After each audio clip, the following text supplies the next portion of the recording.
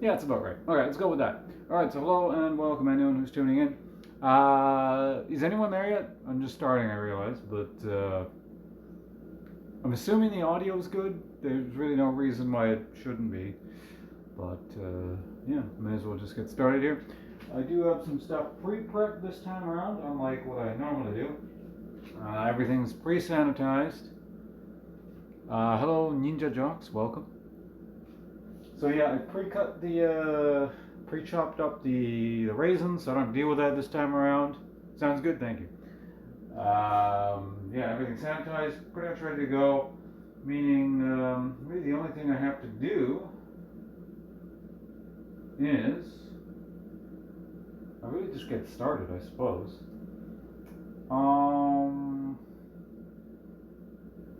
So there is an experimental phase to this. I'm going to be trying a couple new things today.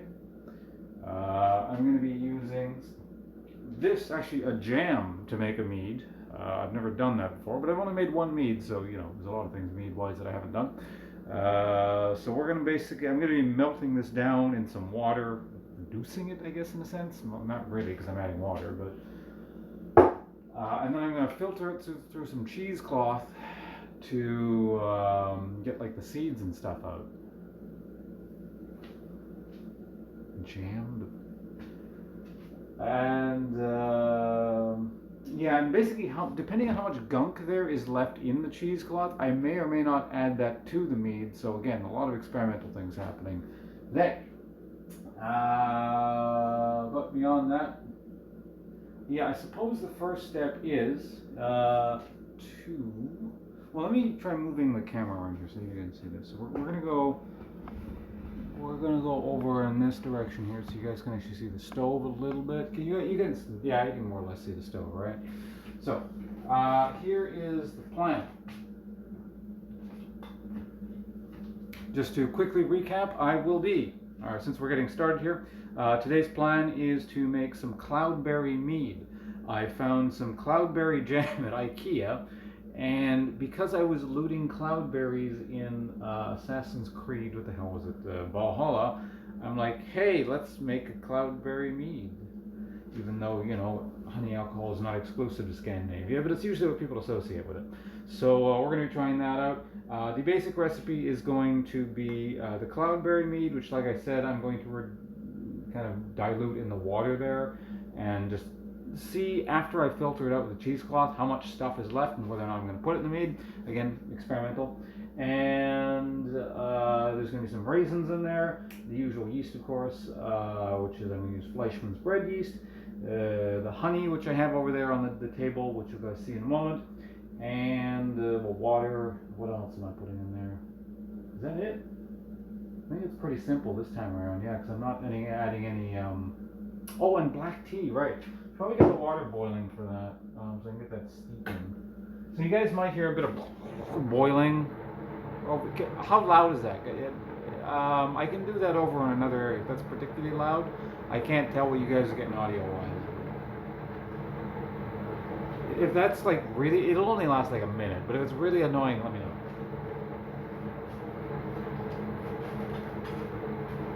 Well, of course, everything's been sanitized in the sanitization liquid over there, except stuff I'm going to boil anyway, because, you know, if I'm going to boil it, doesn't matter. Like, you know, the pot. I'm not going to sanitize the pot because I'm going to boil water on the stove.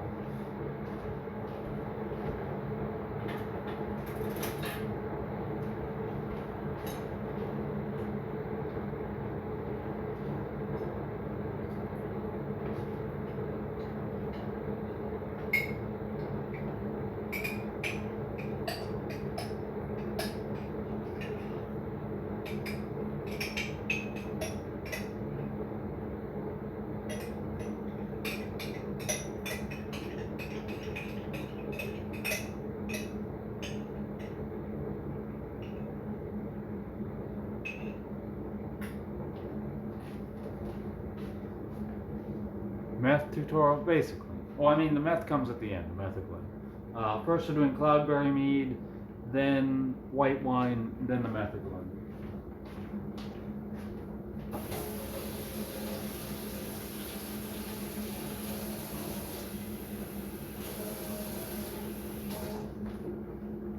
Alright, so I just put a bit of water in the jam container here to get the remainder out of the jam. Some just hot water out of the tap. What is the review on the first batch of mead? Very good. I'll probably do like an official one at some point. You guys can kind of see how that all turned out. I have 2 bottles left still. I think, yeah, 2 bottles. I drank the small one, gave 2 away, and I've got 2 left.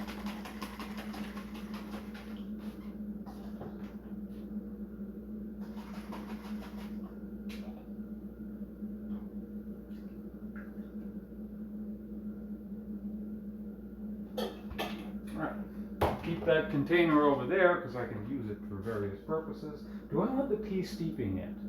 Yes. So I'm just pouring some tea over here so that can steep in the meantime while we're doing other things.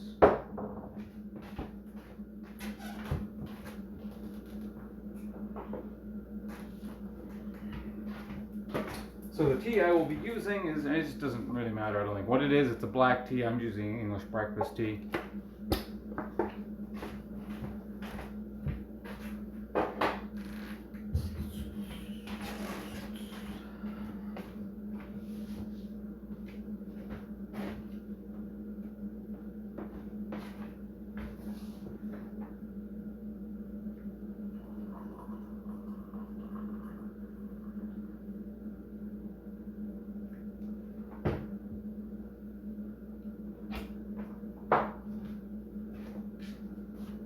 I've asked this before, but if you've answered, but what are you mounting your phone on to get these angles?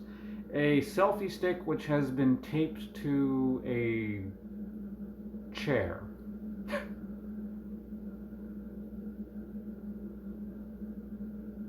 Couldn't resist when you saw them. You and several other people have not been able to resist that, yes.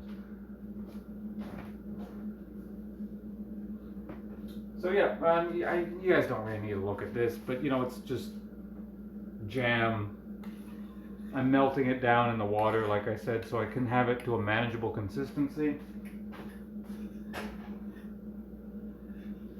And I want to see just how much, again, is going to filter out of that. So I'll show you. I've got some cheesecloth, which also I've sanitized. So I'm going to filter the cheesecloth, I'm going to filter that through the cheesecloth and just see how much stuff gets stuck in here.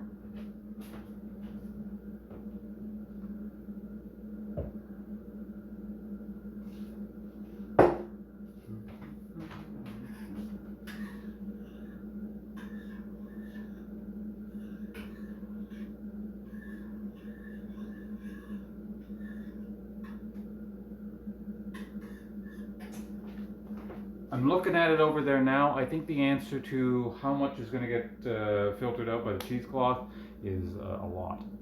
So I'm probably actually going to be just jamming the cheesecloth containing all the stuff into the directly into the carboy, the glass carboy over there. Is that redundant? Can you have a non-glass carboy? I'm not actually sure.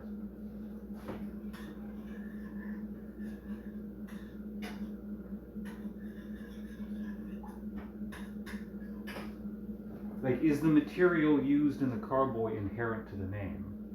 Like, can you have a plastic carboy, or does it have to be literally that style of jug made of glass? Do we have any carboy experts in here? MacGyver stream setup. I mean, that's everything I do. So nothing is proper here.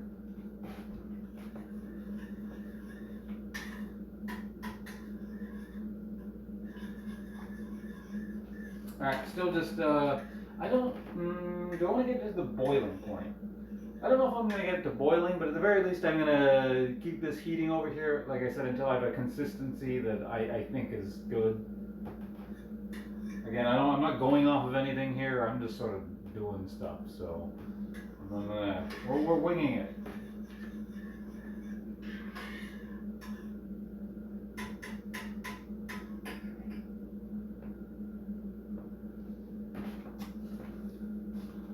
Sweet though.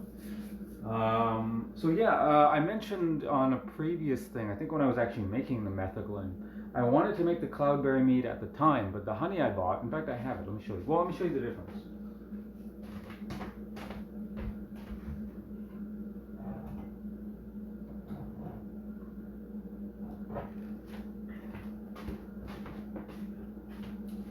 So, oh wait, okay, no, it's fine. So this is the honey I bought like about, I don't know, a month ago, 3 weeks ago-ish. And I wanted to make the cloudberry mead at the time, but then I brought it home and tasted it and was like, this tastes too strong and well, dark. It's amber honey or something, I don't know. It's a darker kind of like more almost syrupy kind of honey. And I was like, that's going to overpower the cloudberry, because I tasted a bit and I put it on toast. And it's sweet and nice, and you can tell it's there, but it's a bit more subtle. So I figured I would need a much lighter honey, aka just normal honey, yeah, I just waited around, and 3-4 weeks later, here I am finally making the cloudberry mead, because I went out and actually got some other honey. Now, let me put this away.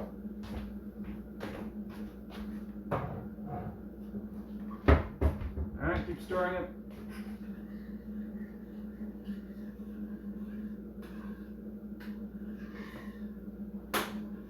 I think that's heated enough.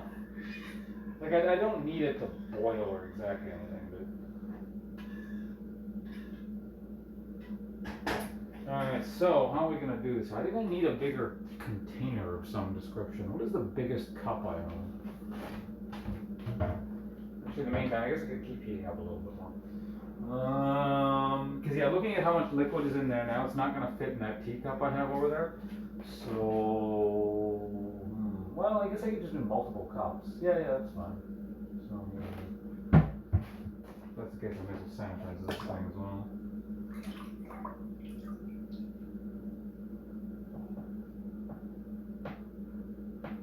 There we go.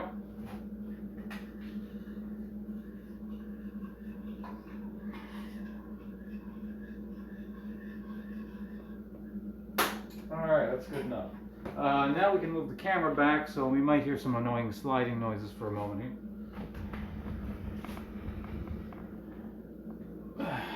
The angle's still good? You guys good with that? Let me just tip that thing over there. There we go.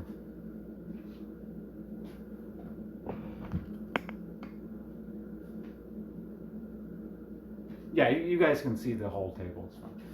Alright, so let's get this all set up here. We're going to use this guy.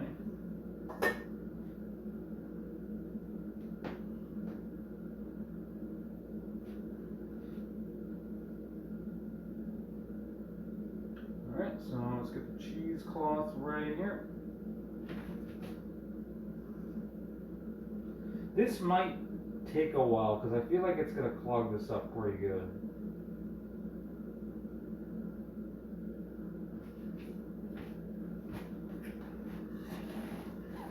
So we're just going to slowly pour this in here.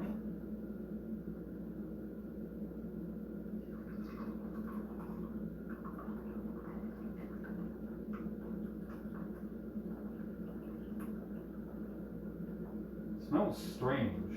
It's like boiled jam. It's not unpleasant, but it's weird.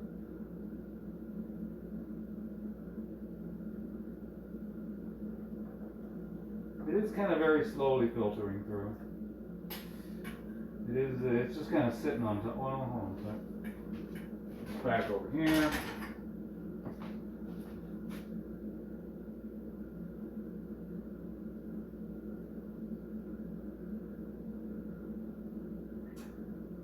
This might take a while. Which is, not a huge issue, it just takes a while, but... You know what, I'm actually going to use this cup. Because this one has a more narrow neck, meaning the funnel can more easily... Basically means the funnel won't reach down into the liquid. Put that over there. We got some liquid over there for now. Put this to the side for a little bit. Okay, in the meantime, I got nothing to do because I prep. Well, do I have nothing else to do because I pre-prepped everything else? Let's talk to you guys for a bit while that thing just drips into there. What's the bucket for? The bucket contains sanitization liquid. It is half an ounce of, what is it? IO-Star sanitizer. It's an iodine-based sanitizer mixed in about 2 gallons of liquid or water. Yeah. See, I'm an actual scientist now. Now you know I have a degree in not chemistry, but.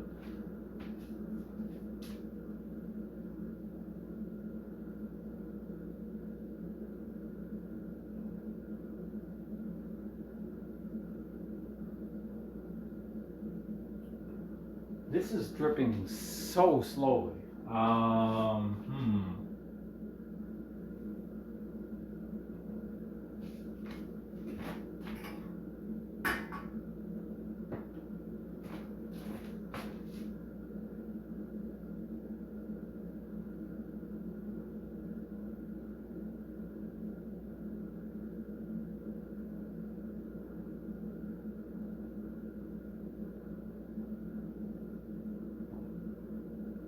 I don't know if it's gonna work. Like, the jam has literally clogged up the cheesecloth. Like, nothing is making it.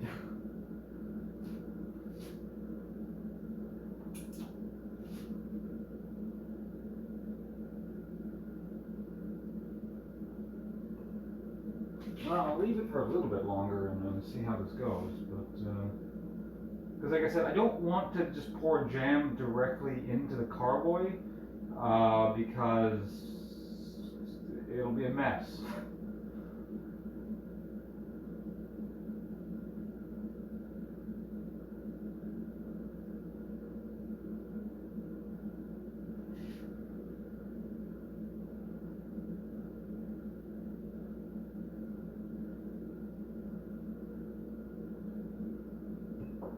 Yeah, literally, I might have gotten, since we started talking, about like 10 drops of liquid. It's like a Christmas drink. It's not really Christmas. It's an old drink. Certainly, various Scandinavian peoples. They used to drink mead, but honey-based alcohols have been drank by many peoples over the course of human history.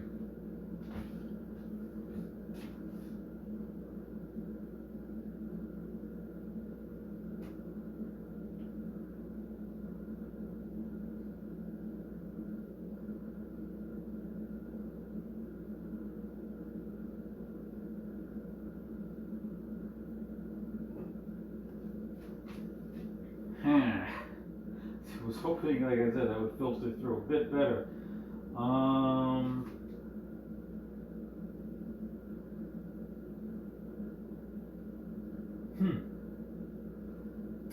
what can we do with this now? Can I go with like a single layer of cheesecloth? Maybe I can do something like that.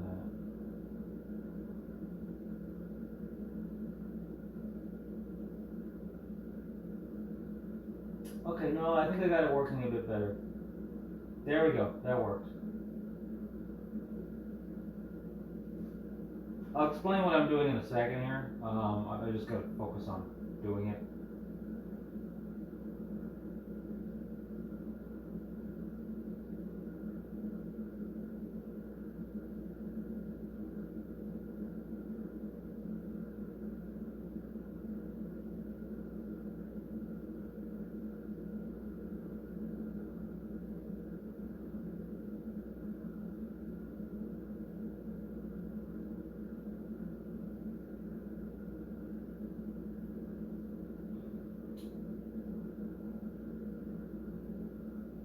I'm just kind of feeding it through here with the spoon.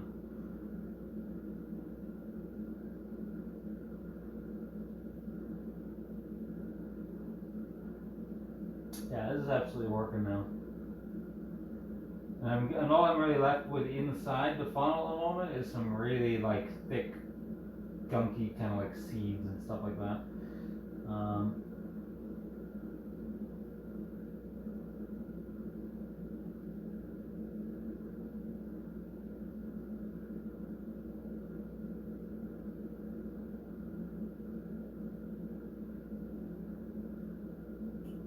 almost there, almost there. Now, of course, I still have a bit more in the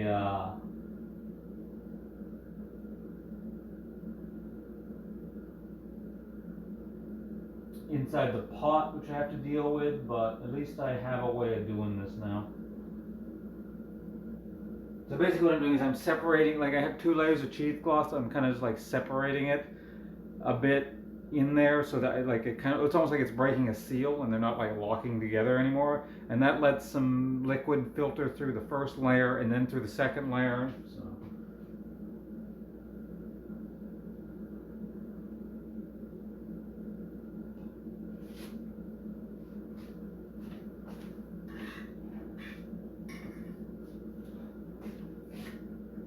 And of course, the more crap that's stuck in there, the harder it's going to be to do this. So hopefully this second bit will actually filter through. So I've got about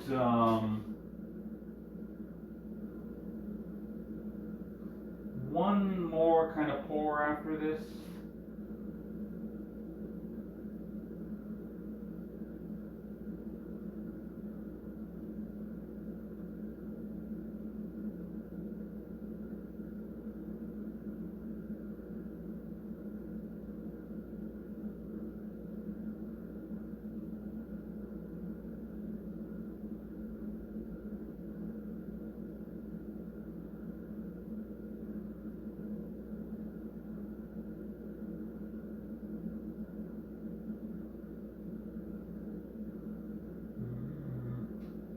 Although the liquid that's coming through onto the other side is very clear, so the method is working. It's just a bit tedious.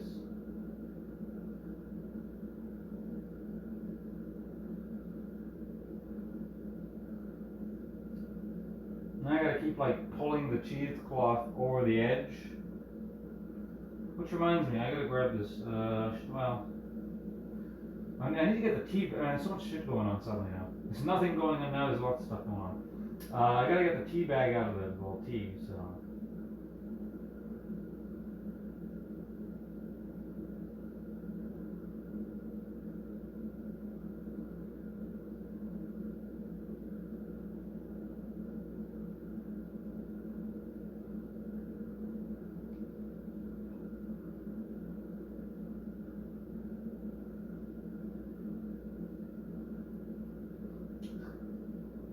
I wonder why this cheesecloth keeps getting pulled into the thing.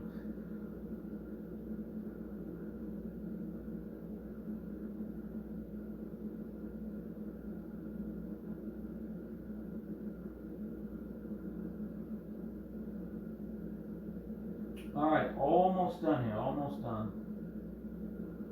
Then we can get to like actual, well, I mean, technically this is all progress. More noticeable progress, or I'm not doing the same thing continuously. Okay, let me get caught up with you guys here for a moment here. Oldest alcohol in human history. I don't know how provable that is, but it's, at the very least, yeah, I could see it be certainly one of the oldest. And it depends what you mean by oldest alcohol, too, because, like, it's just, because there's incidental alcohol in nature. I think you can, like, accidentally find honey that happens to ferment under very weird conditions. But the same is true for fruit as well. So I'm assuming when people make that claim, it's like specifically brewed in like in an intentional environment by humans. So at the very least, mead is very, very old.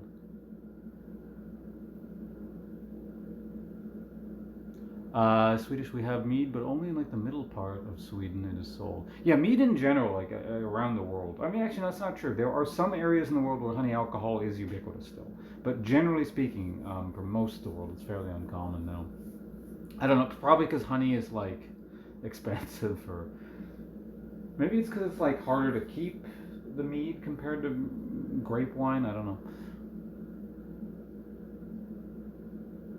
You can also say jumping jacks and human economic together. Yeah. There's a lot of oldest human blank, and it's just sort of like, well, do you have archaeological evidence for that? Can you have archaeological evidence for that?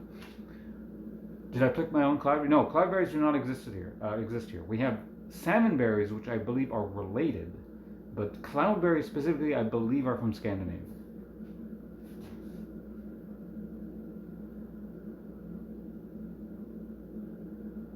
Okay, I'm gonna give this one more. Actually, hold on a second. Before we move on, I'm gonna stick my hands in the boiling water and grab this tea bag real quick.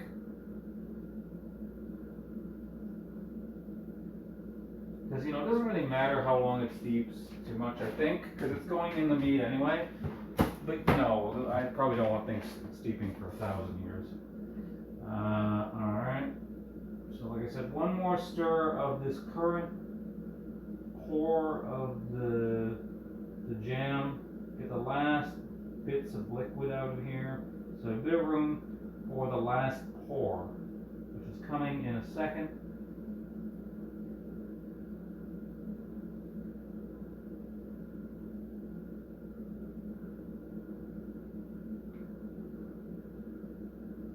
Some really thick jam in there now. Alright, let's go here. Let's see if we can make this. You know what? I'm actually going to heat this up again, because if it's hotter, it might be more likely to just force its way through. Let's do that. I think that's the plan. Because it's going to be harder and harder to get through there the colder it is, I would imagine. So, alright. So just quickly heating something off stream. In the meantime, I guess we can keep trying to force more liquid through this cheesecloth.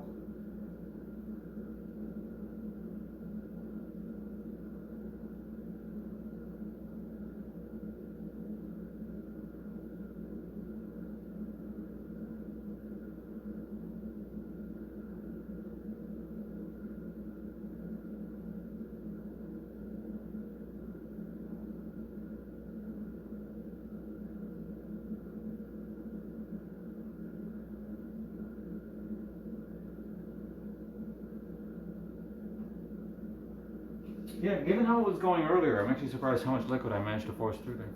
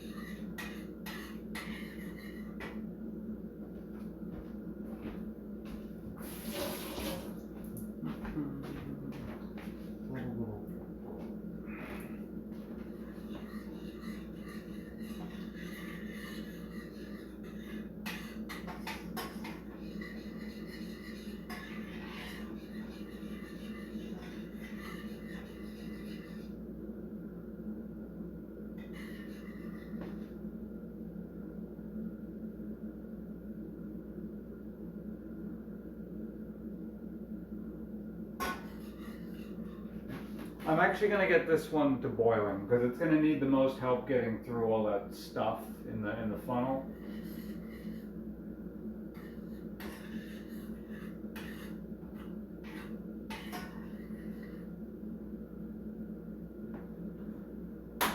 Or at least kind of a simmering.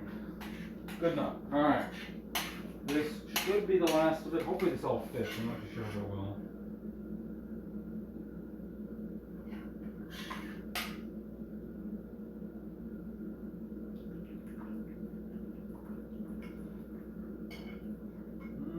Close. It is so close.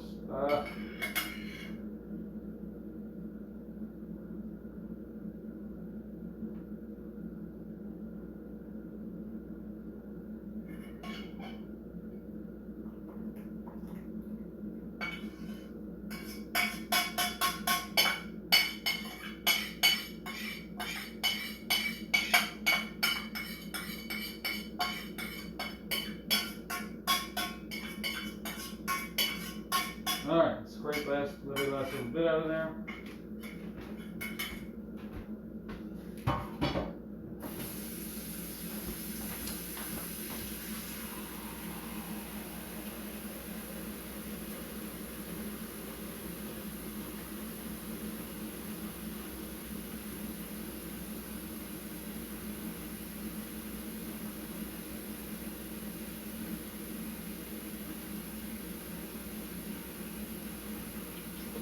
Uh-oh. Yeah, this is getting hard to work with because there's so much.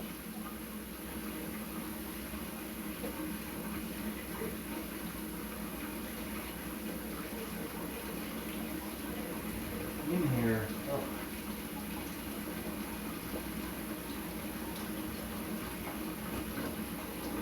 Actually, no. Okay, that's fine. You know, I'm gonna probably need. Well, I don't know. Can I do that all in one thing of cheesecloth? Because, well, we'll see. I might wrap this current thing of cheesecloth in another thing of cheesecloth.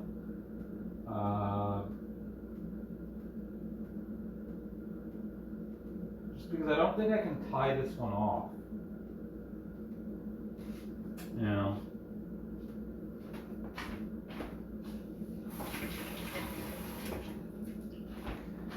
For future reference, I don't think I'm going to be using this method again. It's working, it's just very tedious and runs the risk of being very messy. Fortunately, I haven't spilled anything.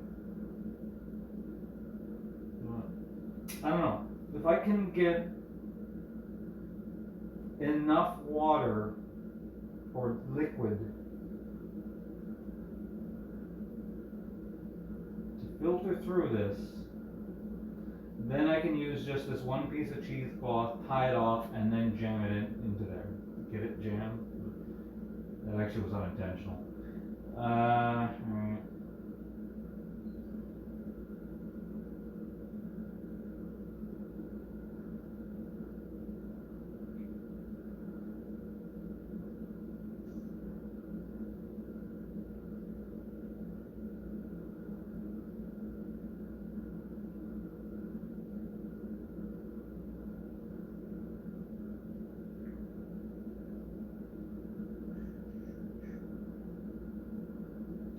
This is a very thick mass of jam, but it's still like a bit liquidy. I can tell there's more liquid that could leave. So I'm just going to try and get as much of that, like I said, as possible here.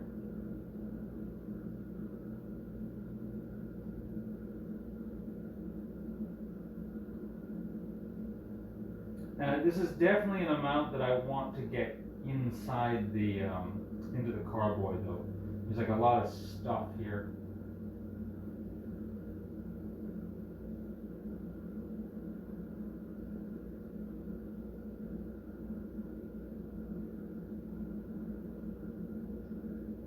But definitely kept inside a cheesecloth. In fact, there's so much crap left over in here. It's going to be a little bit annoying to try and jam it into the carboy, because I don't have it. This would be a lot easier if I had like one of those open mouth carboy or like a gallon container. But I have a carboy. You guys can probably see it in the back from there. It's got like a narrow mouth because it's just like an old juice jug.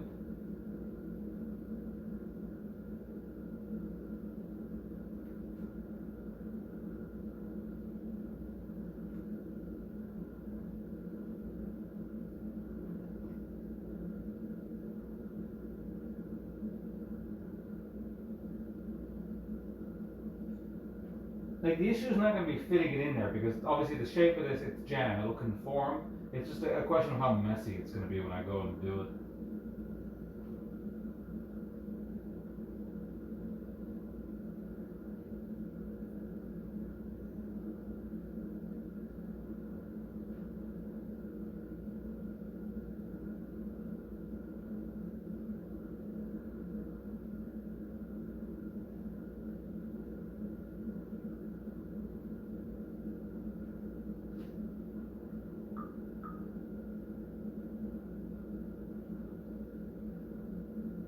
Oh, it's actually filled up quite a bit of liquid in this thing. I'm going to transfer it over to the other one.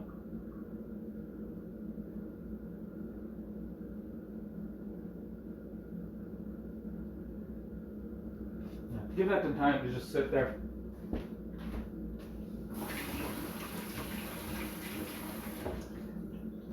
Because in the meantime, there is another thing I can do, another tedious thing. Alright.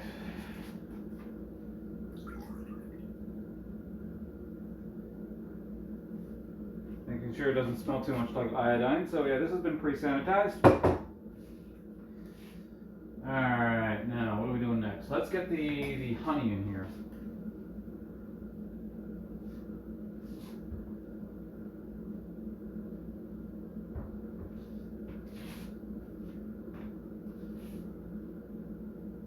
So we're just going to do it this way. Yeah.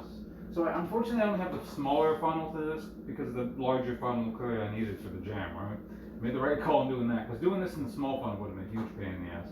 But, so I'm going to need, what was it, 1.4 kilograms of this honey. This is a 2 kilogram thing of honey. Before we do that, let me get caught up with you guys.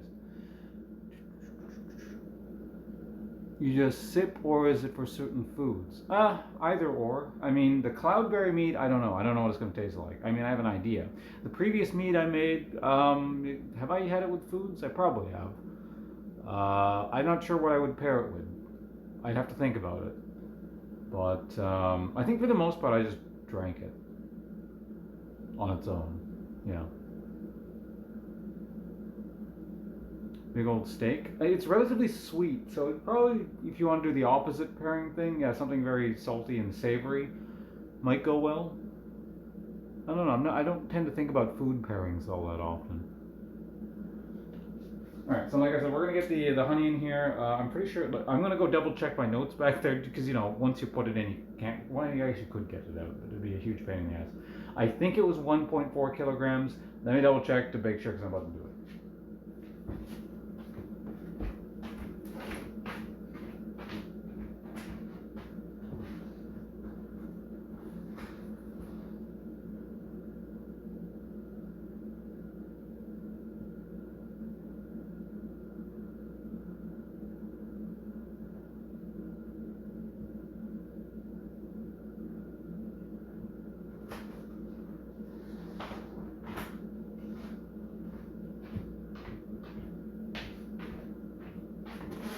Was indeed 1.4.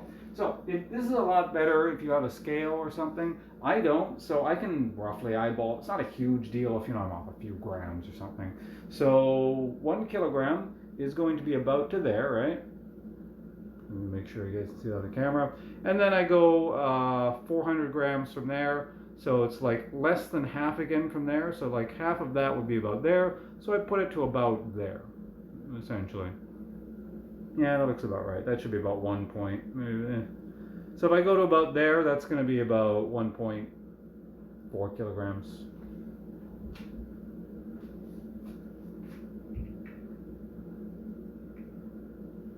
The thing is, the amount of sugar in there, it doesn't need to be, it especially doesn't need to be super precise because the yeast I'm using is not super precise either. So if I try and get a very specific amount of sugar in there and say, okay, I'm going to have exactly this amount of sugar by the time the yeast is done eating it all, it's not going to be accurate anyway. So.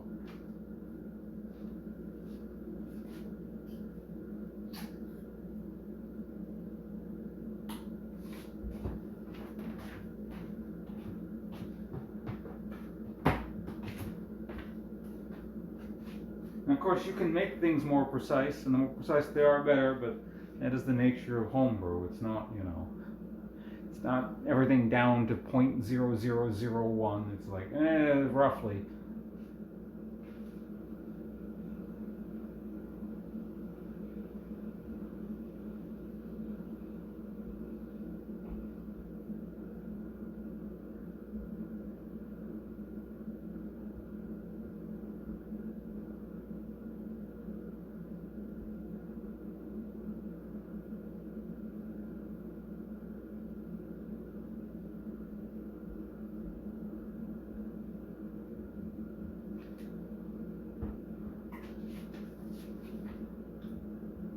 Yeah, given the smaller funnel, this might take a little bit. But we're also, like I said, still sort of waiting on the jam to do its thing.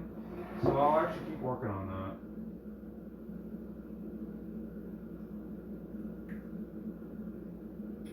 that. Actually, I might have extracted about as much liquid as I can expect. The remaining jam in here is obviously not dry, it's jam, but it is once again something very close to the consistency of the jam before I added the water.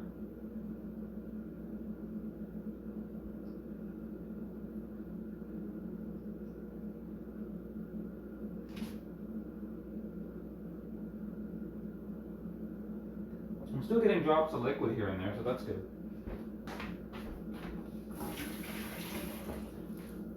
Alright, so the funnel has done its thing. So how many, I'm gonna have to do that maybe like 1, 2, 3, like 4 times. Looks like it's gonna be about 4 funnel folds worth, maybe 5.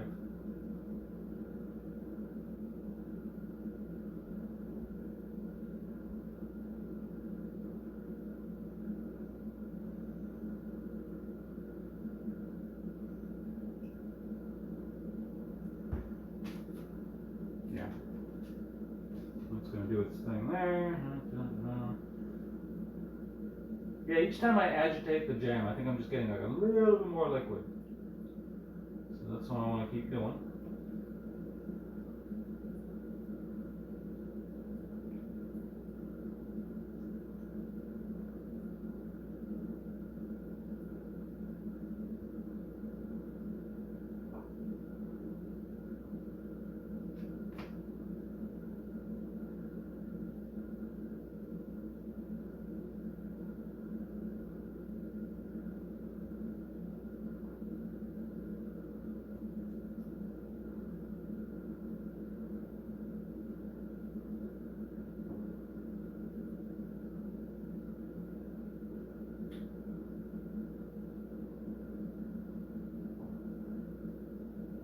Trying to keep the outer parts of the cheesecloth as clean as possible here.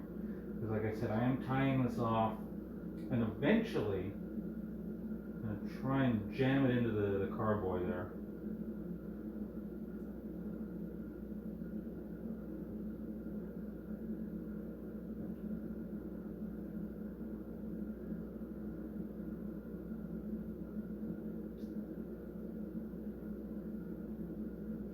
Yep.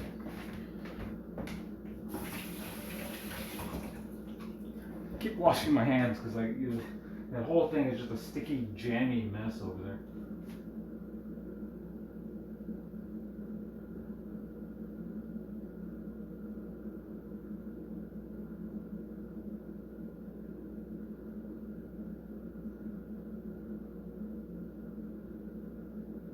Okay, how are we doing?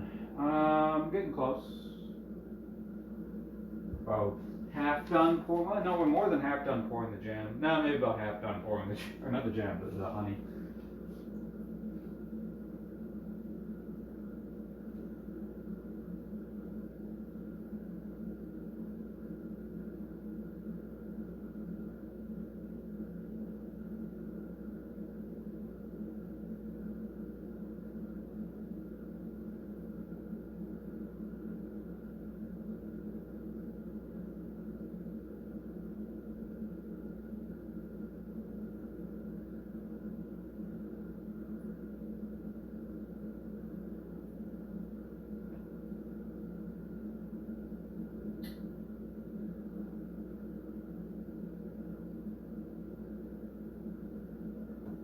Okay, there we go. I think I've maneuvered the jam into roughly the center of the cheesecloth-ish here. So, should be good in a moment.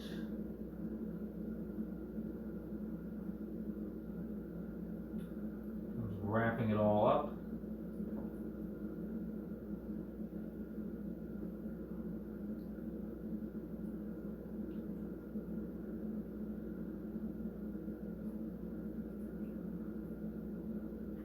I want to drink that liquid over there, see what the jam juice essentially tastes like, but I'm not going to do that. Is it still pouring through? Oh yeah, no, we're still getting liquid droplets. That's good. And okay, that honey finished pouring through.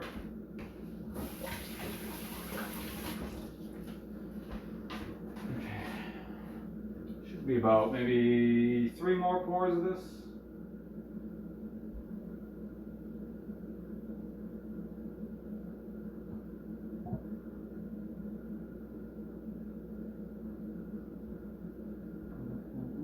less. If we're lucky, maybe just one more will do the trick.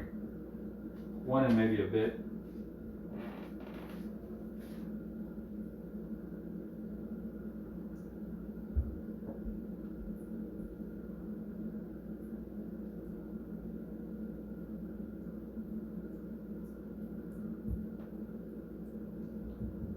Yeah, I'm very pleased. Well, actually, I can show you guys now, so I can bring it over.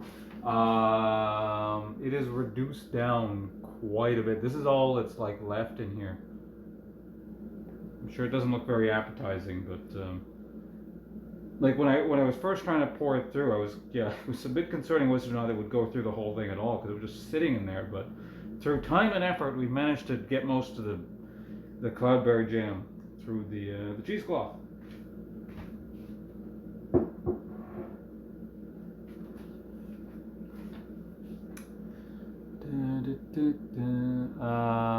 Oh, did something happen here? Hello, Devil Dog and Quades.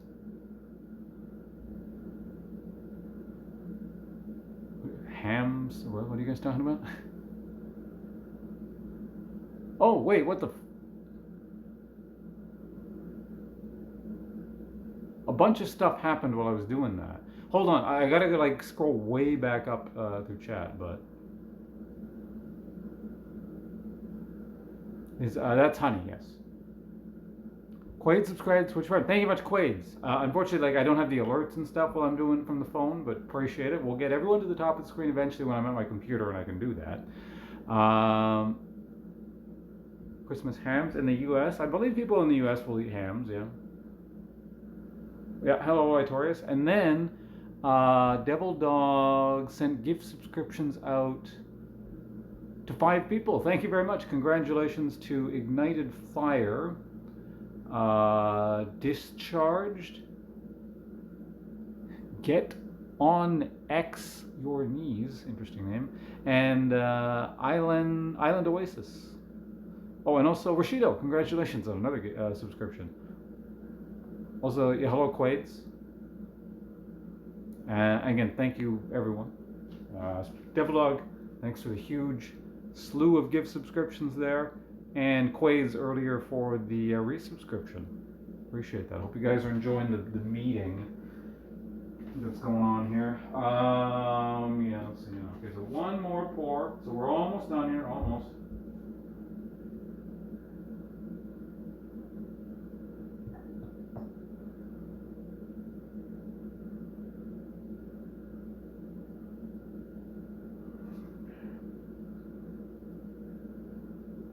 It's a little over halfway, but I want a bit more honey. Yeah. Well, I don't know. That jam, well, That is about like. Wait, what did I say I needed? I needed 1.4 kilograms, right? So, well, let's figure this out here. So that. It's only about a kilogram. Well, it's a bit more than a kilogram in there at this point because it was up to there, right? So, but this is like narrower. So, see this ridge here? If I can go down just below that ridge, that's probably the amount of honey I need. How much alcohol I'm going to pour in? No, none. I'm making the alcohol. The starting base is all non-alcoholic. The yeast that goes in later creates the alcohol. So basically, the honey is the alcohol, essentially. Like, it's not alcoholic yet, but it gets turned into the alcohol.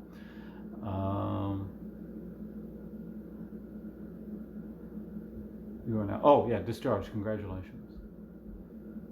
But yeah, it requires to make alcohol. You need a lot of sugar.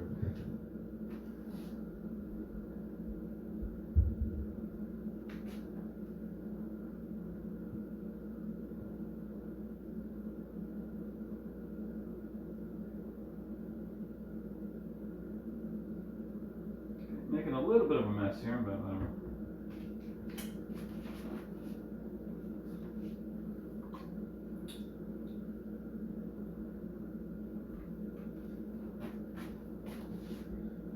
Alright, how is that?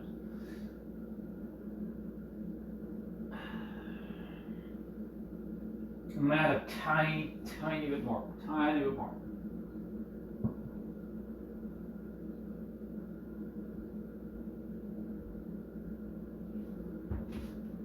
let's say tiny bit, and like it's quite a bit, you know, in mead terms, it really skews the language you use.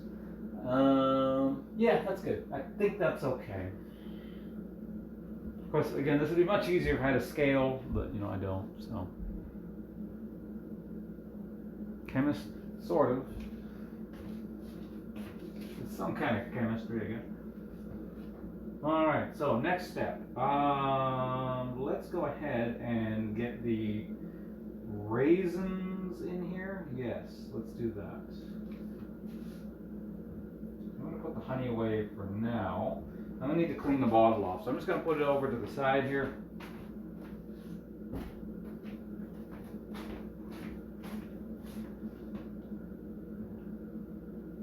Actually, let's put the black, I can put the tea in. Yeah, let's go ahead and do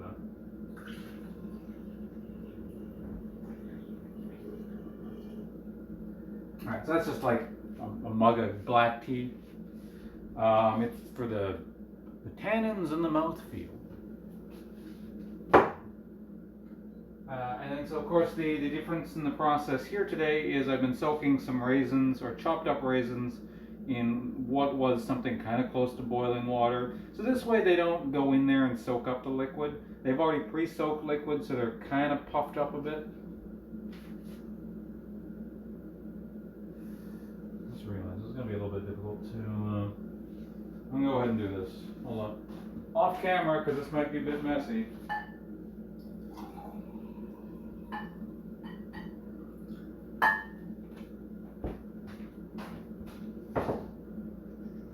This way too, the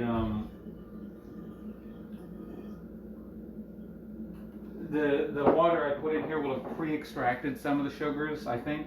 That's the theory anyway, from the raisins. Meaning when I take a hydrometer reading, which measures the sugar in the water later, it'll be able to account for at least some of the sugar that's in this in the raisins here.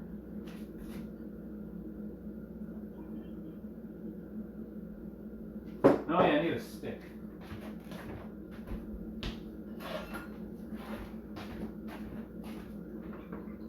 Grab the ever useful bamboo skewer. The raisins don't like to fit through the funnel, so you know, just kind of cram them in there.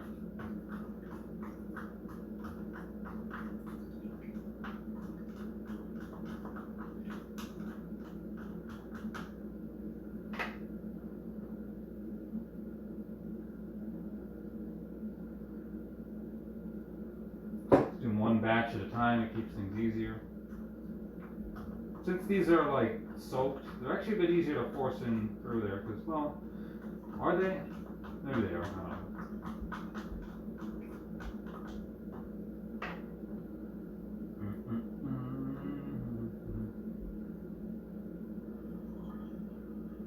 So of course, I put in the honey first, because now when I'm, you know, pushing this other stuff, including that boiling tea. Well, it wasn't boiling anymore. It was kind of cooled down quite a bit. But you know, the hot water and all that will get the honey out of the funnel. And if the tea didn't get it at this point, with me jamming the raisins through the funnel here, that would have gotten the last of it. So we get everything in there. All right, one last thing of raisins. There we go. This one's going to be a lot in there, but alright, there we go. Raisins are also for tannins, mouthfeel, and all that kind of stuff. Allegedly some nutrients for the yeast, but not a hell of a lot. The other thing is it's almost like a control. I'm trying to keep this as similar to the previous mead recipe, except basically, well, not basically, I put in obviously the cloudberry. And the only difference is that I haven't added orange zest. So it's almost like cloudberry is, I mean, it's taking the place of the orange zest and then some, because you know the cloudberry is going to be a much more substantial ingredient compared to that. But I want to be able to compare it to my original mead, just to see, you know, for flavor's sake, and see how it all turns out. Okay, so we got the raisins in there. It's another step down. Let's go ahead and get.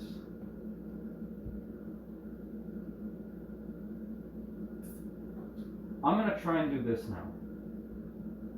put this aside for just a moment here. No, I'm gonna do this step first. Let's get the, so this is the jam juice. I'm gonna put that in there.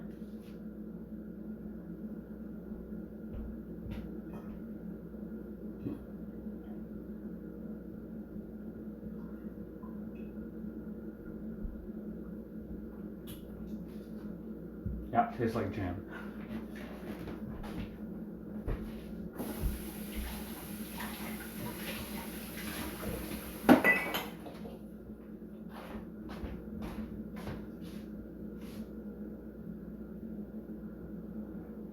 The thing is, this isn't like a ton of jam. It's, you know, one reasonable sized jar. I've seen other people make meads and wines out of jam, and they use a lot of jam. So by comparison, the flavors you're going to get from this are probably a bit on the subtle side. But it's a cloudberry mead, right? Not like a mead, or not a cloudberry wine. So it's hopefully, my hope here is I'm going to end up with a mead that is somewhat cloudberry flavored.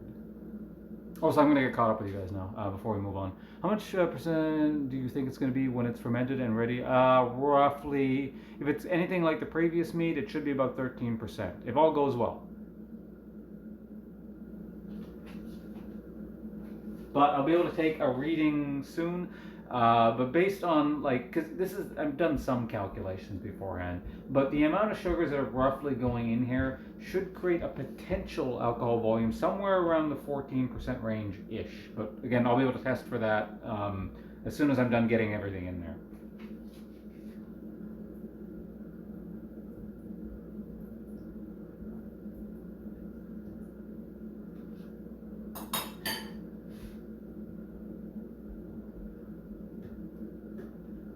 Alright, so now I'm going to try and tie this cheesecloth off. And this is the most concerning part for me here.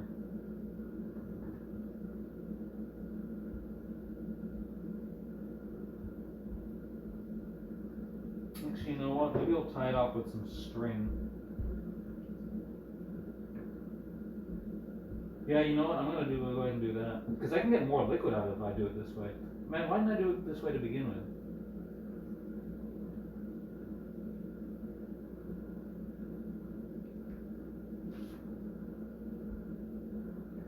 Yeah, one sec. I'm going to soak a bit of string in sanitization liquid.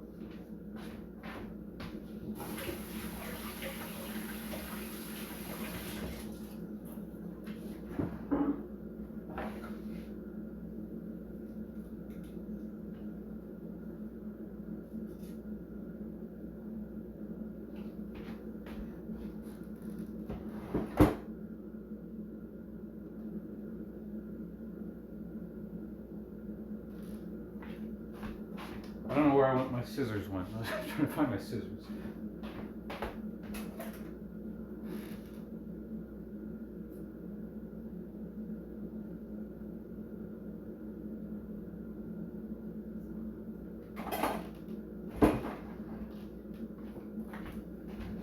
That much string should be enough.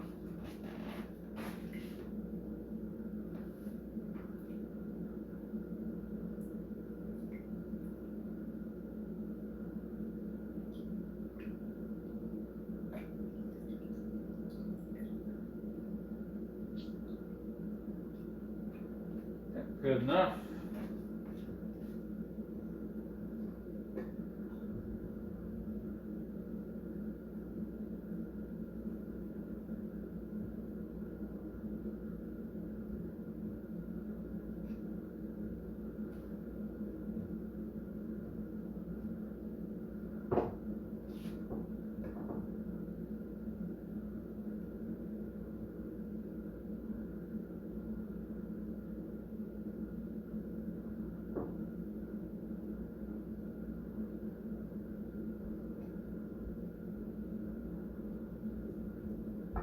Okay, so now I can actually just kind of squeeze more liquid out of this, I hope. Does it matter? Do I need to squeeze liquid out of this at this point?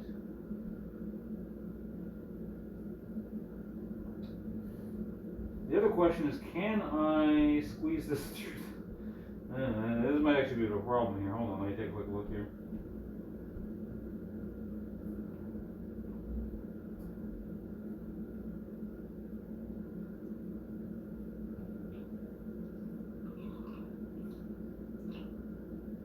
In order to fit it through the neck, I'm going to actually have to squeeze more liquid out of here, so 1 second. Reduce the volume. Oh shit. Now it's leaking out. Damn it.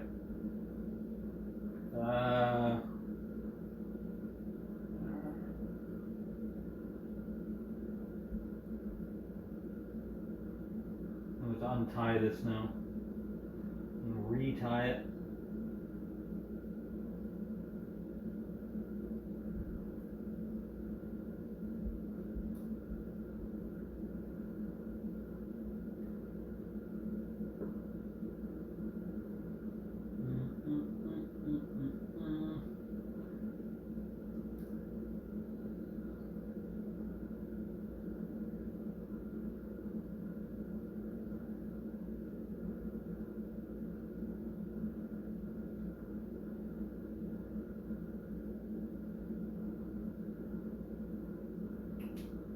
Cut it and grab a new string.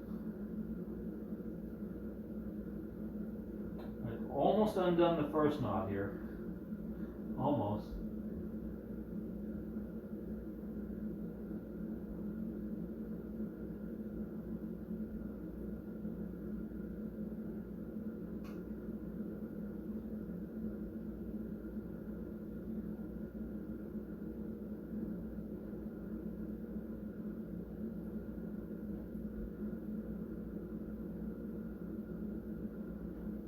God, this is annoying. There we go. I got it, guys. Slowly coming undone.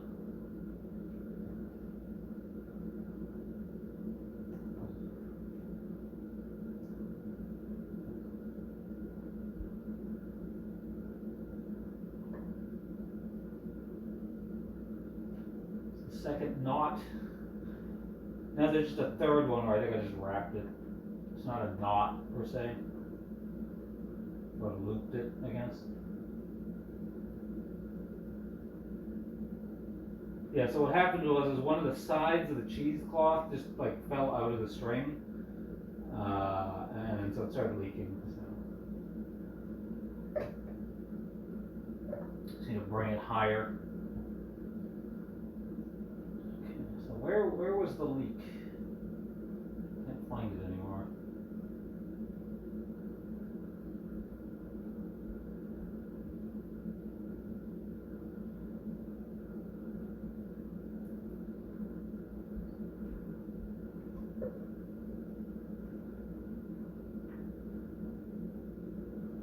Probably this part here. Yeah, okay, there we go. Oh yeah, there we go. It was like the cloth was like doubled up on itself. So it didn't have as much height as the other bits.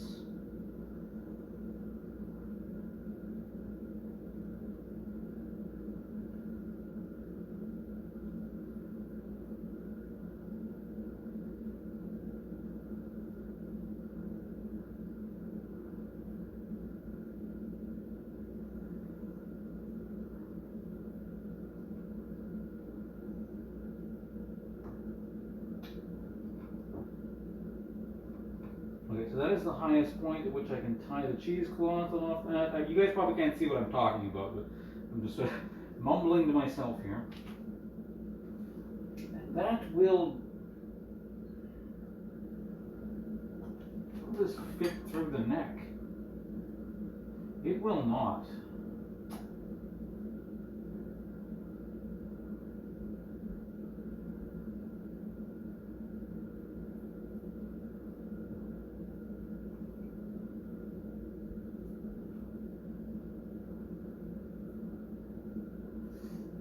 Maybe if I can get more liquid out of this here, but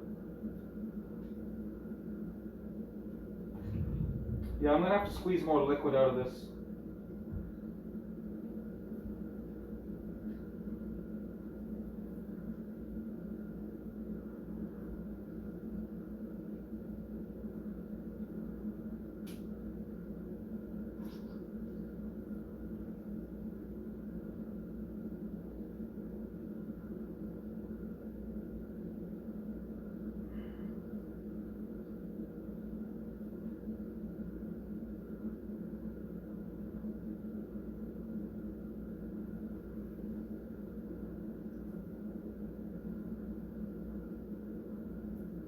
How about this?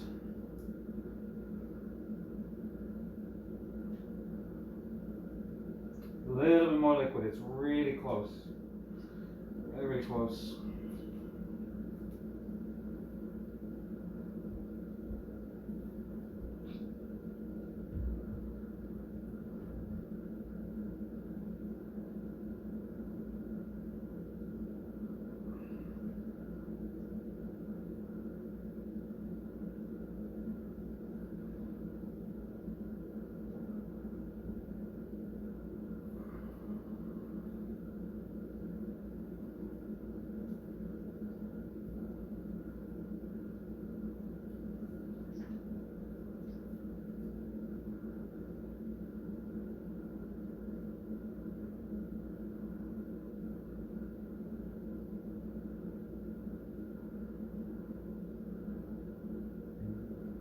No, man, it is like half an inch off. It's just really annoying. It's rarely, rarely not fitting.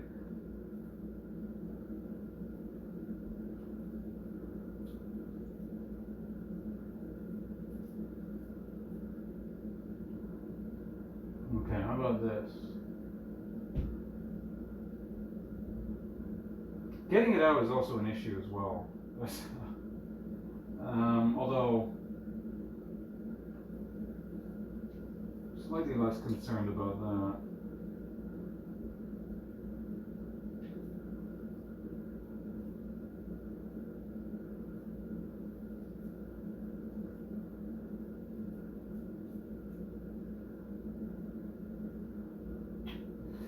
Okay, I think I have it to the shape where I can do it. This should be good.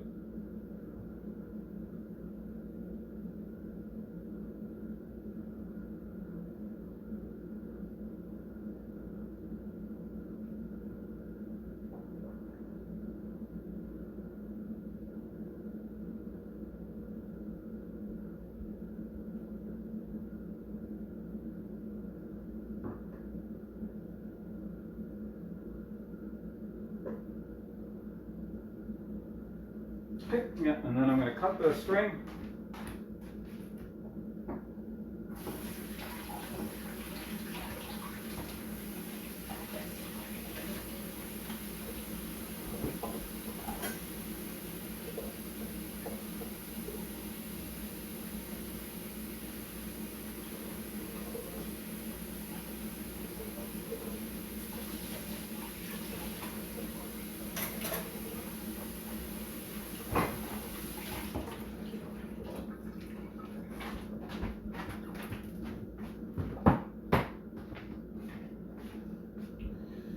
Okay, so do I want to put this in? Yeah, let's go ahead and put this in now.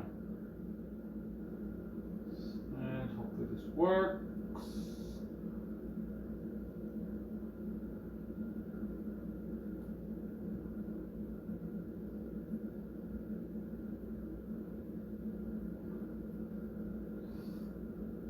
Yeah, I think I got it. I am actually pretty concerned about getting this out now that I think about it, but so long as I can grab the top part, I can just like pull it out, I guess. There we go. Alright, it's in. Holy shit, that was annoying. Never doing that again.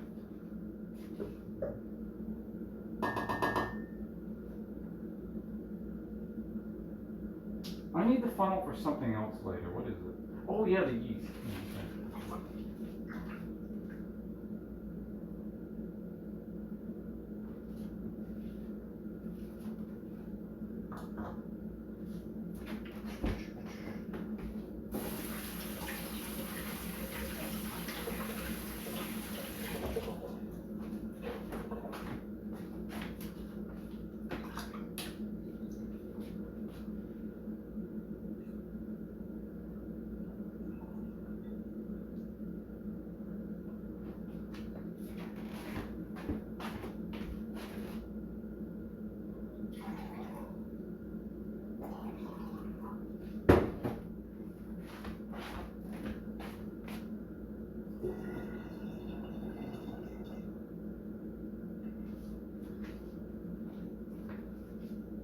Alright, there is jam like all over this table.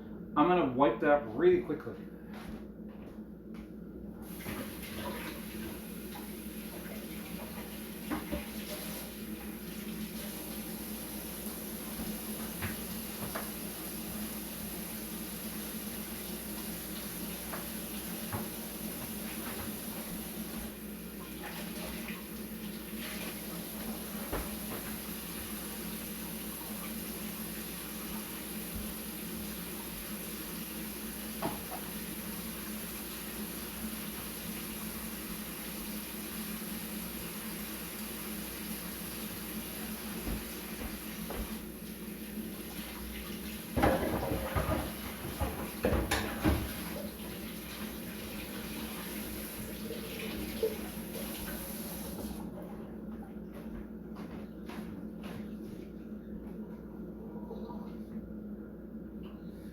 a little bit more water in there. Get it up to about halfway.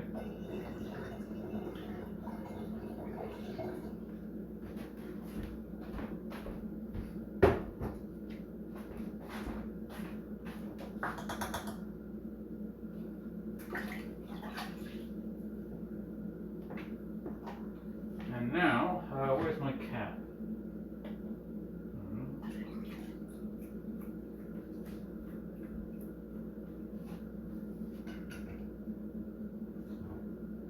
Okay, yeah, so the outside of the thing is pretty sticky. I'm just gonna kind of clean it up a bit.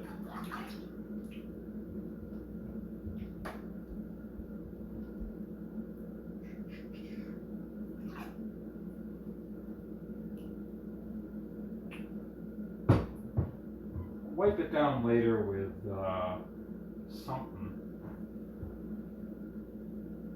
You know, I'm just gonna get out a paper.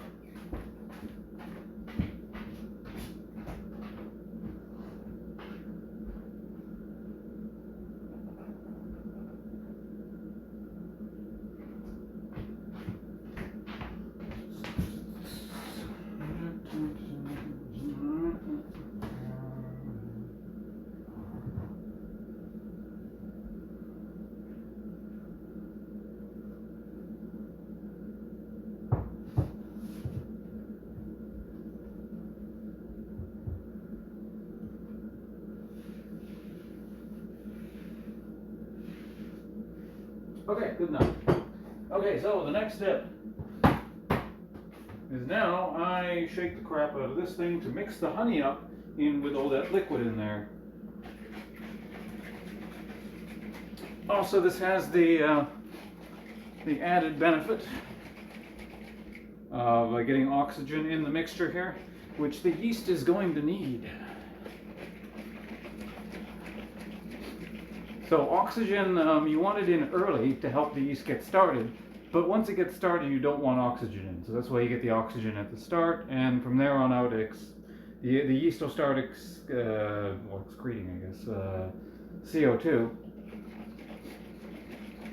and that'll fill up the container and push out all the oxygen. So that's just how that works. Of course, this is honey into like not the warmest liquid in the universe, so it's going to take a little while to get totally mixed up in here.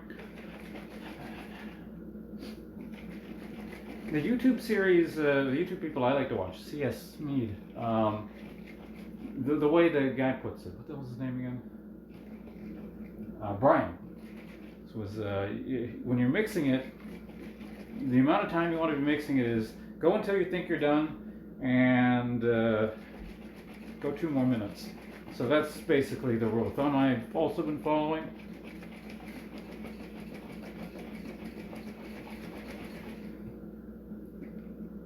Yeah, it's looking pretty good. So, I don't want to do this, well, okay, I'm going to sit down and do this for probably about a minute or 2. I'm going to be way back here, because I don't have a chair closer to you. Can you guys even see me?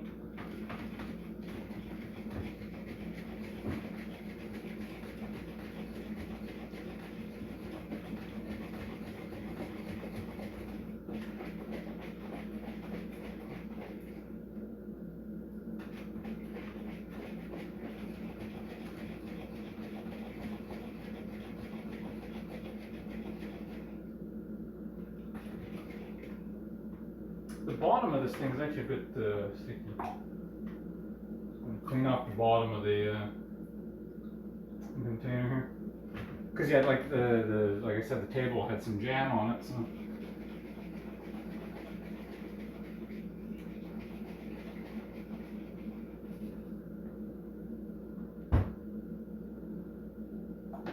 Dry it off there.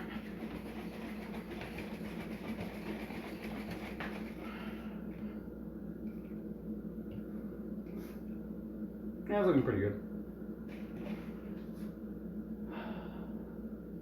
Oh, Ninja, you're off, sir. You're probably already gone. I don't know if I missed it, but best of luck with work. Okay, so that's all mixed up. Do I need to do anything else before I add more water? Nope. So now we're going to add the remainder of the water.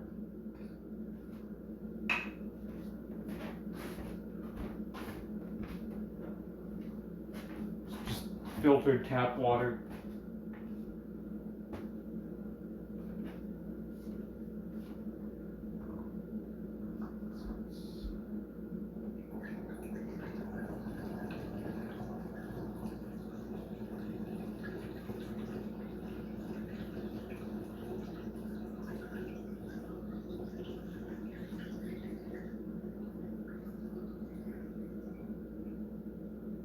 It's got a really strong honey smell, like really. I mean, it's what you'd expect, right? It's 1.4 kilograms of honey. I want a bit more, and I just ran out of water. I'm going to pour a bit more in the pitcher.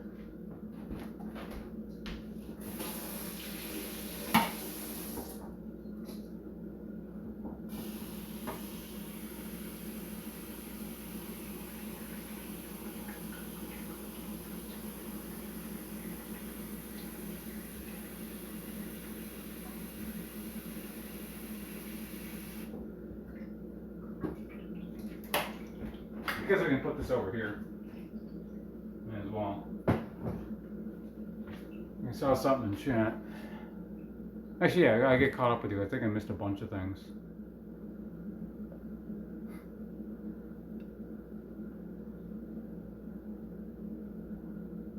Hey, Champion Killer. How you doing?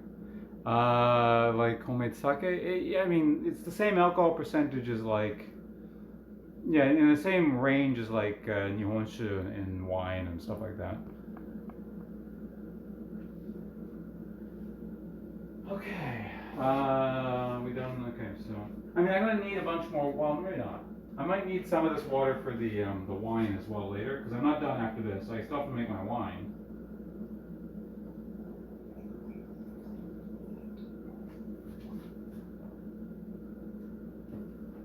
Is that enough? I want a little bit more water in there, just a little bit more.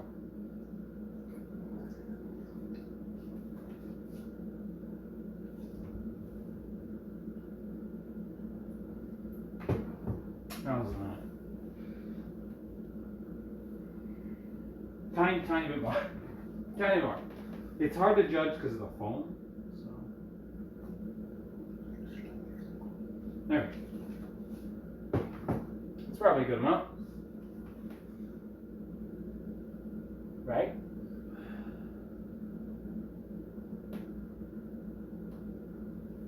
So now I need to shake it up again a bit to make sure everything is totally mixed together. You can kind of see the honey separating at the bottom. Something is. Oh, you know what that is? That's like shit from the.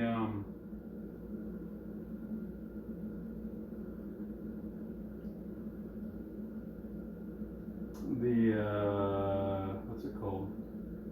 The jam.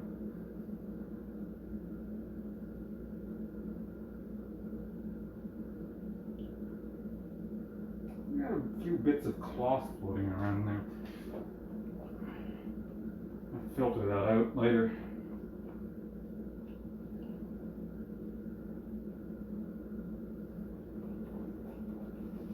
I mean, shaking it vigorously at this stage is not a bad thing, so let's go ahead and do that.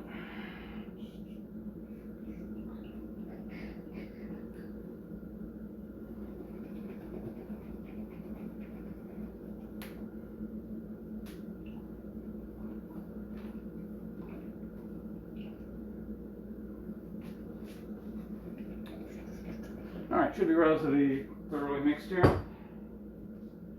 Now we take that hydrometer reading.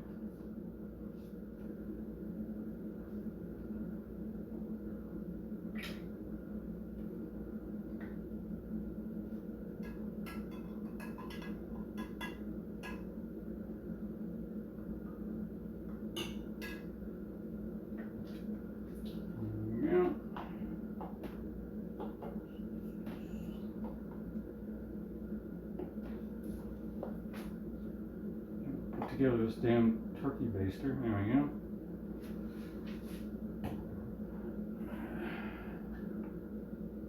Nice. Quick mixing again, because I want to be liquid to be totally mixed up, otherwise the reading won't be accurate.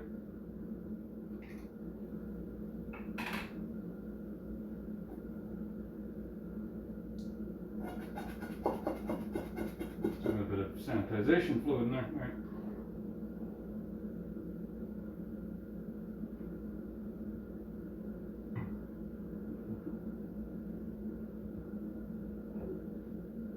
Why was that not working? What the fuck?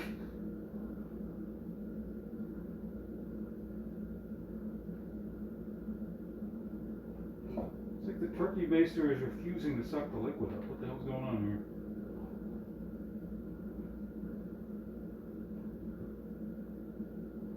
This is weird. Is my turkey baster broken? Oh, it's getting caught on that stupid bag.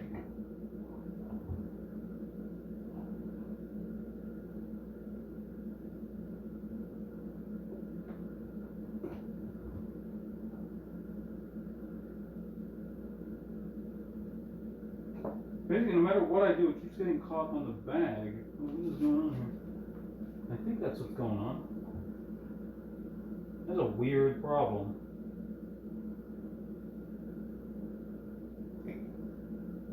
No, it's not. It's just... Is this liquid just too thick or something? That's really weird. Well, I can do it bit by bit, I suppose.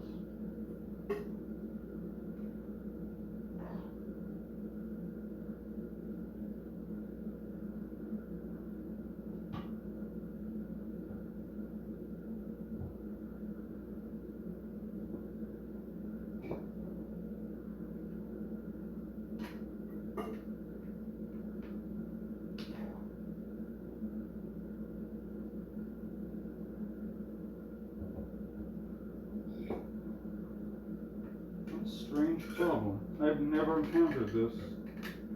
Maybe you take the top off and try and put it back on. Did something weird happen with the seal, maybe?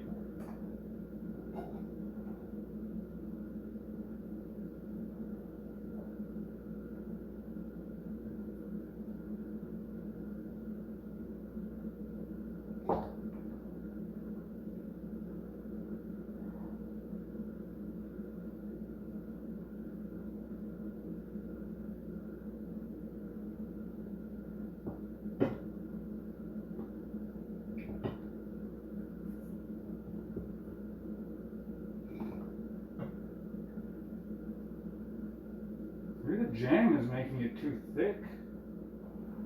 Not like too thick, but like... For some reason the jam is interacting poorly with the baster.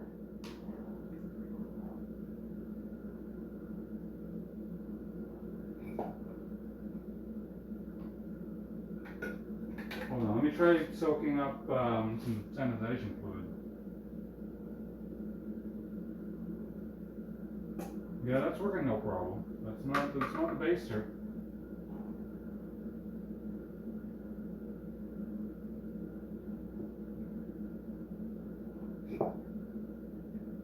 Huh.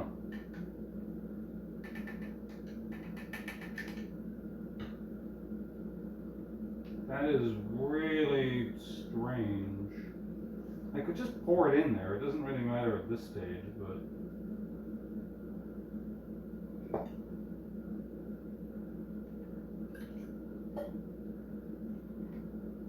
Like, if I can get one decent thing of it here, that'll work.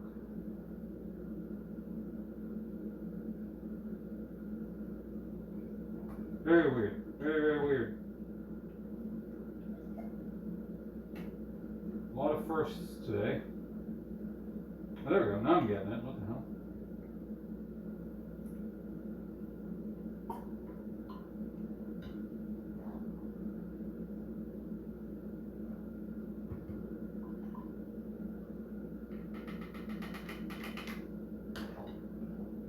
There for now. Alright, hydrometer reading. What does the hydrometer say?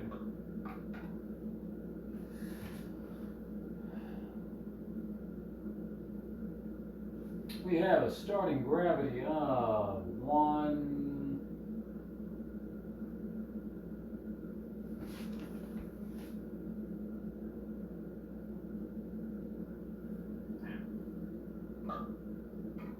not look right.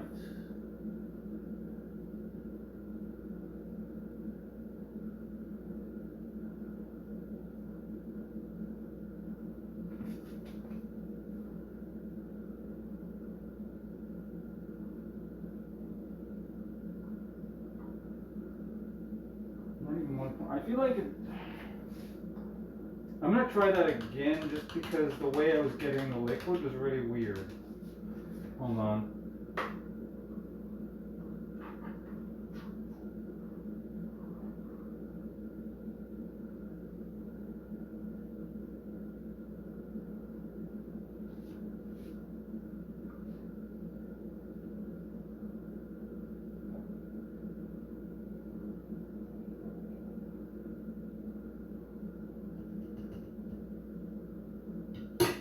It also took so long that I might have started separating again a bit. So I'm gonna shake it up just a little bit, and I'm just gonna pour it in there. I think they're like directly, because I don't know what the hell the deal with the baster is, but the only thing I can think of is somehow the jam is interacting strangely with the baster.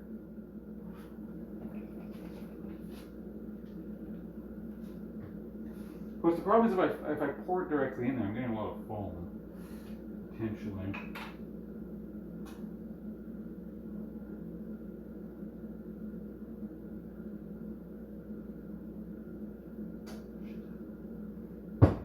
Really pour it in there like that.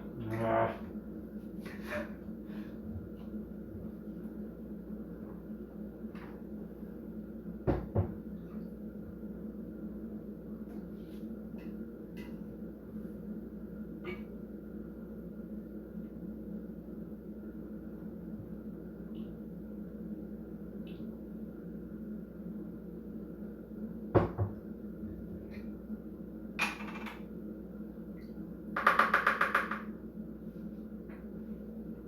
Okay, so if I do a little bit at a time, it seems to work a little bit better.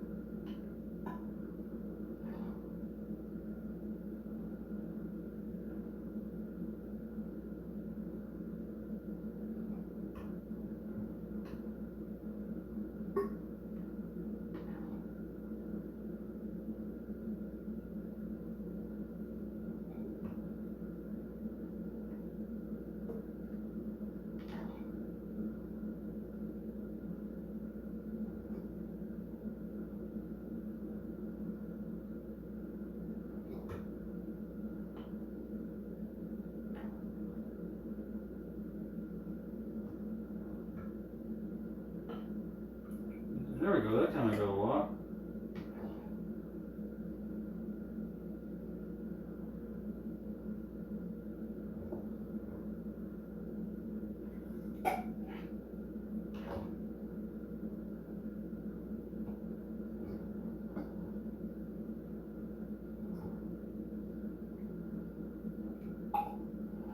Okay, there we go. That was a bit smoother, still oddly slow, but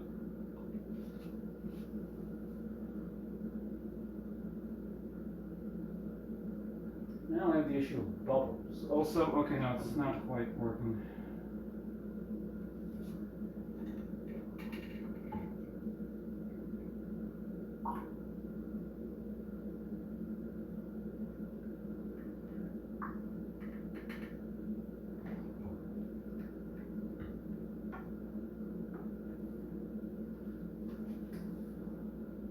Okay, so the actual hydrometer reading is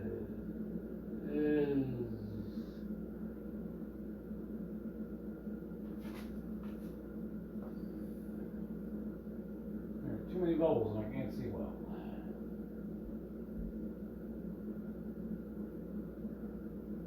Yeah, I think 1 point. Oh, okay, yeah, no, that makes sense. 1.1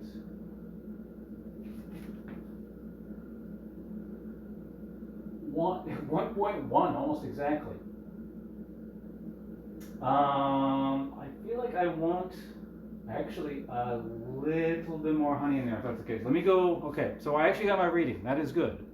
I'll be back in just like 30 seconds. I'm going to do some quick calculations on my computer to check something. If I add like a tiny bit more honey, I think we're good.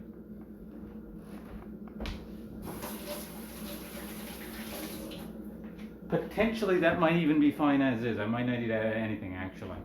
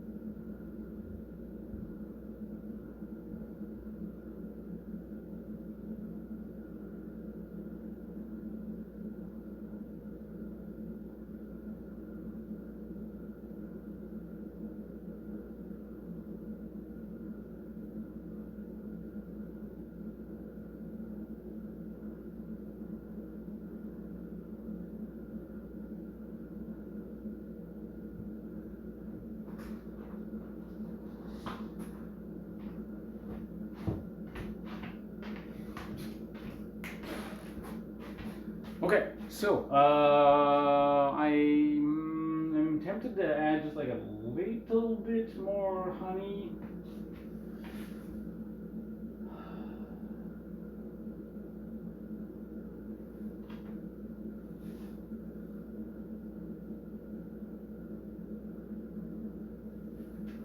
Because the thing is, if this goes completely dry, which it is somewhat likely to, because the yeast I've been using has been doing that regularly frequently, this will go to 13, just a little over 13%.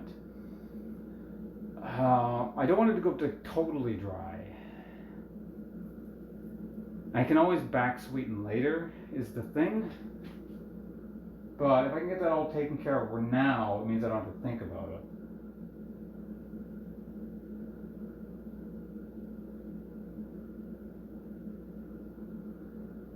You know what? I am going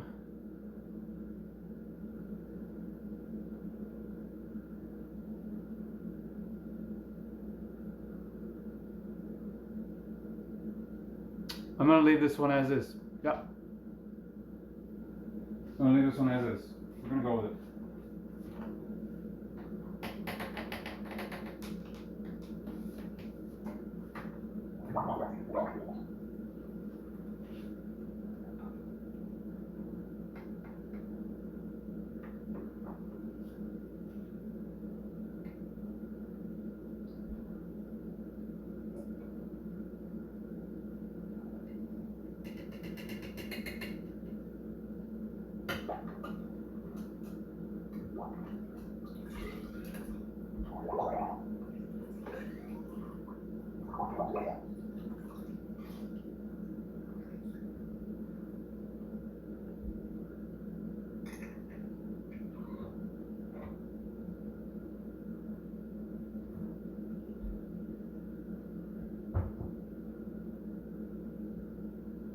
Alright, so there is only, I would say I'm done, but there actually is one last step, which is put the yeast in. So I'm going to do that in a second as soon as I move these things out of the sanitization fluid here.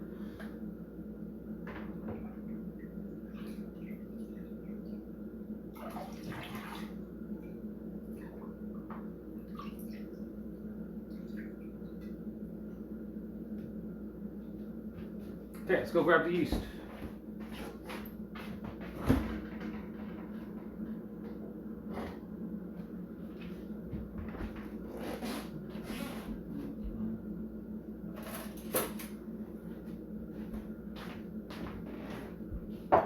I want a nice healthy colony in here, so let's do 2 teaspoons of Fleischmann's bread yeast.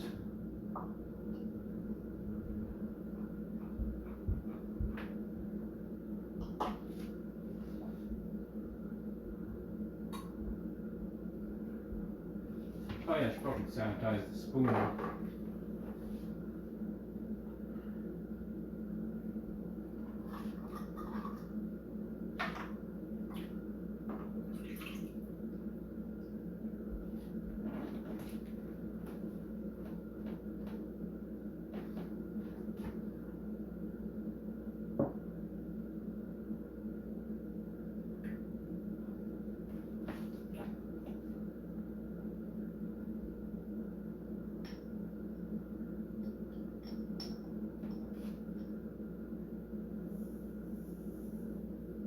Teaspoon number 1.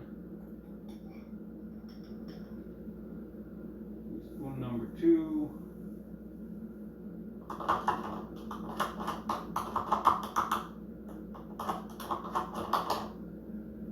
Right, should be good. Do I need this spoon anymore? Yeah, I will later.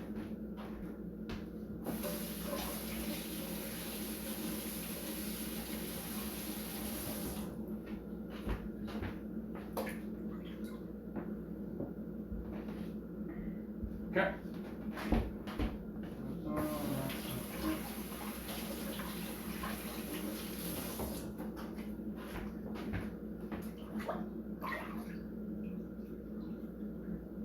Sanitize everything and put the yeast away. So we're going to put this thing back in the fridge. I'm going to need it again later for the wine, but it needs to sit in the fridge. Just keep yeast in the fridge, it helps it last longer. Alright, we're going to do another quick mixing here to get the yeast all mixed up.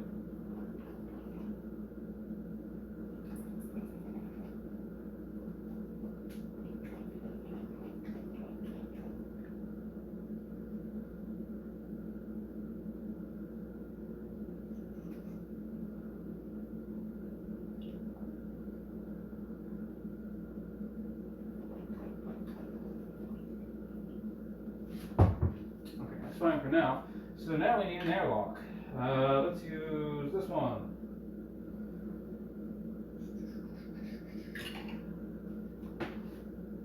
So I'll mix it up a tiny bit more. Get the yeast all mixed in there. There we go. So then we open that. We stick one of these in here.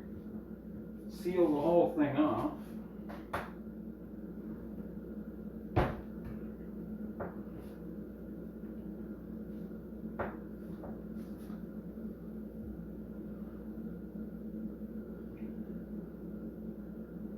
That looks good.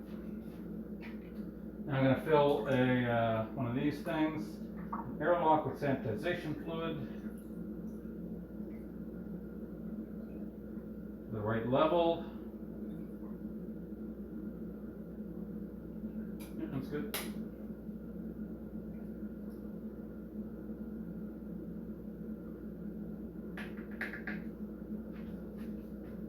Cram this thing in there.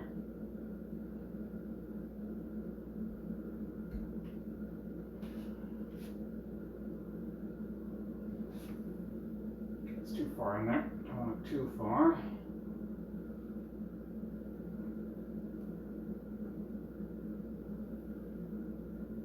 That looks good. Alright, we're done. Or, well, I'm done with the mead. I'm not done, but I'll get caught up with you guys, and then we'll move on to the wine. Oh, hey, Rain, thanks for the resubscription for 52 months. Appreciate that. Appreciate the support. Hope you're enjoying the show. And like I said, I get everyone added to the top of the screen, you know, when I'm not doing things in the kitchen, when I'm at my computer. Any license brew mead? What about a mead mafia knocking it? No. Homebrew is fine. If selling it and stuff like that and like brewing on a commercial level, yeah, you need a license for it. Me just fucking around in the kitchen, that's fine.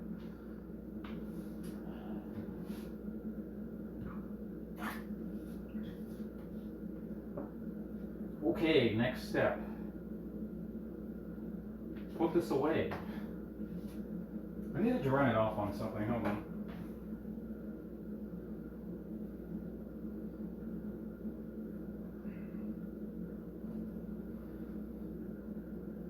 Alright, so hopefully this starts activating sometime today, but I'm going to go put it in the dark cabinet.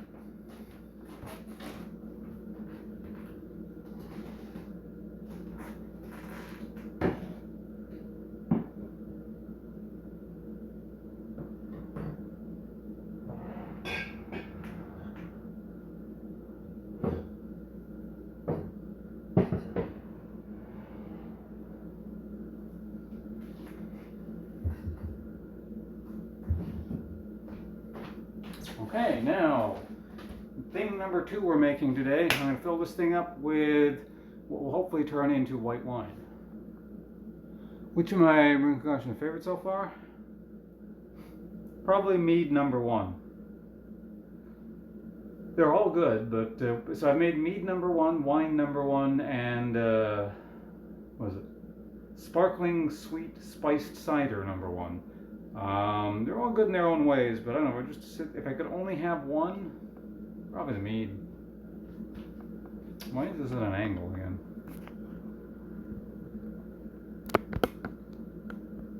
That's better. Ish, maybe. There we go. Alright, so I need to sanitize this guy a little bit. Shouldn't take too long. I'm just going to pour some liquid in here.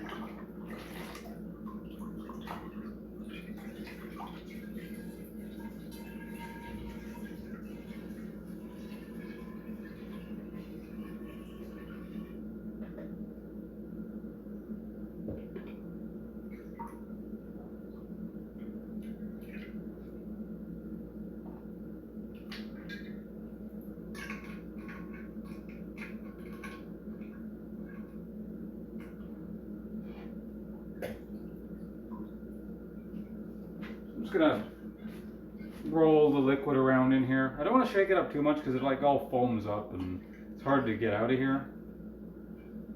And you don't need to get all of it out of here. It's not poison or anything, but you know, I don't want iodine in my wine.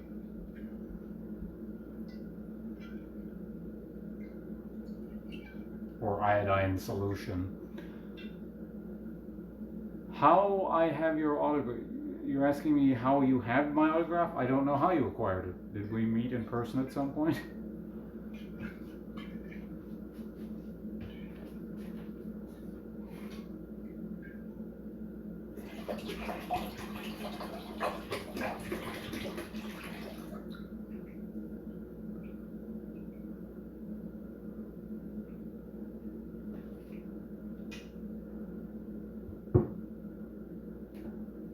Okay, that goes there for now. So, for the white wine, I'm gonna need, oh right, I gotta do all that raisin stuff again. Okay, yeah, we're making raisins, I guess. Cutting raisins. How many booze projects you have on the go right now? Well, this will make the third one right now. So I finished my first 3, and now I'm going to be working on 3 more total. So everything added up ever will be 6.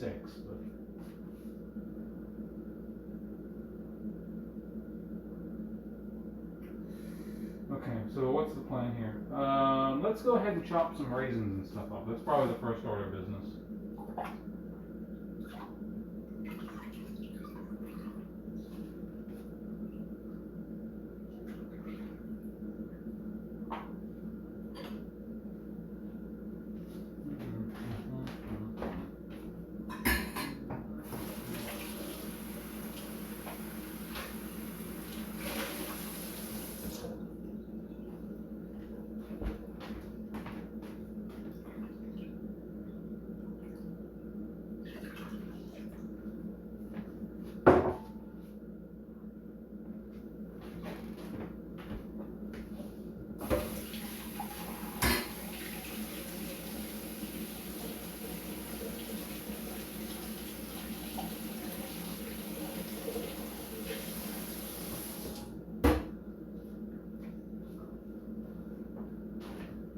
I'm going to need some boiling water.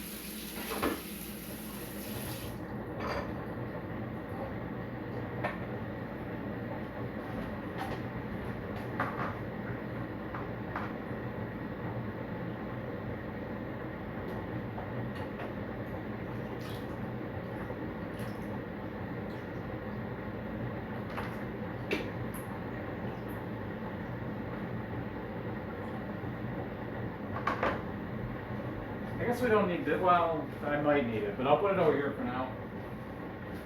I'm out of space. On top of the microwave. Okay, so I'm just waiting for some water to boil up here. In the meantime, I cut some raisins up. So I'm trying to make this identical to the previous recipe I made, except instead of purple grape juice, we're using white grape juice.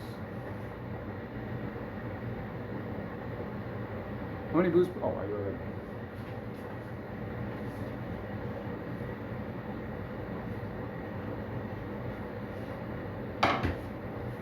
Now we're only going to use one box of raisins for this one, unlike the previous, which we used two.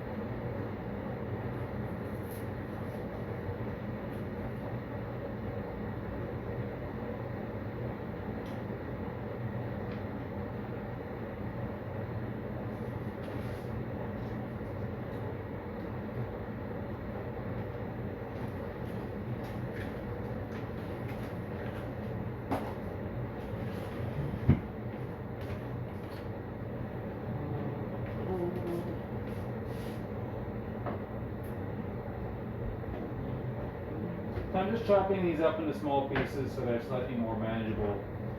You know, they're kind of a more manageable size when they're in the carboy. And I'm trying to giant like rehydrated grapes clog shit up.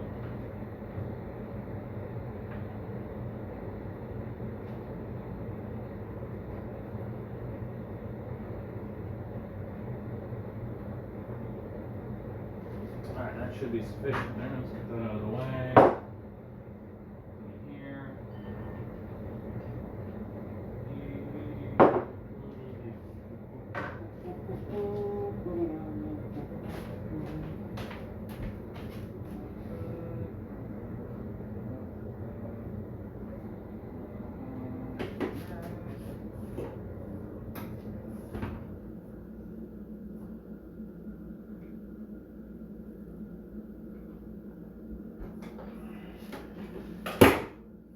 Alright, there we go.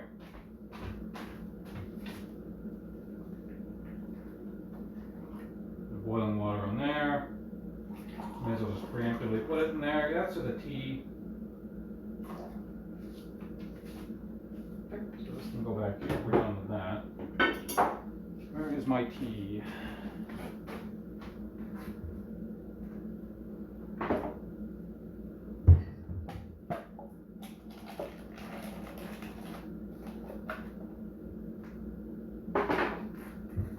Now, I am mildly concerned with what these two things are going to do to the color of a white wine.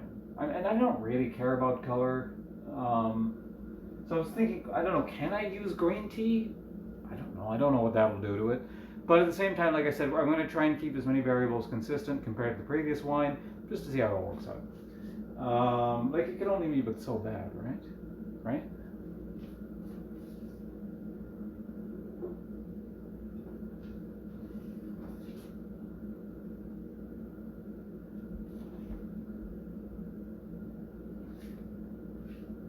Things don't smell too much like iodine in there. You know what? I'm going to do the same thing I did last time with the previous wine. I am going to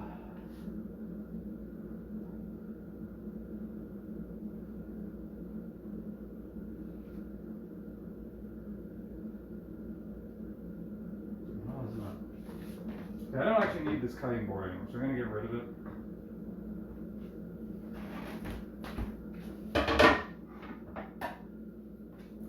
Off into the sink you go. There's some like raisin residue or something stuck on the funnel here, so I'm going to quickly rinse it off a bit more.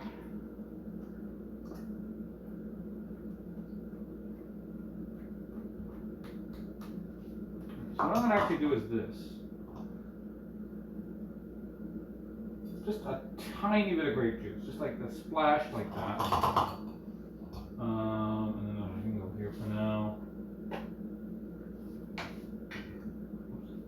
Wrong cap.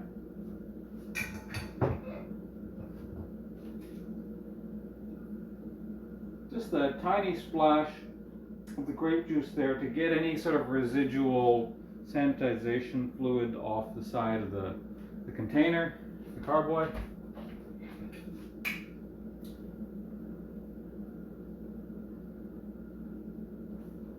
And now the container smells like wonderful grape as opposed to iodine. Perfect. I'm gonna need this soon. So try this out vigorously.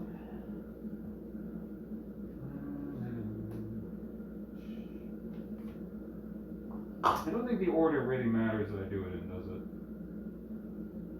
Does it? It kind of does. Well, here's the thing. I can melt the sugar out. Well, no, I'm going to do that executive decision. I'm pouring in the grape juice first.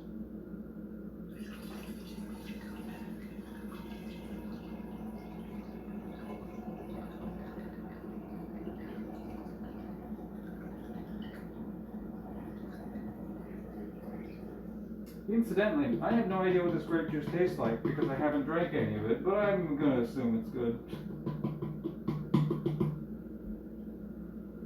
Maybe I'm going to drop here.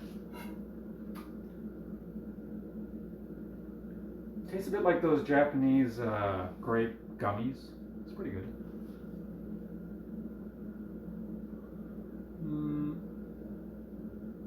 Aggressively, what the hell are you talking about? Also, hello to you and Jeffy. Alright, has the tea steeped long enough? It probably has, but I'm going to leave it there for the time being. How's the grapes doing? These are raisins. They haven't quite steeped as long as the other ones, but I don't know. Have you guys soaked up enough liquid here? I feel like they probably have. Do I want to put the sugar in now? No.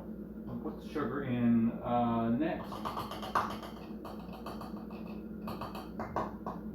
Okay, so I'm still going to need this funnel, so we're just going to kind of put it over here for now. And, no I'm not, I'm going to put it back here. And we're going to go ahead and just get the liquid in here. This was not nearly as messy as I thought it would be, so we're going to just pour it in directly. Raisins.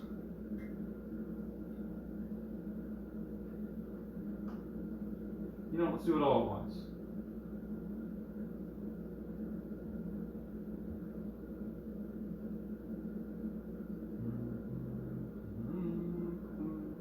Why the hell am I playing the stupid Pokemon bike theme?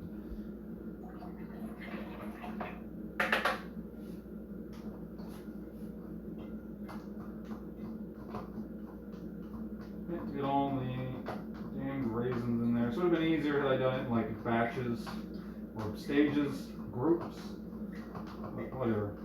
It's going in there.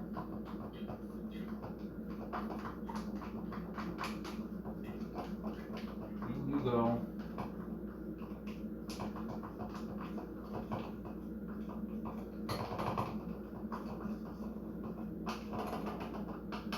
Okay, that is the raisins.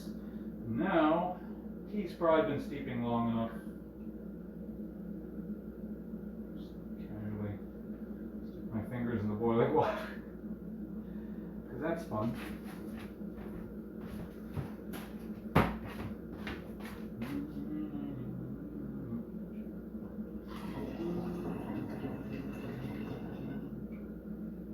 No more Pokemon. I think I'm getting tired.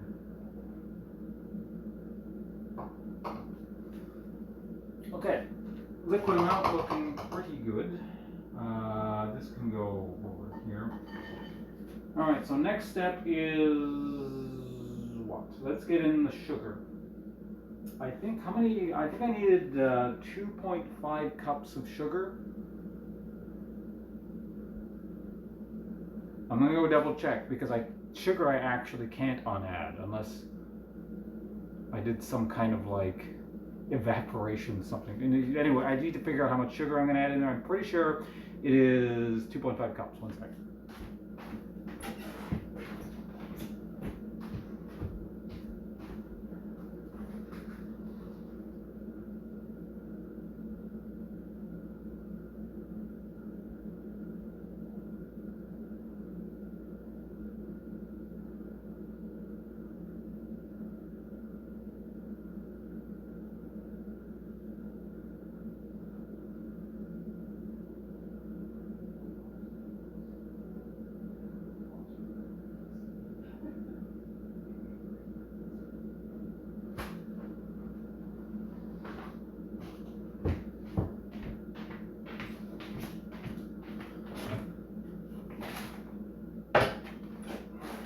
Yep, 2.5 cups and a bit.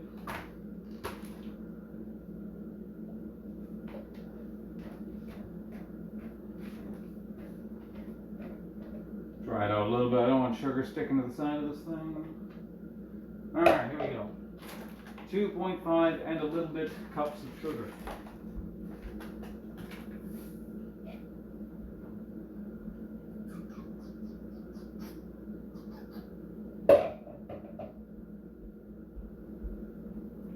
Maybe a lot of sugar.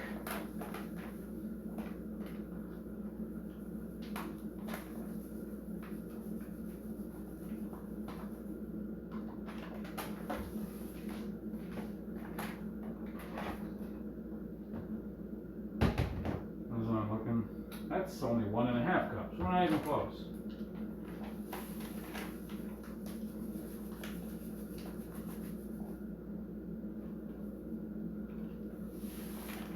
So yes, for those of you wondering, producing alcohol requires a lot of sugar. You're not taking in all this sugar though, incidentally. Like this gets converted into alcohol, right? So.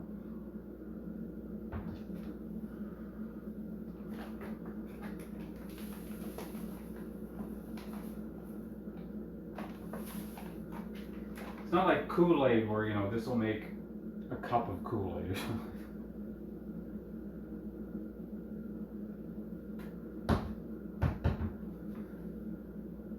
Yeah, still not even 2.5. Damn. It seems like so much. I'm like 90% certain this is the amount of sugar I need. But I can't remember exactly how much I made the last time I did wine. So just give me half a second. I'm double check my notes.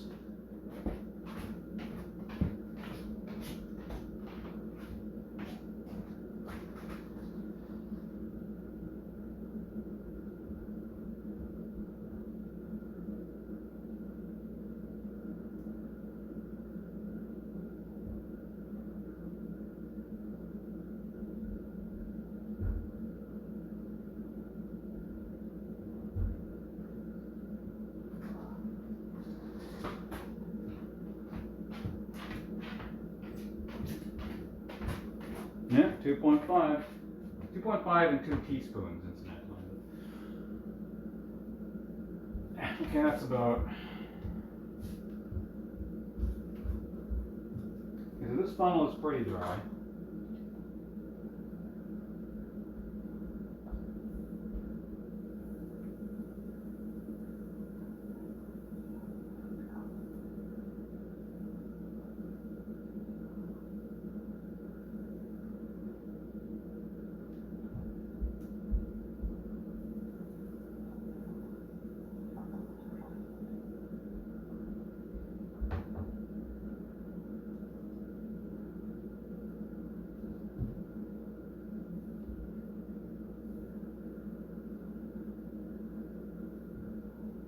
The bigger funnel were dry, it would be a bit faster, but you know, at least it's faster than the honey. That took a while.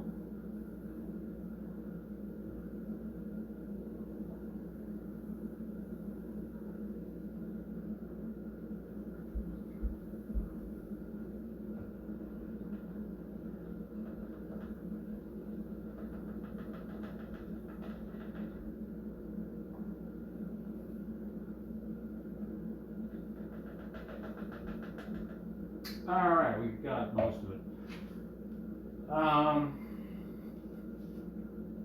Then I had like 2 heaping teaspoons. That more or less makes tablespoons. The other thing is I'm probably going to need a little bit more sugar than I did last time because I'm not going to have quite as much grape juice. I might need to add a little bit of water at the end because the last time I had, what's it called? 3 bottles, and then it was like a little bit out of the 3rd bottle. This time I don't want to buy 3 bottles just to get like that much out of the 3rd bottle, so I'm going with 2.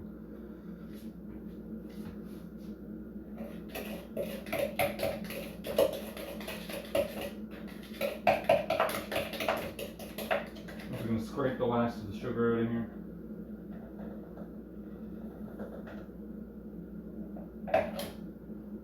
I'm actually going to pour a bit of liquid in here anyway, so. In fact, let's do it with grape juice. Why not? No, I'm going to do it with water.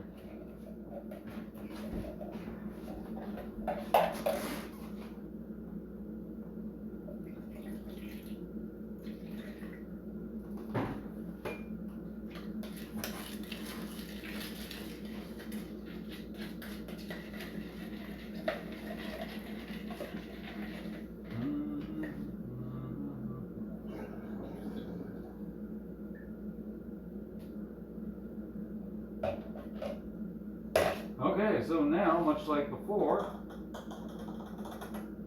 clean that off very quickly. Let's get that mixed in with the liquid. Also gets the must oxidized, or not oxidized, gets oxygen mixed in. Look at that big crust of sugar at the bottom. You guys see that? It's all got to get mixed in. Now, sugar is a bit easier to mix in than honey, I think, so it shouldn't take quite as long.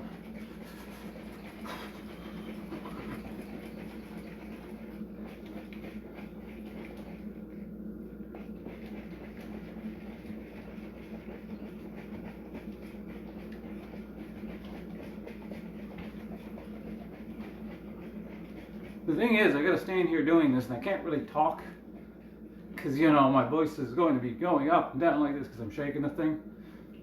So, you know, you'd think it's the perfect opportunity for discussion, but it's really not.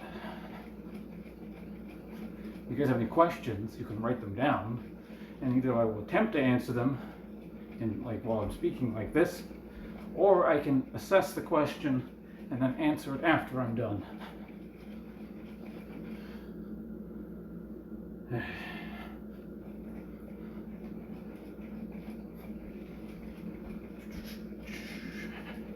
All right, give it maybe like 30 more seconds.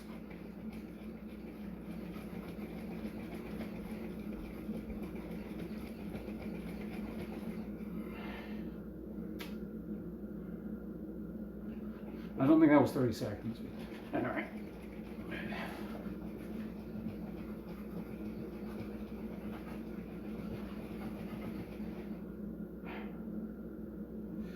Okay, that's good enough. So as you can see, the wine is much easier than the mead, but the mead was mainly annoying and difficult because I was adding a bunch of experimental steps.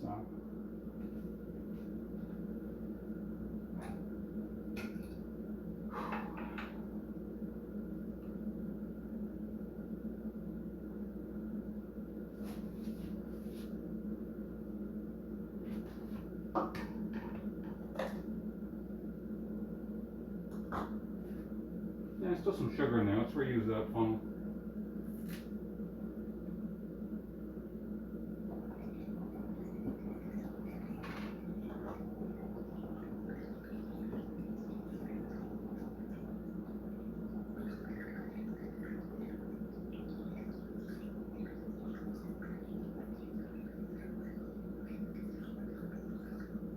Oh, this is going to work out perfectly. Yeah, that little bit of extra water I was adding in seems to be working quite nicely. A tiny bit of grape juice left over, which is what I want, because I want to actually taste this grape juice. Oh man, that's annoying because if I finish it off, it's going to be literally perfect. Look at me.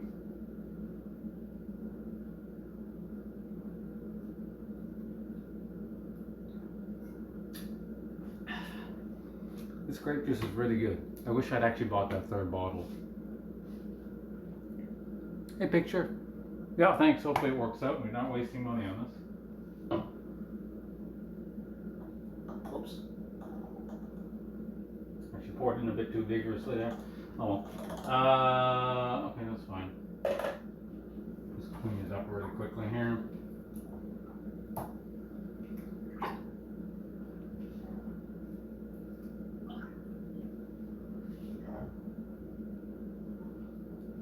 Actually maybe a tiny bit too much liquid in here. If this foams up particularly vigorously, it's going to come back up into the tube. So yeah, I guess I really should have just drank that amount that I wanted to drink. I don't know.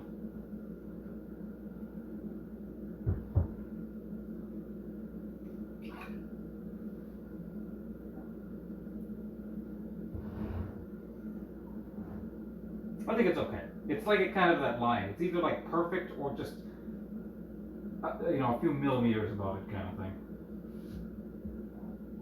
For those of you who wonder what the hell I'm talking about, once it starts fermenting, things are going to start bubbling up. So that's why you want a bit of space between like where the liquid is and the top. So, I mean, this is a pretty good amount of space, so it should be fine.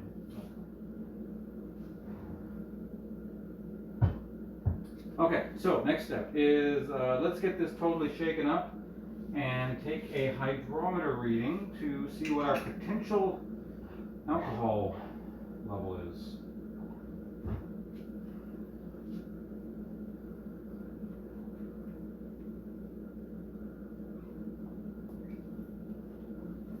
So obviously we just shook it up, but I'm just getting the liquid homogeneous, so the sugar is evenly distributed throughout all the liquid. And most of the shaking is done when it's only half full because it's just a pain in the ass to shake it around when it's this full. So.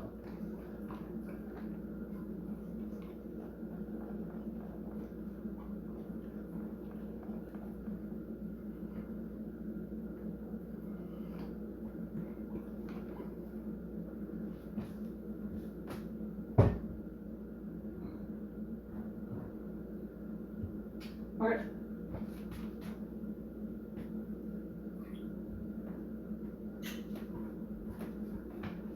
Get this crap out of the way. Graduated cylinder goes there. So we can put the hydrometer directly in there now. Don't just drop it in there because that'll break. Gently slide it in there.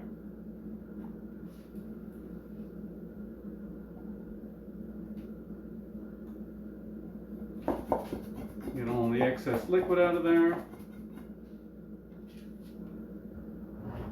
Quick little mixing again because I want it totally mixed up for when I take my reading. Did I explain what this is? I mean, I did for the mead, but again, to quickly explain, we're just, this little doohickey here will tell me how much sugar is in there, so I know how much alcohol it will make, because yeast needs sugar. Amongst other things, but, that's what we're measuring.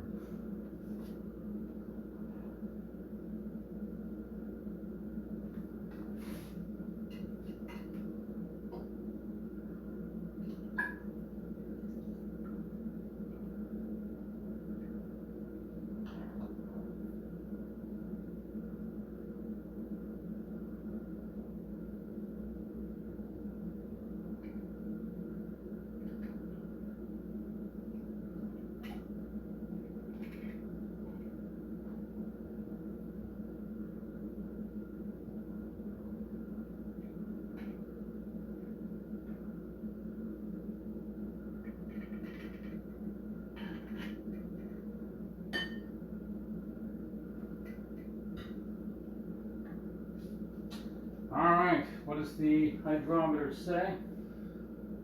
Oh, this is so much easier because it's clear.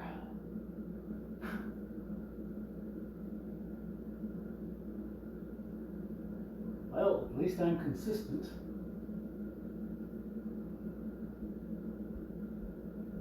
It is literally the same gravity, starting gravity, as the Mead, 1.100, which gives us a potential ABV of, yeah, like, it could go up to about 13%. Now, if the previous wine was any indication, that means this will go totally dry. I'm actually going to add like a tiny, well, hold on a second. Let me see what the starting, because I took the same reading on the other wine, right? Let me just double check, and it doesn't mean it's going to be the same, because the yeast might do something different. You never know what the hell the yeast is going to do. Let me just double check my notes on my other wine to see what the starting gravity for that was. Be back in like 30 seconds.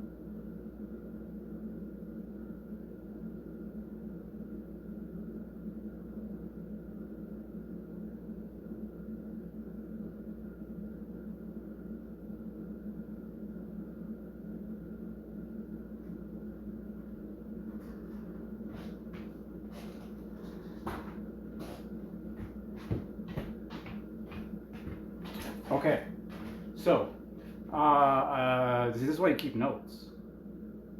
So basically what happened is the previous wine came to a starting gravity of 1.108, which is ever so slightly sweeter than this one.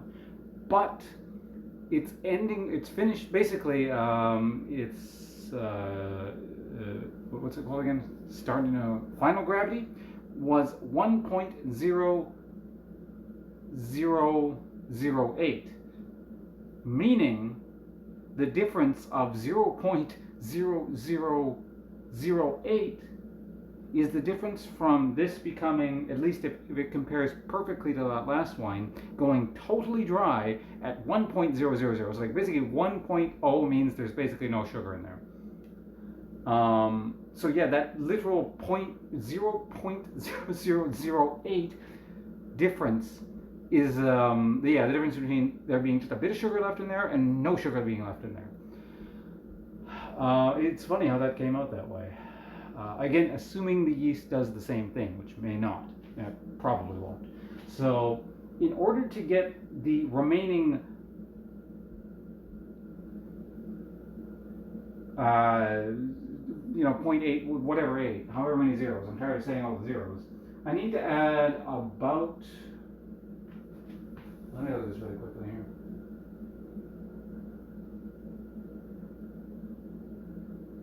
Oh no, I added too many zeros. Yeah, it's one. I need this to go up by 0.008. There we go. Well, I would like it to. So in order to do that, I know that, what is it? 1 cup of sugar, which is about a pound of sugar, will equal 0.045 gravity, meaning in order to get 0.008, I'm going to need to get a fraction of that clearly. So basically it's 5, yeah, I need 1/5, or less than 1/5. No. Anyway, I think what it boiled down to, because I did some super rough calculations over this, I need about 2 tablespoons of sugar. This is what it comes down to, okay? 2 tablespoons of sugar.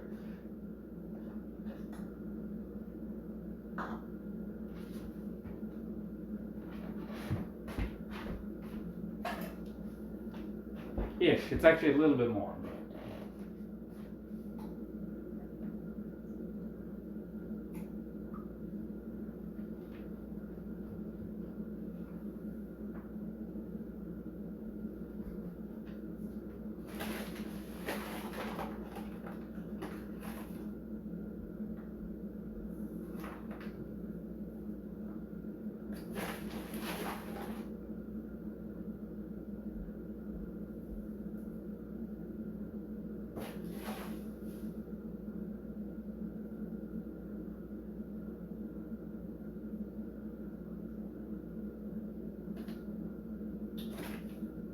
Okay, so that should do the trick, theoretically.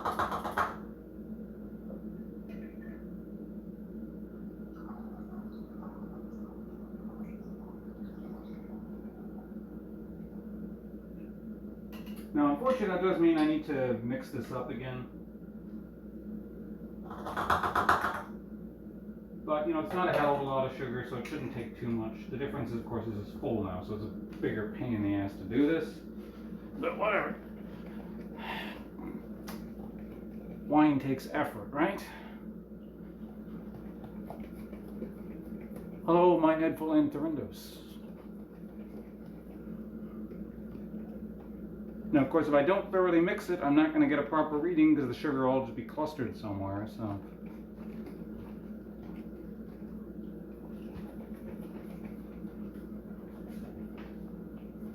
The bottle's kind of slippery because it's wet, so fortunately it's got like a thumb hold there. I hope you have a wonderful upcoming week. Yeah, I hope it's good too. I hope your week is, I hope everyone's week is good. Unless you're a bad person, then I hope you have a bad week. I don't trust that you're all decent human beings.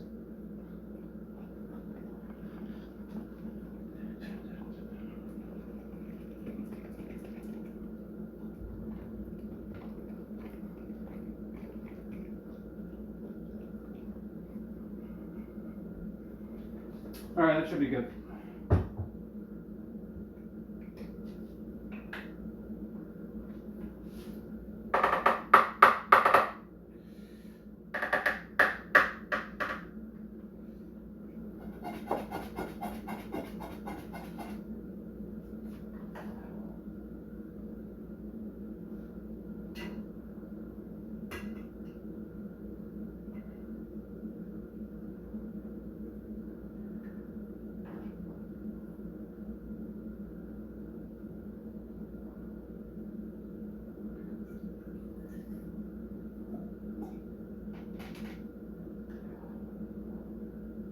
You know what the difference is between this time and the last time? Because I added a bit more water because I was soaking the raisins, and I added that water.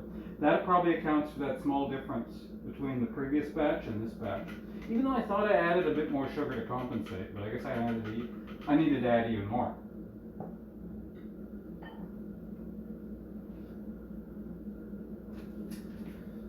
Alright, what are we looking at here? What's our gravity?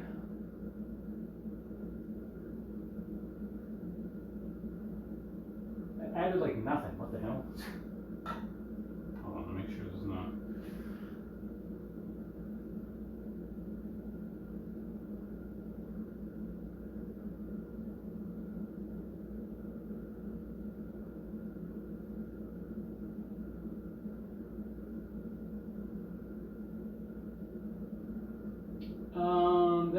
up by like 1.002. So I'm actually sitting at 1.102 now. Or, yes. You know what? It's fine. If it goes totally dry, I can always back sweeten. And I don't want this to be like a one-to-one exact comparison to the previous wine. That's fine. It's already a bit different anyway because I didn't add quite as much grape juice. The difference is like that, but okay, I'm gonna just quickly. Well, I guess I can wash them. Hands getting sticky on this damn sugar. Okay, so let's go ahead and pour this guy back in there.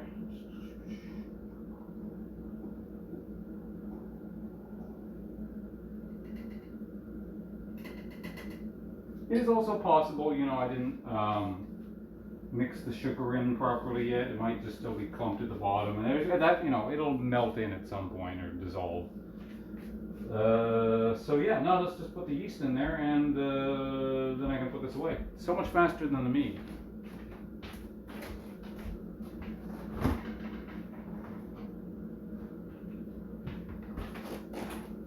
Now I believe for the last wine, yeah, I used the Fleischmann's bread yeast, you know, same stuff. So how do I do with my spoon?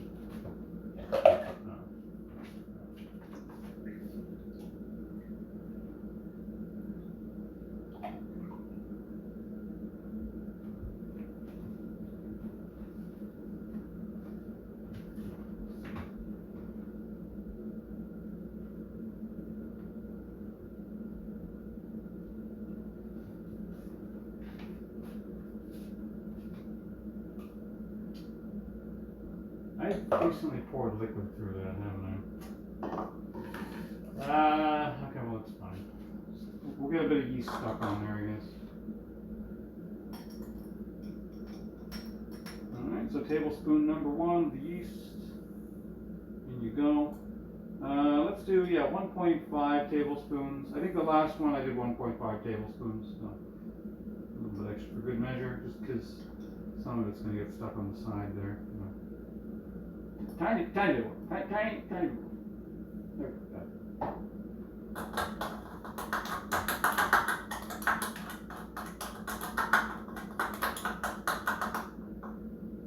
Okay, looks good.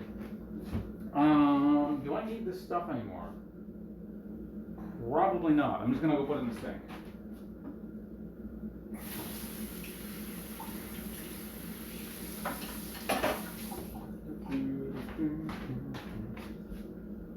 Alright, so the yeast is done for today. We're definitely not going to need it anymore. I am going to do one more thing after this, but it's not making something new, it's tasting an old thing.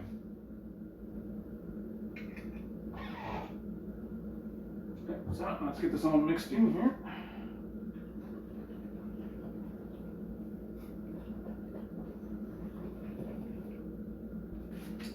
Yeah, I gotta clean this table off a bit more. It's the bottom of everything I put down keeps getting sticky.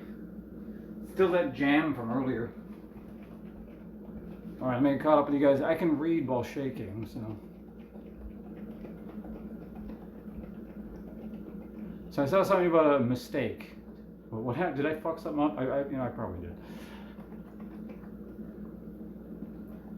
Something about I'm probably just missing a bunch of stuff. I can't scroll up right now because my hands are full. But some kind of discussion about laptops and screwing up going on. Birthday event? They do customized birthday events for. Yeah, the gacha games, they do that, don't they? I was reading about the. Remember when I was playing Grand Blue Fantasy Versus? I was reading like baseline Grand Blue, all the characters in your party or that you've collected or whatever wish you happy birthday or something. Hobby, about 3 months now? Yeah, well, almost. I think the first mead I started making was about 3 months ago now.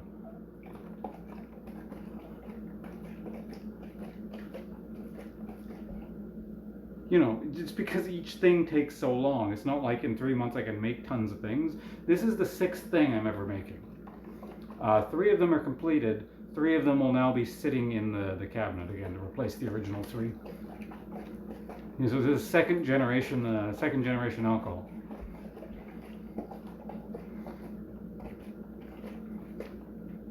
Which, if anything, actually probably has a higher chance of screwing up because I'm doing more experimental stuff now. It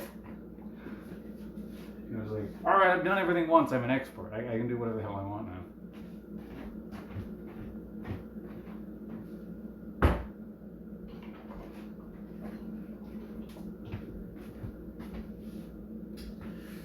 Okay, I'm actually going to put this here for now. I'm going to get rid of these things. I'm going to wipe down the table just a little bit because, like I said, everything I put down keeps getting sticky with the jam.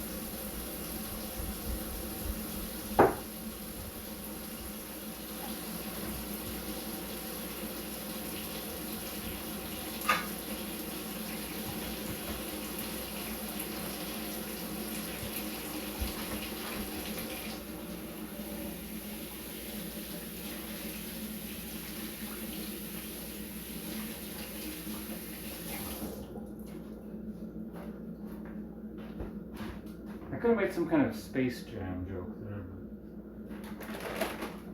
Too late now.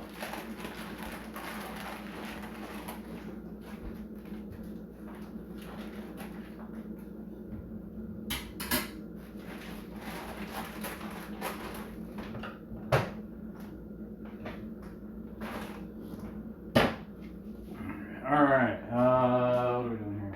So, yeah, I still got my airlock, so that's good. One last shaking. I'm going to need these things, so before I do anything else, let me just soak these guys in some sanitization fluid.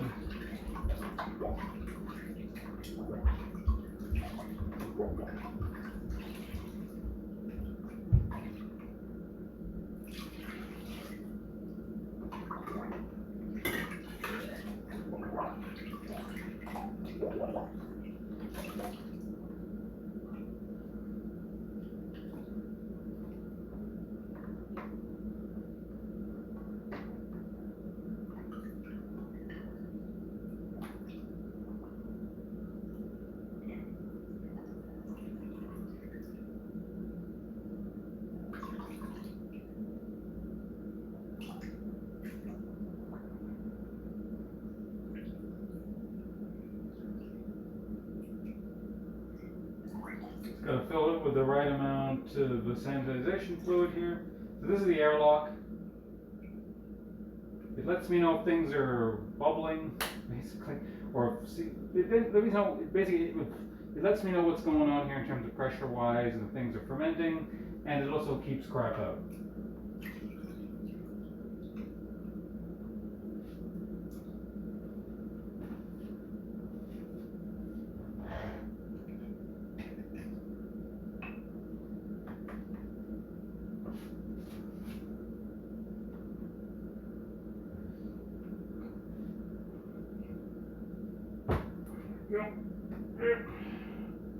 Jam that thing in there.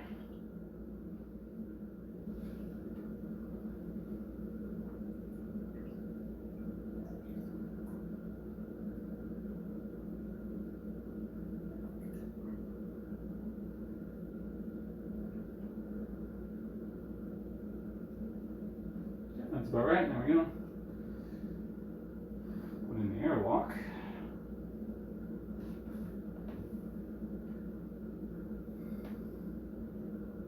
Alright, that's good to go. Now this just sits in the thing for however long it needs. Now the last wine was done in about, I think, 3 weeks. I think. So, well, allegedly white wine takes longer, but we'll see. I'll check up on it in probably like 2 to 3 weeks, see what's going on with it. MMA? What? Who am I fighting someone now? I'll fight for money.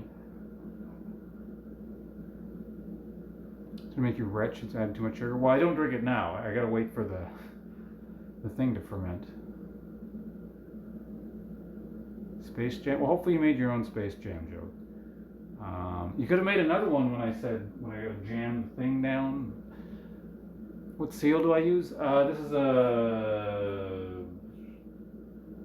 I forget what they're called. It's like kind of like an S-trap at the bottom underneath the sink. I'll show you guys. Let me bring it over here. This is what it looks like up close. Just like that. So this thing here, I guess that's called the bung. That seals it in. And what the hell? There's like a piece of. Hold on a second. I need to clean this up. Like a piece of string floating in there. You know what that is? That's probably when I was cutting string earlier, and there's like a bit of string. It was in the sanitization fluid and just happened to get in here.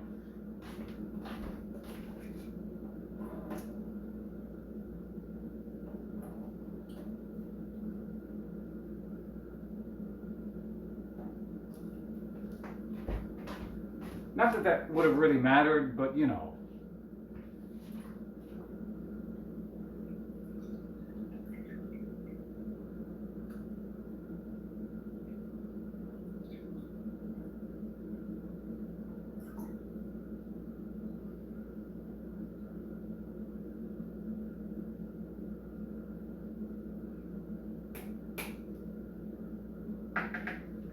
Better to not have string in a thing than to have string in a thing.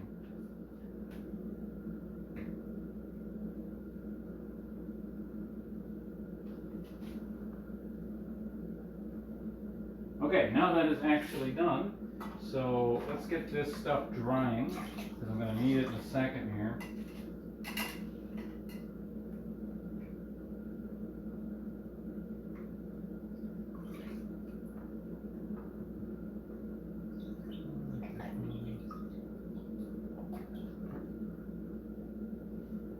Goes there. Yeah, so this is just going to go in the cabinet now. You'll have an update on me on how it's going soon.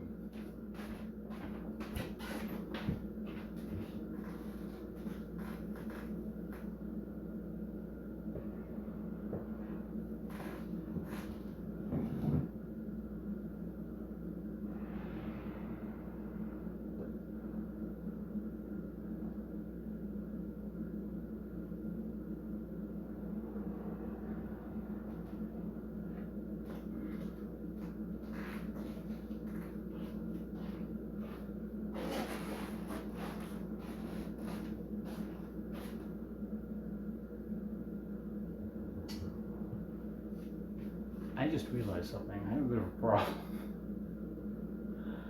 I mean, it's not a huge problem because I have a way around it. But I have 3 carboys. This one you're seeing right now, the 2 things I just made. I need another carboy to transfer this into at some point. Now, it's not a big deal. It just means I can put this in a temporary holding vessel like a jug, clean this out, and then put things back in here. But this does need to come out of here at some point. And the other 2 things obviously are going to be sitting in there for a while. So yeah. Fortunately, this should be done before either of those things need to get transferred. Because this shouldn't take too long. This should take about 5 weeks total-ish. You never know with these things. And it's been in there for about 3. So.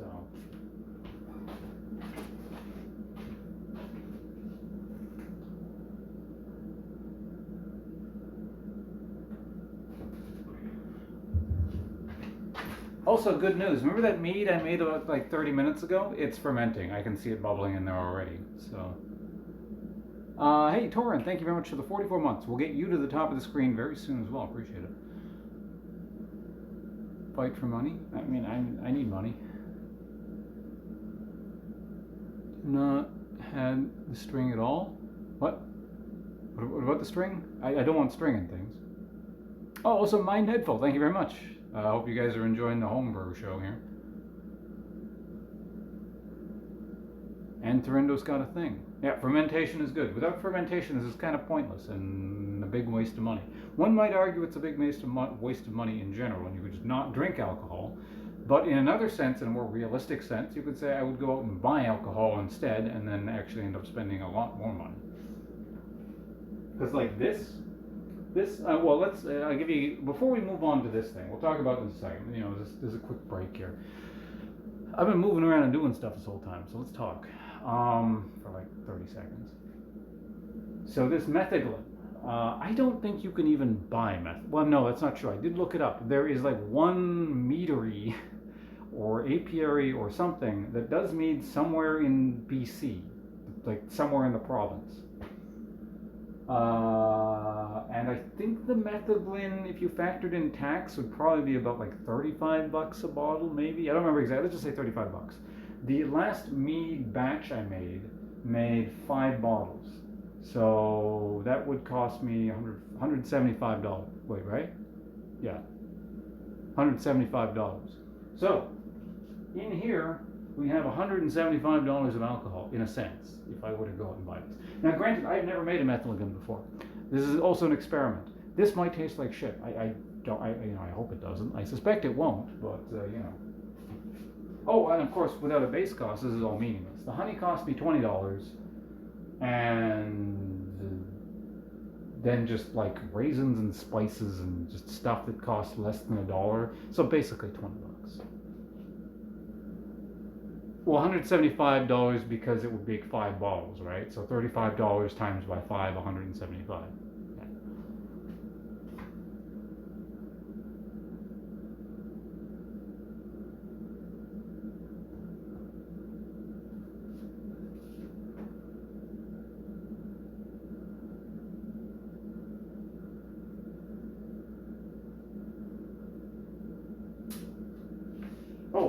Okay, well, let's get started on this. So let me explain what this is. This is mead, like the first mead I made, and okay, I guess a little bit like the third mead I just made earlier, except this is honey, water, yeast, obviously. What else did I put in there? Did I put the tea in this one? I think I put the tea in this one. I only added, did I add raisins? I did add raisins to this one, I think. Yeah, this is only a single box of raisins because there's other stuff going on here. Orange zest, and then after I confirmed the fermentation had started, I added 1 stick, like a stick of cinnamon, 2 cloves, and like 8 allspice berries. So it's a spiced mead.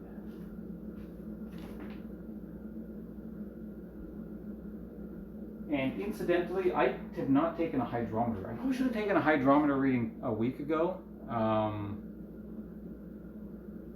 But anyway, we'll figure out whether or not that's a problem later. So yeah, I haven't tested this. I don't know what it's doing. It's probably pretty close to fermentation, if not already done, because the bubbling is really slow, and I can see it's starting to clear up. So we're very, very. If we're not done fermentation, we're like at the ass end of it.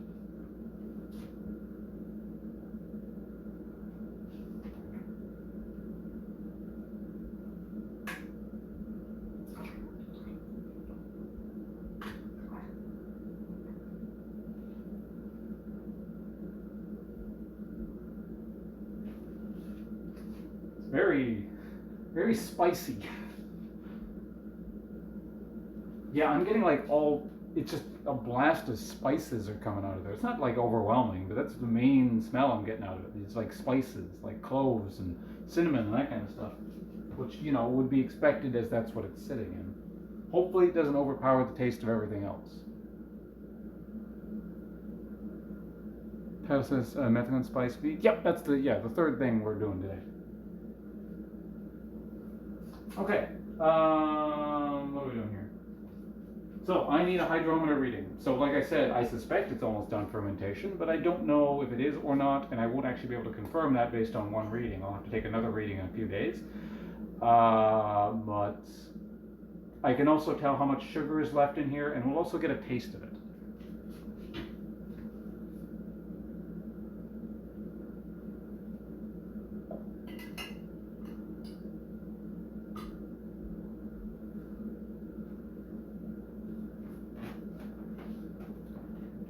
It's going to need a bit more time to sit in either case, so I don't expect this to taste perfect right now. I just want a rough idea.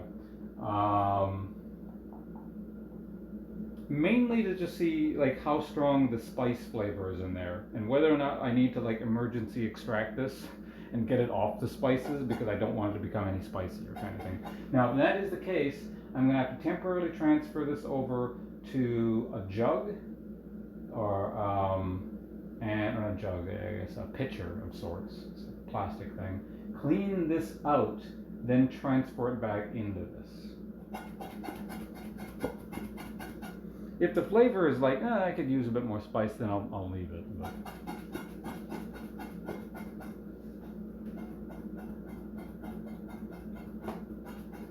get all the sanitization fluid out of there. Wait, did I properly?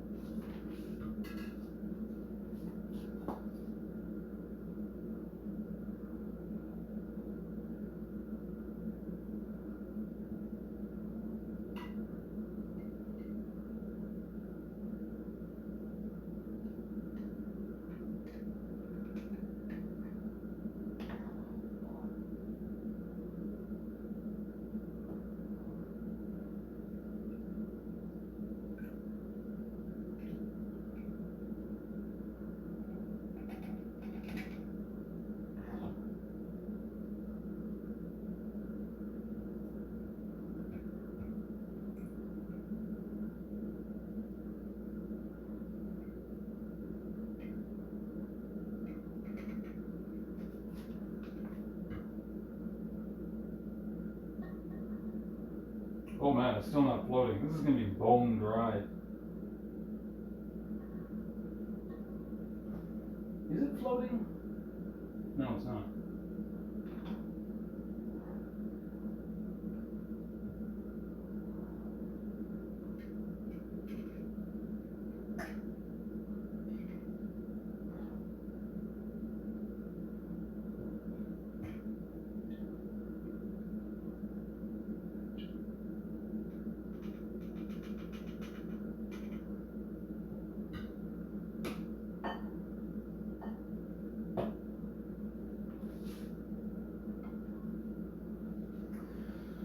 Okay, what is... Oh, yeah, this is completely dry. This is 1.000. Wow, this is... Because this is bread yeast too. This bread yeast is working really hard.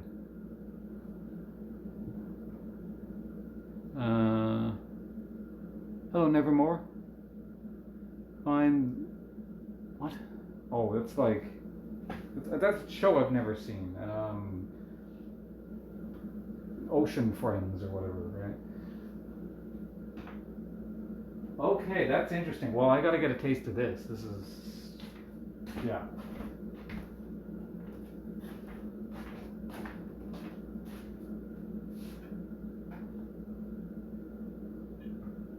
You know what? Before I drink it, let me figure out what the alcohol percentage on this is. That'll take me like 20 seconds. I'll be right back.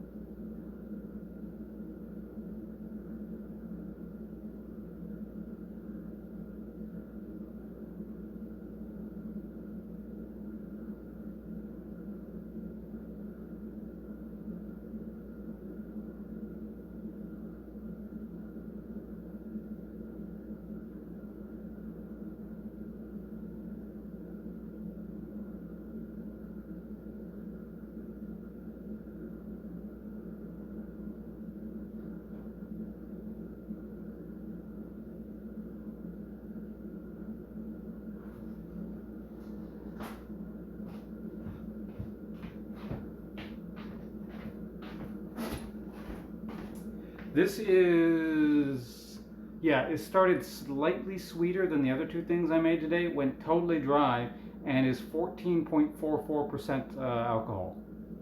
This is like Wonder Bread yeast. Bread yeast is not allegedly not supposed to be this potent. It's supposed to just die off much earlier. But the bread yeast is eating through everything I throw at it.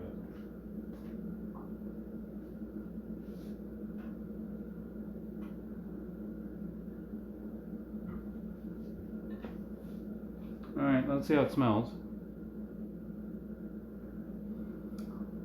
I see. I think this is what people call a young mead smell. But it's getting covered up by spice. A lot of spice. Let's see what it tastes like.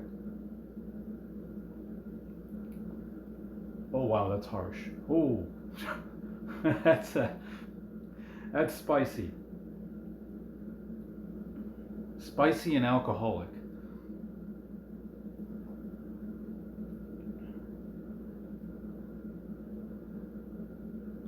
Cheers. It's not terrible. It just needs to come off the spice. Yeah, it looks like I need to do more work than I thought I was going to today. I have to get this off there.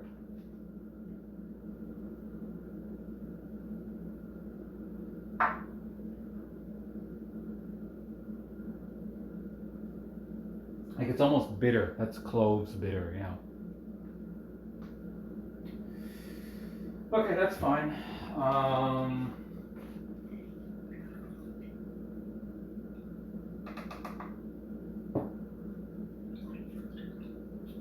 Yeah, had I been paying attention to just how many things I have, I could have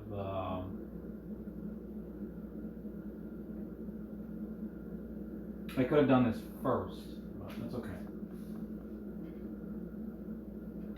I'm gonna leave this here for now.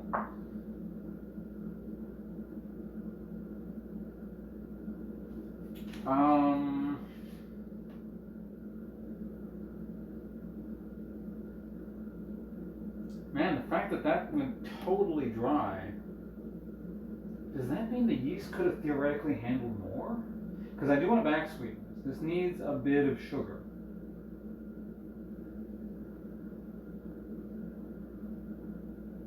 The question is just how much sugar. So I want to get like 2 gravity points, I think. So 2 gravity points is going to require, that is less than half a pound.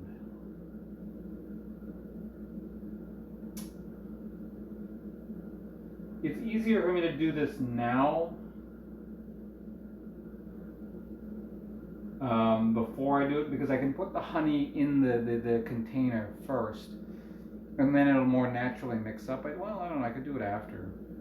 Yeah, you know, let me do it after, it's fine. We're gonna move, so I'm gonna move this over to a jug, I'm gonna clean this out, and then I'm gonna move the thing from in the jug back over into this thing. Unnecessary steps, but it's what I gotta do. So that means I need some space in the sink, I think. Or do I?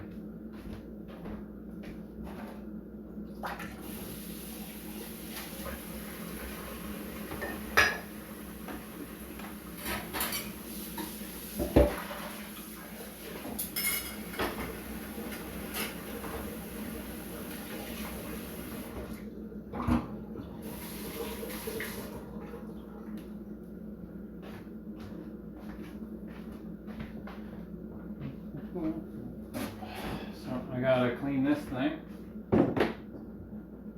It's my 4-liter plastic container. Am I gonna need this anymore? Yes.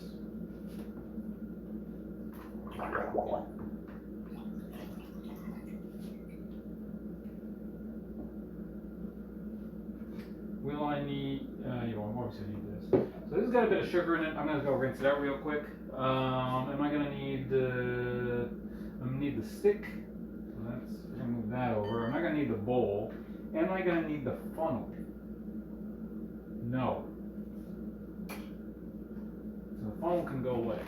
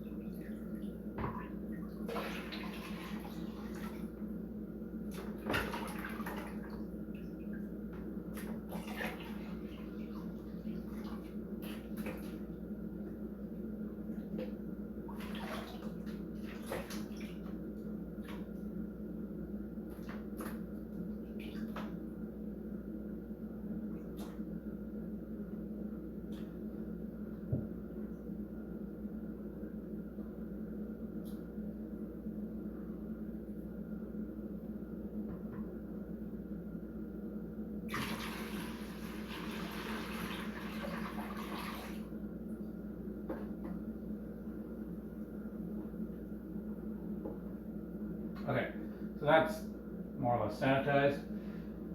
Okay, so there's two more things I need. I'm gonna need the auto siphon and the pipe thing, which is always a pain in the ass to deal with. I was hoping I wouldn't have to deal with that today, but I gotta go get it. What am I making? Currently, I am making the Metheglin. I didn't think I'd have to be doing too many steps with that today, but apparently I am.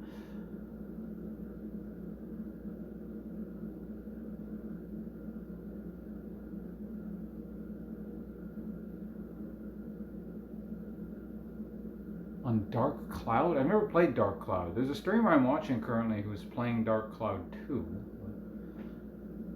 Didn't you say you're related to who's its face? Jeff, yeah? Is he a shitty brother? Oh crap, I need a pot. Man, there's so much stuff. I wasn't expecting, like I said, I wasn't expecting to do this. Okay, I'm going to just quickly wash a pot. I'll be back with you guys in a second.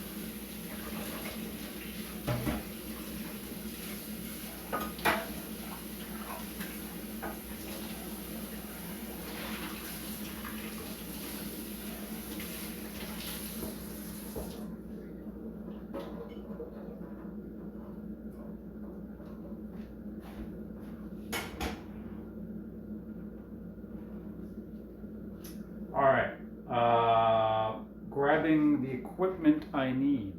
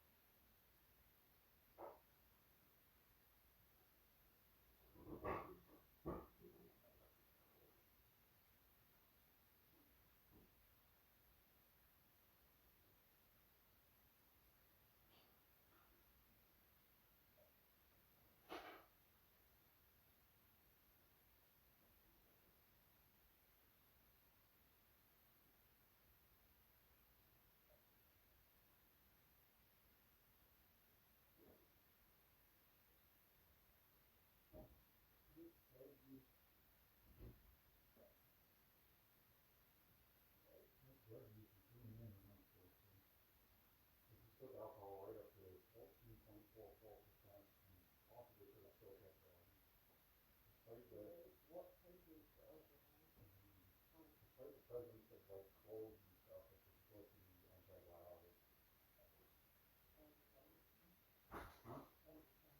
need to scoop it back up.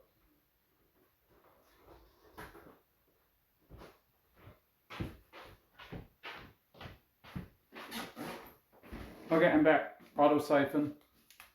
What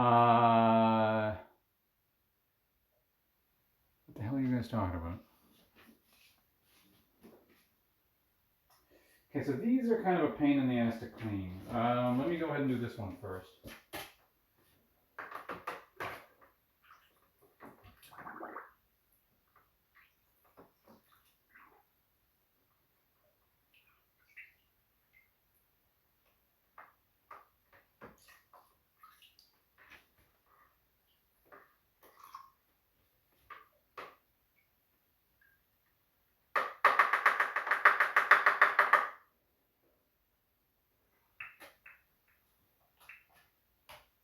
All right, now this one I'm going to have to go do over at the sink. I'll be right back.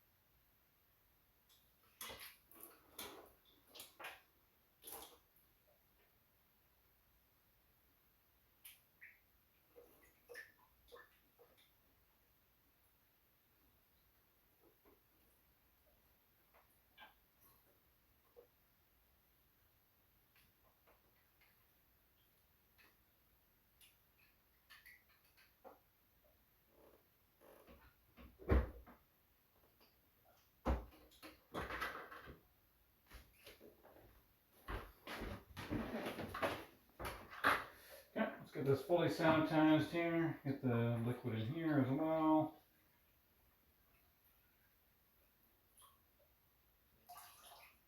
Everything is clean. Although at this point, I mean, that's so alcoholic, it's probably going to kill. It's over 14% alcohol. It's like a very, very strong wine, so it should kill everything regardless. But, you know, better safe than sorry, as the terrible and overused saying goes.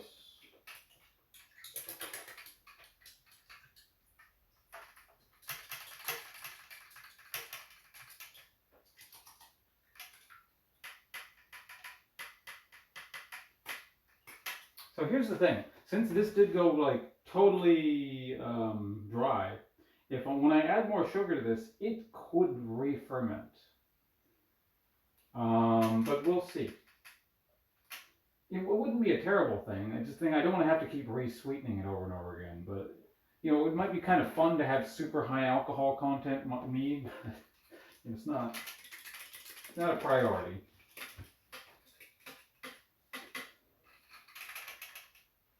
Okay, so now I need to fit the tubing onto the auto siphon, meaning I gotta do that over there because I need hot water to do that.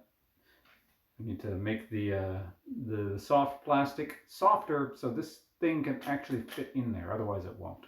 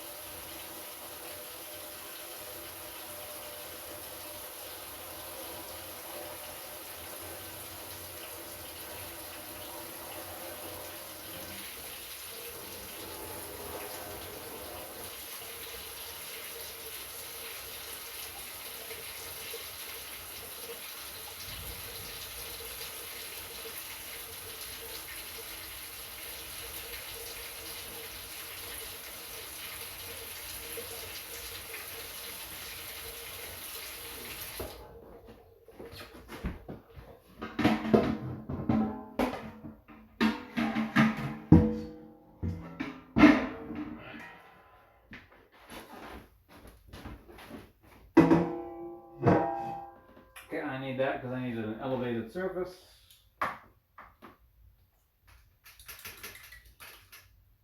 Is the cap on here? Yeah, because I need the cap for this.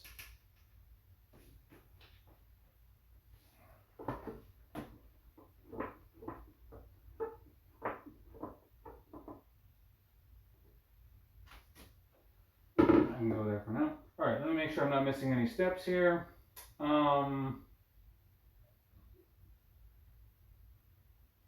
You know what? I don't want this to get very much oxygen in it, so I'm going to put this down for now, actually. I'm going to put this here. So here's the thing. Like I said, this is very, completely dry. It needs some more honey in there.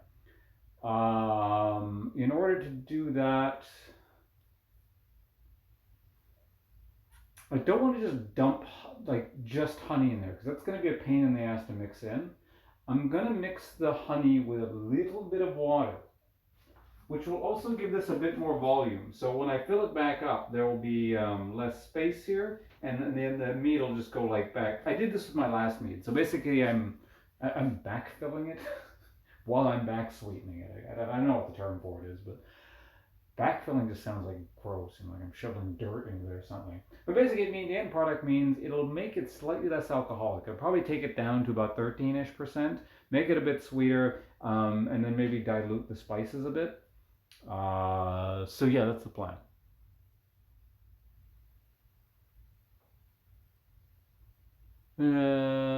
Cool things about you? They've been lying about me? All right, well, hello and welcome.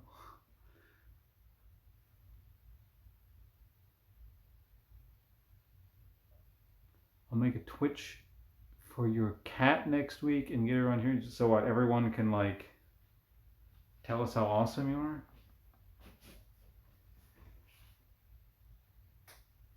Okay, next plan. Well, actually, you know what? Do you guys want to see honey heating on a stove? It's not very exciting. I'm just gonna leave well, I don't know, we'll see. Let me just put the honey in the, I'm gonna put honey in this thing, okay? There's water in there.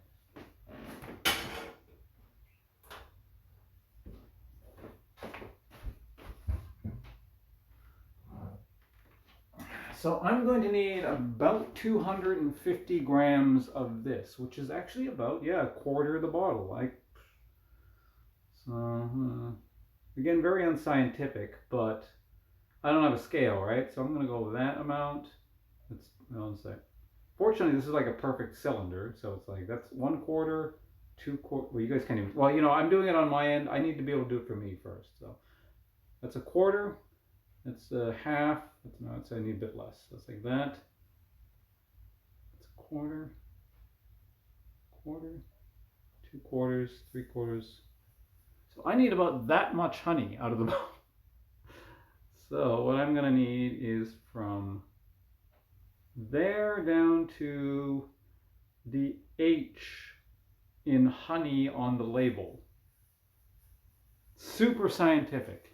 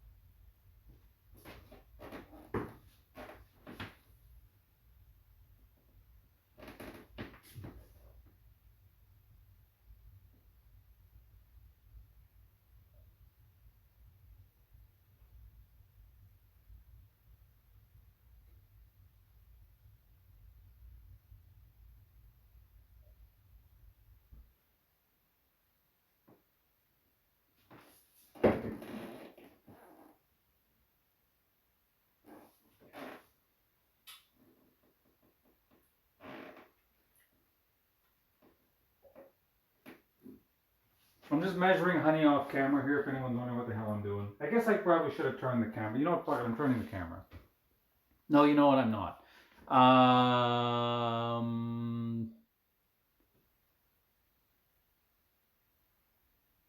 Oh, you're also half, girlfriend's also half Japanese? Well,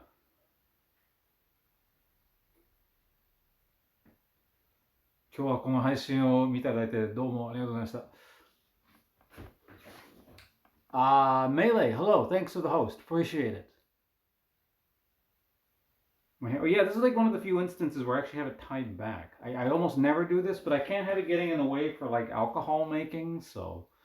But again, welcome everyone coming in from Melee stream. Sorry, I'm all over the place. I'm just trying to like do something a bit. I wasn't expecting to do this much with my third batch of alcohol today. So yeah, you don't want hair in your alcohol, generally speaking. I can't think of an instance where you want hair in your alcohol, so yeah.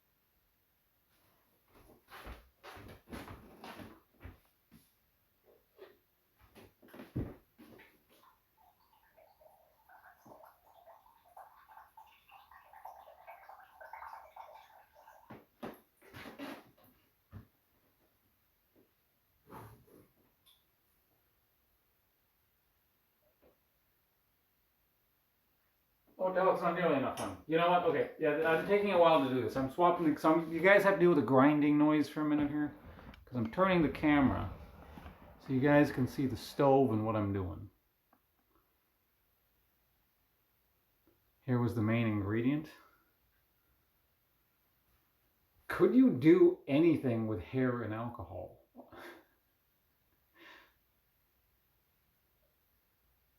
I don't think there's any way to convert anything in hair into sugars as far as I'm aware. Coffee drinker? No, not really. Wait, which mugs are you seeing?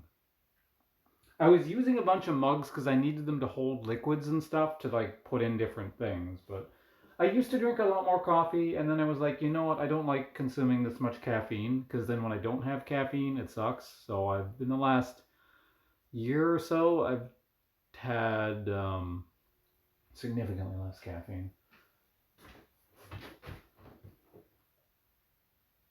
Yeah, so that is nowhere near enough honey. I need to add like double the amount I just added. Or well, rather double the amount that is in here.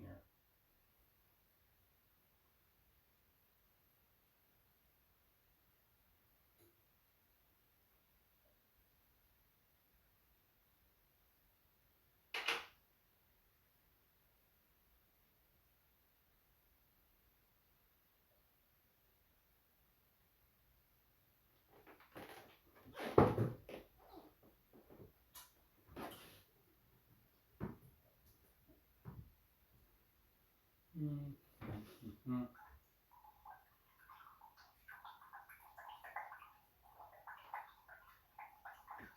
So again, I'm just melting it in some water to make it more manageable, get it to be able to mix in to the actual mead in a minute here.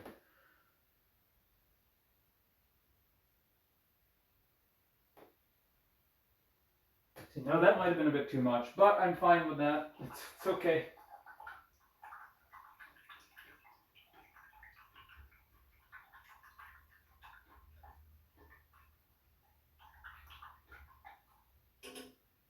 So not quite a boil, but I want to get this warm. So what the hell is that?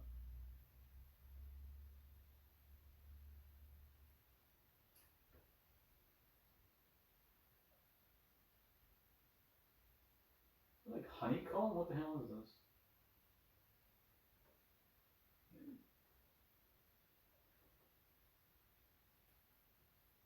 This honey contains a bit of wax, which is, you know, fine.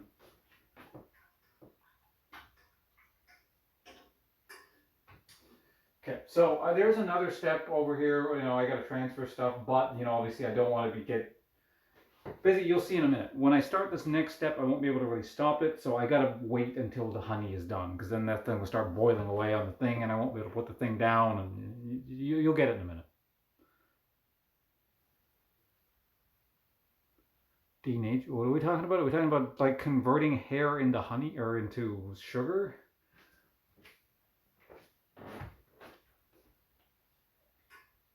Because like that's what you do with when you Nihonshu, for example, right? And you convert the starches in. I think it's the starch into sugar, and then once you do that, then the yeast can turn that sugar into alcohol. So it's a multi-stage process. Of course, we don't do that with this because this is just sugar.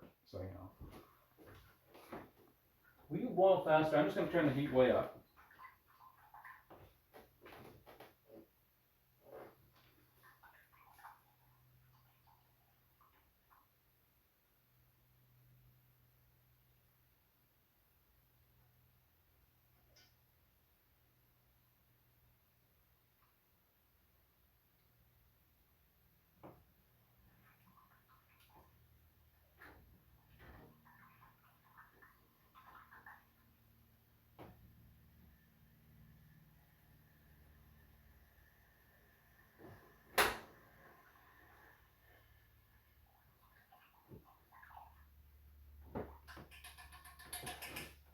All right, good enough.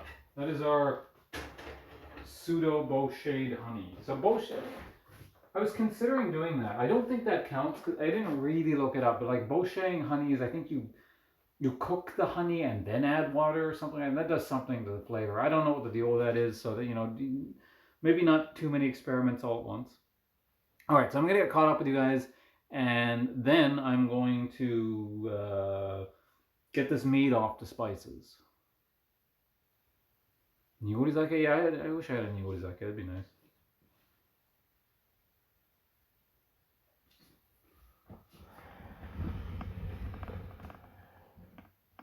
Okay. Is the camera angle still fine? You guys good with this? I mean, I'm gonna move back.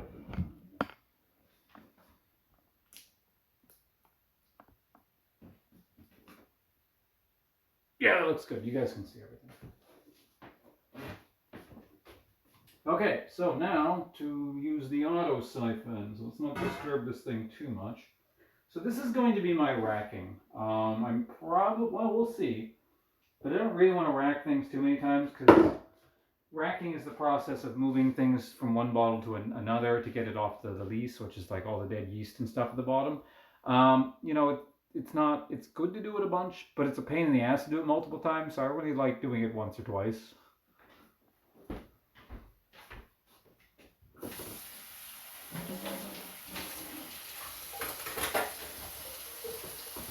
Because each time you do it, I gotta like clean all that siphoning equipment and like make new sanitization fluid. And, so.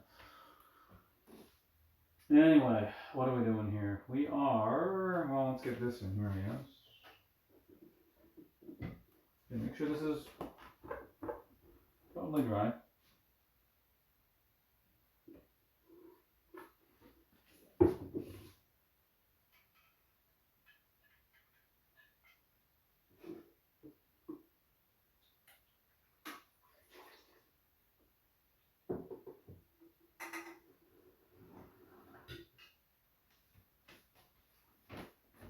All right.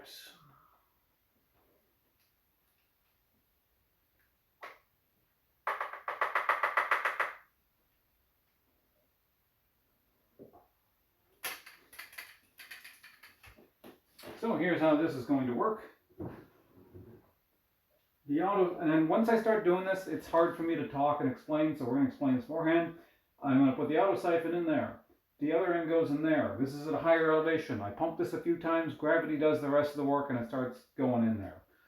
And I just have to make sure not too much of the crap that's in this bottle doesn't go through the siphon and then end up in there. I mean, if it does, it's not a big deal, but...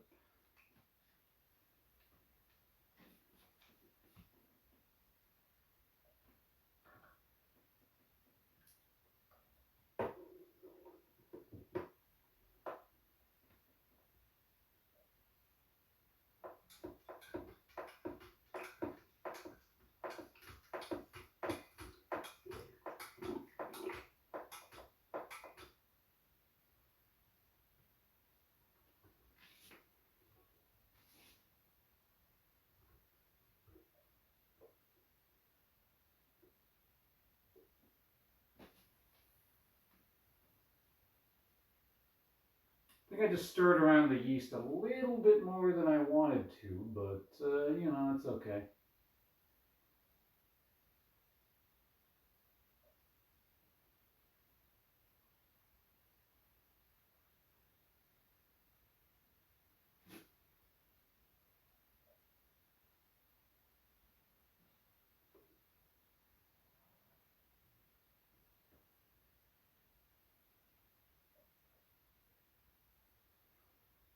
Just kind of watching the liquid levels in here.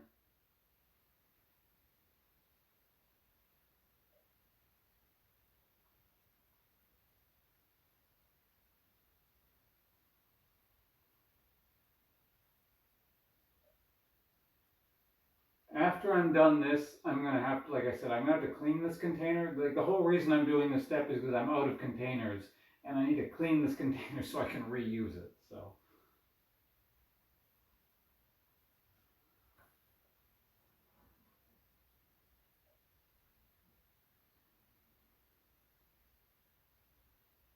So as we get closer and closer to the bottom, this process slows down. Something about physics. I don't know. We got any physics majors in the chat?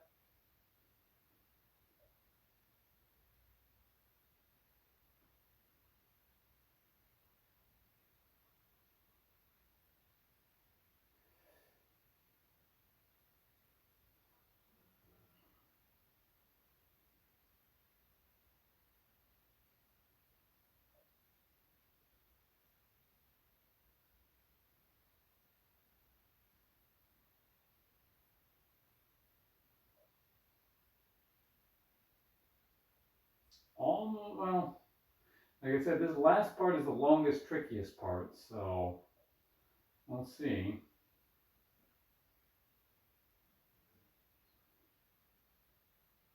Try not to move it too much, but I also want to lean everything into one corner so I get as much of this liquid as possible without getting too much of the yeast garbage at the bottom here. There's quite a bit of yeast just sitting at the bottom. It's a very thick layer. I guess I maybe should have shown you guys before I started, but I'll see if I can still show you guys after it's done.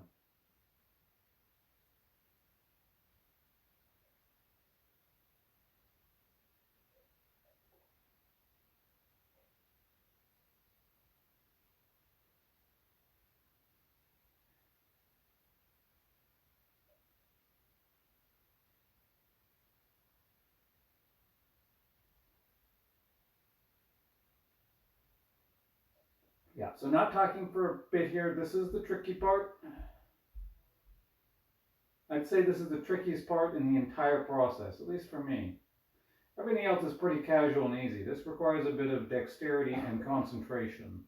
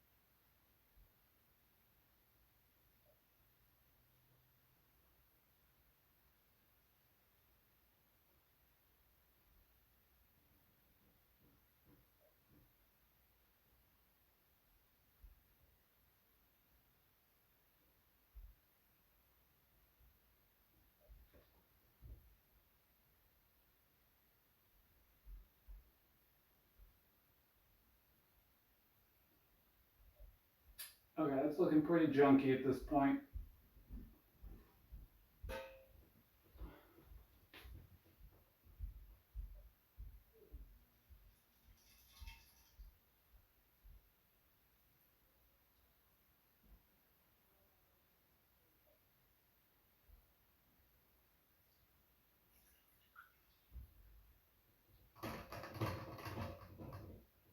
Okay, there we go.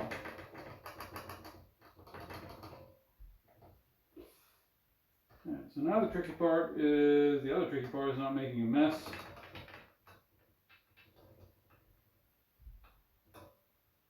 to take this over to the sink really quickly and then be right back.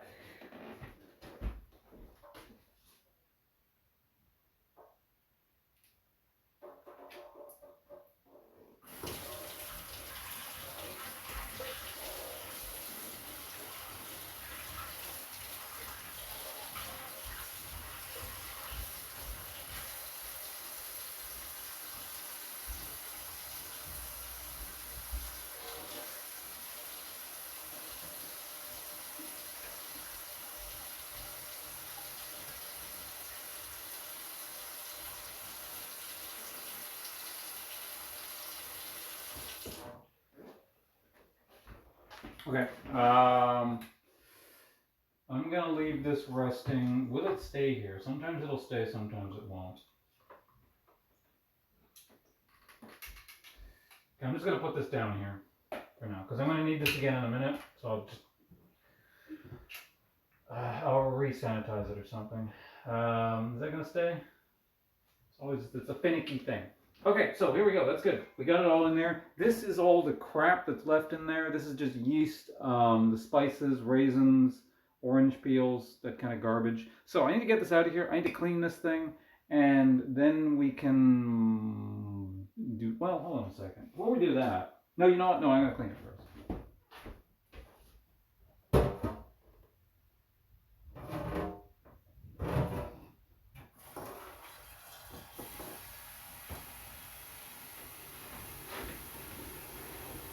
Because that requires time to fill up. You can probably hear the sink going. That's just me filling passively. Alright, so we're going to go ahead and stir this stuff in here. This is pretty hot, but this is pretty cool, so you know the temperature should equalize.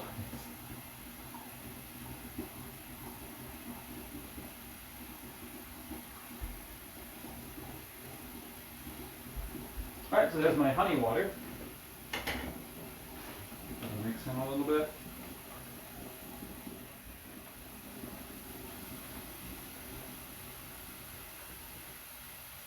Don't want to mix it around too much. I don't want to get like too much oxygen in there.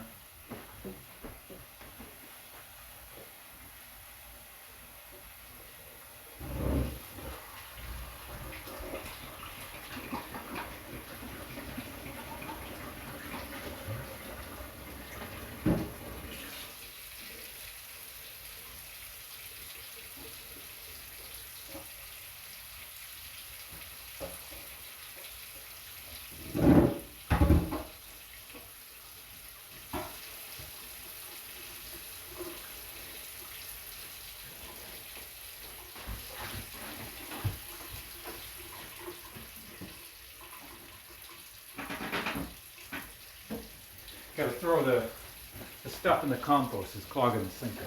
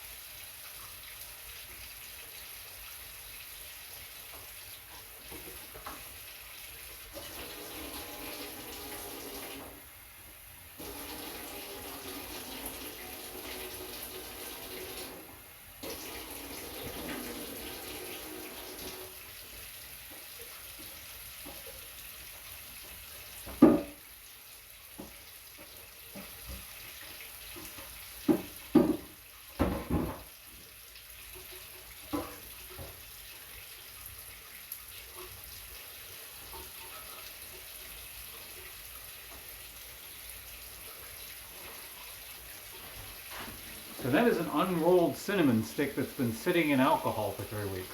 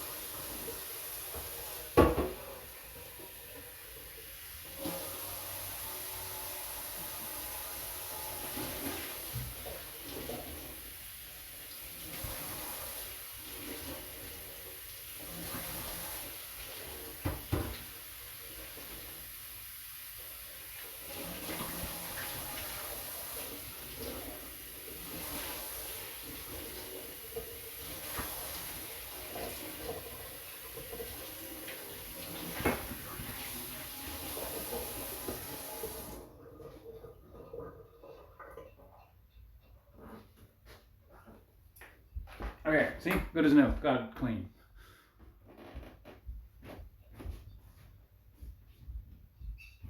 Now, in the meantime, we want this. It's clean, but it, you know, we gotta use some sanitizer. Well, I don't have to.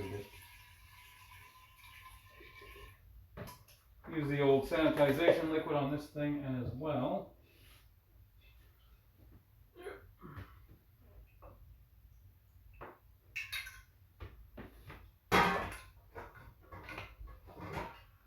Roll it around in there casually. Kill off anything that, well, I mean, I really don't need to be doing this, but you know, whatever. Like, it had the alcohol in there the whole time, and then I just washed it with soapy hot water, so, you know, this is like the cleanest thing in the universe at this point, but...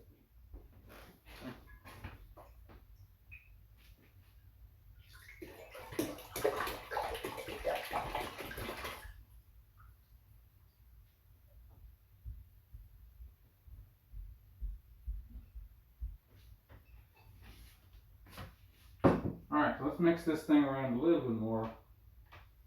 Get that honey water kind of mixed up in there a bit. Make sure it's not all sank to the bottom. So like I said, I'm not stirring this too vigorously. It's probably not too much of a problem, you know, if it gets a bit oxygenated. This is, like I said, it was 14%. With that tiny bit of water that I added in there, it's something between 13 and 14% now, most likely.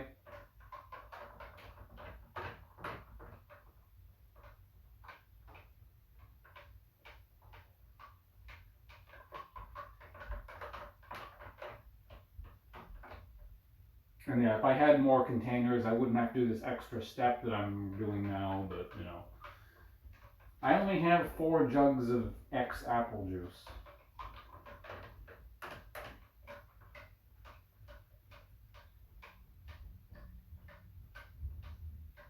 This also does serve the purpose to degas this. I don't think it's like in dire need of degassing, but gets the carbon dioxide out of there. In fact, it didn't taste, yeah. This didn't taste very effervescent at all when I tried it a little bit. The first mead I made was very effervescent, but that's because I didn't know how much I should be shaking it around when it was fermenting during the first 2 weeks, so I barely touched it. This one I found out since, yeah, it's probably a good idea to shake things up. So for the first 2 weeks, I shook it like rather vigorously every day, so that degassed it quite effectively compared to the first mead I made. Which might account for just why this went totally dry, unlike the other mead, because I think this one might have had a bit more sugar in it, I think, or at least had more honey in it, I think.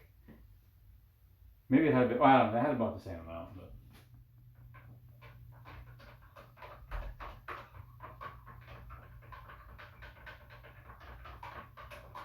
But the thing is, I actually want this one a bit sweeter than the last mead because it's spiced, right? So I want kind of a sweetness to balance out the spiciness. Also, before we move stuff around, let me get caught up with you guys in chat, or at least what I can see. Oh, yeah, okay. What am I making? Yeah, spice mead, that is correct. Is this mead done then? No, it's not done. It's got to go back into this container and it'll sit in there for anywhere between another week to potentially up to about 3 weeks. Maybe even longer. I don't know. You never really know. Ideally, it's done in about 2. We'll see. Hello, it's phase 4. Yeah, oh yeah, the shaking each day made a huge difference in terms of the effervescence. Now, granted, the ingredients are a bit different. That could have had an effect as well. You know, who knows what the spices were doing in there, but I don't know how many of you guys were around for the original mead videos or streams, but you might remember when I was testing, I was like, this is like basically almost carbonated. It was like very effervescent. Okay, so we're going to do a new taste test and new sugar reading level. As I said earlier, this was totally dry, so this makes things easy, very little math involved. The old reading was 1.000. No sugar in there.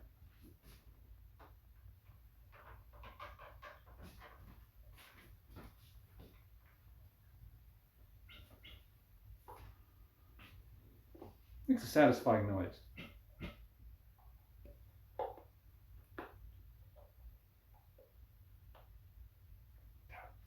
Should have bought a better turkey baster. This thing was $2, I think. $2 or $3. Sometimes it shows.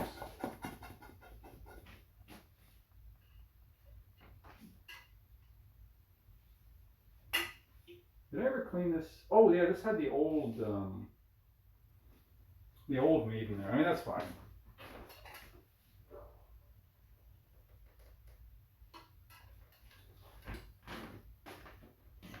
Or rather, the mead before I added the sugar or the honey. Okay, let's do one more quick stir in here.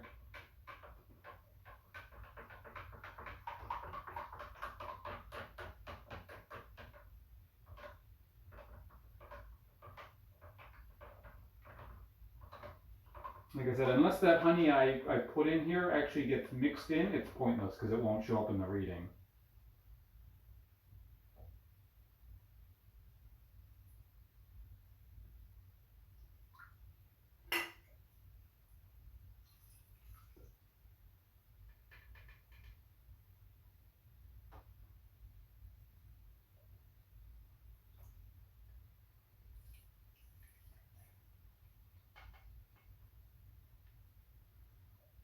I'm hoping for something close to 1.02-ish.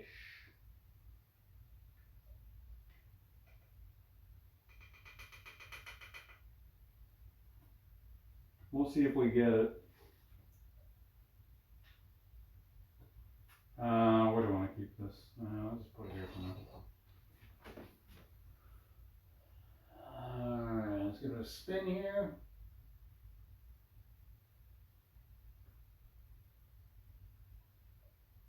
Did I actually get 1.02? It's really close. I got, stop spinning, goddammit.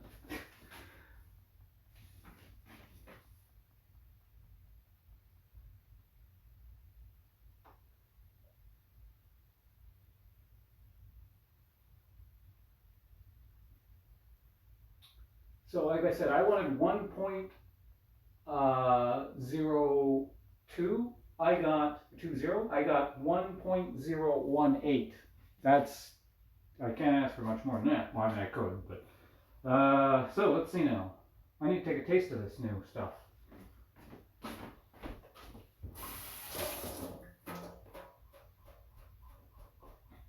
Let's see how the new sweetness level is.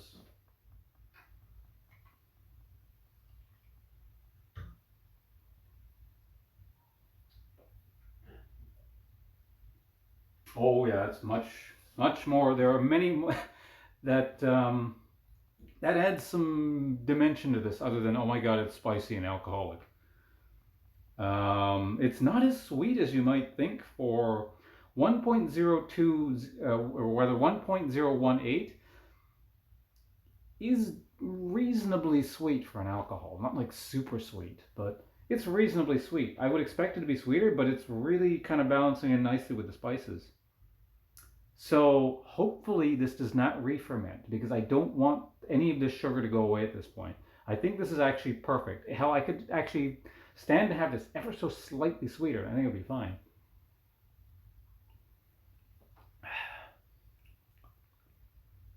Yeah, just let this sit, mellow out. I think this is in a really good direction. I'm actually surprised how quickly that fixed. It was fine before. Well, it was pretty harsh before, but you know, it was not like it was terrible or anything. This will sit and get better, because this is only, I gotta keep in mind, this is only 3 weeks in, right? It's a mead, it needs time. If this continues in like this general direction of flavors with just sort of a nice mix of spicy and sweet, and there's actually very little fruit notes in here. I was expecting the orange peel to do a bit more, but I think the spices are covering it up quite handily.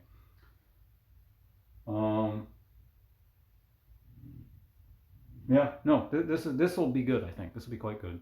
Like I said, I was mildly concerned that the cloves, no matter what I did to this, would overpower everything till the end of time. But it's also going quite well, I think, with that heavier dark honey. I think that's kind of, like I said, able to compete with the spices decently. Had I used the light honey, I don't think it would have worked quite as well. So when do you actually get turned up and enjoy this? Turned up, is that like a term for getting drunk amongst the kids nowadays? So yeah, this, like I said, the earliest it can be done, the earliest I would bottle this is in a week. I don't think I'm going to bottle this in a week. The I was watching a YouTube video on someone else making a Metheglin, and they did this. I think the recipe was like slightly, it's similar to mine, whatever I did, very, very close. And they left it in their like the fermenter for 5 weeks and bottled it after 5 weeks. So theoretically, if my everything goes the same for me, I could bottle it in 2 weeks and see how it goes. It might take longer. Like I said, it's all just kind of a case of, do I think this would be improved if I'd let this sit here for a while longer? Now, granted, I probably have about 3 weeks until I need to start dealing with the other stuff, and then I'm going to need containers. But if I really, really need to, I can do the same thing, where I transfer it into that thing and then transfer it back into the same container with the other stuff I made today. So, like I said, we'll see. I suspect sometime in the middle of January or something, I might be ready to start bottling this, but we'll see. What is my favorite kind of drink? I'm assuming you're an alcoholic, right?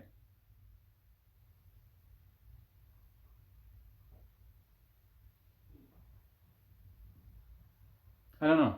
It depends on my mood way too much. I can't really. If we're talking alcohols, yeah, it just depends on my mood. I mean, if it's like a beer, then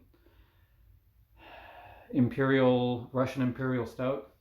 Imperial Russian Stout. I can never remember the order, even though it's my favorite. But there's days where I prefer just like a light, crisp beer as opposed to like a heavy 12%. Oh my God, this is like a meal in a jug kind of thing, or a glass. Um, Honestly, I really like the mead I made. I'm not just because I made it and oh my God, and obviously there's bias, regardless of how much I pretend there isn't bias. I actually really like my mead number one. Uh, have any beer liqueur? Yes, this is batch number 4. This is my 4th batch. 5 and 6 were made earlier today. I'm continuing to work on batch number 4 here. So not a lot. I've been doing this for about 3 months now. So I've made a few here and there, but still relatively new to the whole thing. Oh, you're asking about beer or liquor specifically. Liquor requires distilling, and distilling is illegal and much more complicated. So I am not touching distilling. Beer I've not made. Eventually I would like to make beer. Beer just requires an extra step where you got to deal with the mash and all the grains and that, and you gotta like boil it, and it's like, I'll deal with it later. Plus, I gotta buy a whole bunch of grains, and that's probably expensive. I don't know. The mead sounds really good. It's not bad. If this was served to me as is right now, I would still drink it. It's not the greatest, but again, it's only 3 weeks old. It's not supposed to be done and awesome right now. It's again comparing it to my previous mead at 2 to 3 weeks. Same deal. I'm hoping it's the same deal. It was like I can see this becoming really good. It's not done clearly, but and then that mead turned out absolutely fantastic after I left it for another month or something. So it's like you're in the middle of cooking, and you kind of get a taste of the stew or whatever you're working on. And it's like, yeah, it's pretty good. I'm not gonna serve it like this, but it's I can see where it's going. So should order mead. Mead's like, yeah, it's hard to find. I mean, hard, but it's a pain in the ass to find. If you live in a major city, there's probably a liquor store somewhere that carries some mead. But yeah, it's just generally you're not going to find it here in BC in the government liquor stores, which is probably a weird concept depending on where you live. Government liquor store, but government liquor store are the most common cheap, they're everywhere kind of stores. Then there are private liquor stores, which are not quite as common and more expensive, but they do carry weird stuff like mead. Oh, and we were talking about different things. Recently I've started to enjoy whiskeys. I've picked up an unfortunately expensive habit. Or will probably become expensive if I go out and start buying whiskeys. But it's a very recent development. I started drinking. Well, I put up. Oh crap! My YouTube video. Hold on. I'll be right back, guys. Before I do this, I should transfer this ASAP, but I need to actually put a YouTube video up, and then you can check it out. Hold on.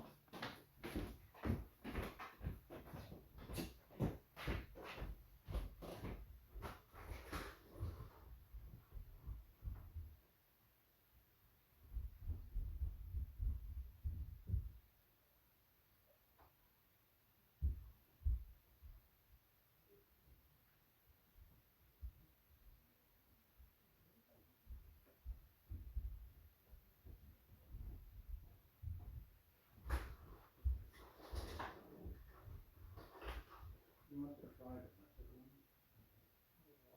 This iced tea. It's now or never. Actually, I guess I can put this. Huh? Well, it's gonna go away again for a while.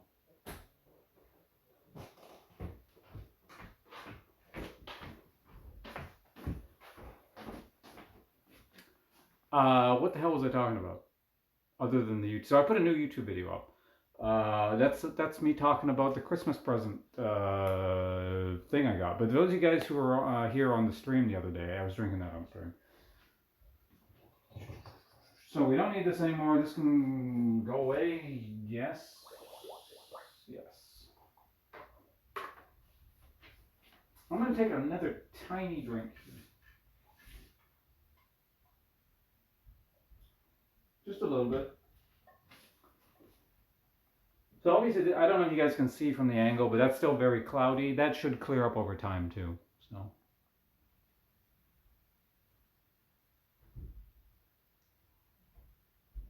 So yeah, still very spice heavy on the nose. I'm getting very little smell from this other than the spices.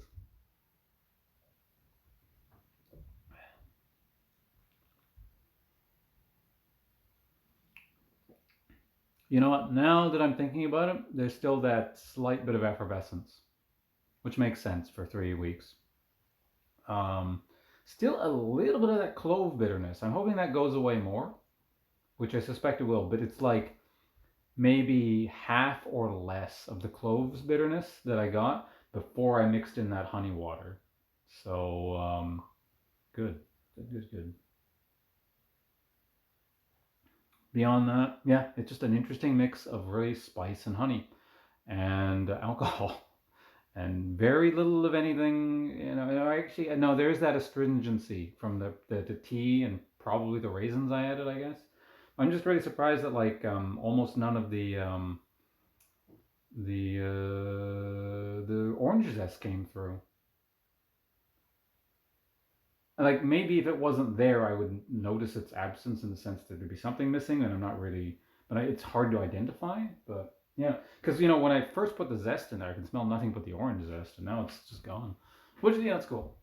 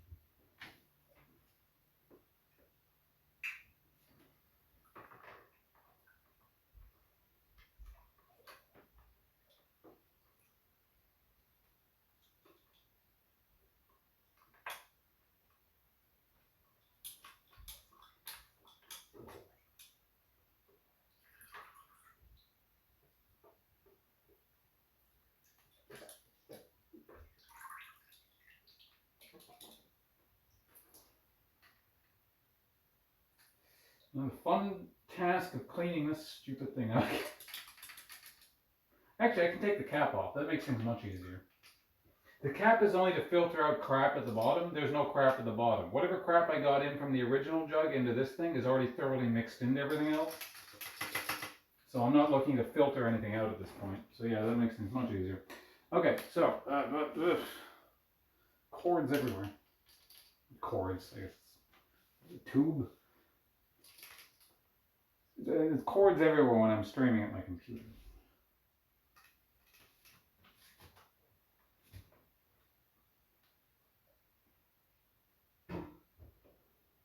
Okay. Increase the elevation. Move this over here. One last. Make sure we got all the liquid out. And the iodine smell is manageable, I guess. Yeah.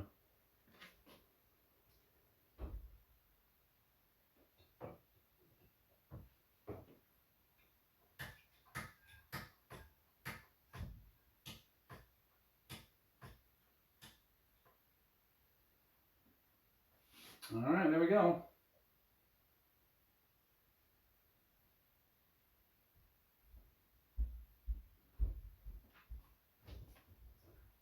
I'm really looking forward to seeing how this thing turns out. This is going to be really interesting.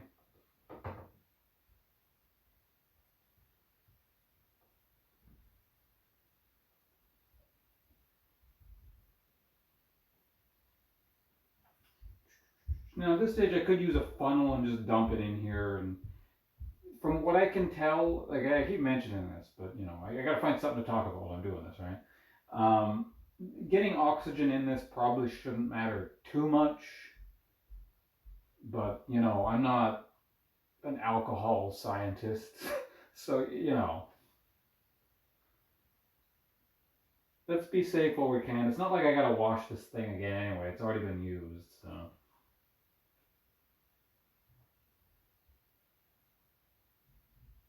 Now, if there's like a tiny little bit just resting there at the bottom, then yeah, I'll probably get a funnel and, you know, just kind of get the last tiny little bit in there. Or that would just pour it in directly.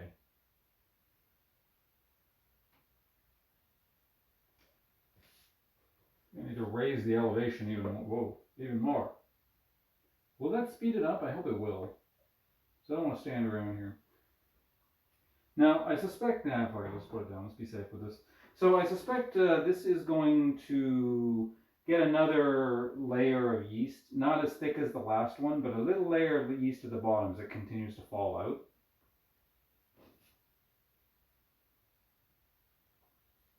But we'll see how that goes in a couple weeks, basically.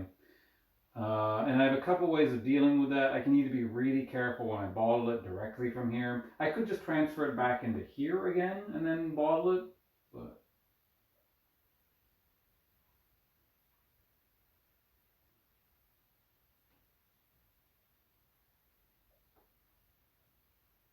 because that would also allow me to, if I need to sweeten this even more, I could sweeten it in here again and then bottle it directly. And if it doesn't go completely dry, which it shouldn't, but you never know. If it does go completely dry or something, again, that's a bit different. But so long as I can tell based on the levels of sugar that it's no longer fermenting, I can at that point just keep adding more and more sugar to keep sweetening it up to the level I want it to be at. So, and here I am talking too much and almost missing the fact that we're almost done here. So I gotta tip this thing over so the siphon picks it all up.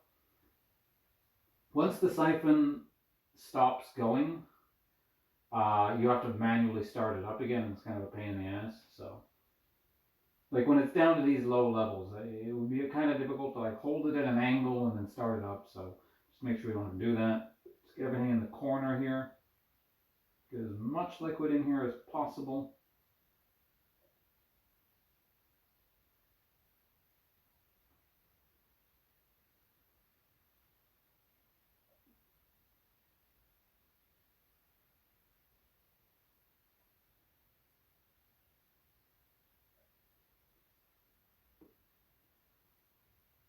The other thing to note is that it is distinctly possible that this could start fermenting again because I did add water to it, which lowers the alcohol volume, which means like the yeast that went dormant or something because there was too much alcohol in here might decide, oh, hey, there's less alcohol in here, we can start making more again. Which again, I hope doesn't happen, but if it does, I can add more, you know, honey again. So it's not the end of the world. And that is a very good amount of mead sitting in there because there's no headspace. So, or there's not no, there's you know a limited amount of headspace. So there's limited contact with oxygen between the liquid and the top or the oxygen layer there. And so long as it continues to degas, it'll just pump out the remainder there. And this will sit now again from anywhere between 1 week to God knows how long. And yeah, and hopefully we'll get some tasty alcohol out of this. Okay. Now I'm gonna deal with this awkward crap again here.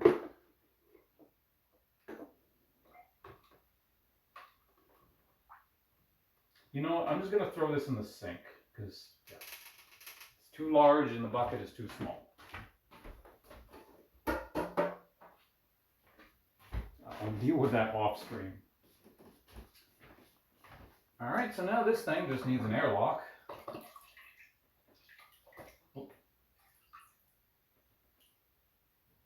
Actually, hold on a second. This thing needs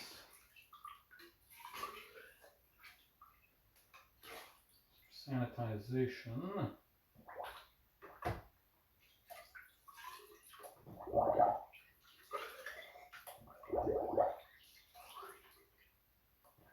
Easier if I just do that now, like so. Okay, what do we need? So I need this thing, I need this thing.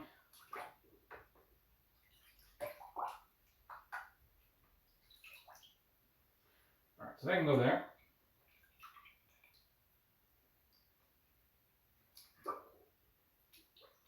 So this is the same airlock that was in there earlier. We're just cleaning it out, getting some new liquid in there. Making sure everything is good and sanitary. Sanitized. Sanitized and sanitary are two different things.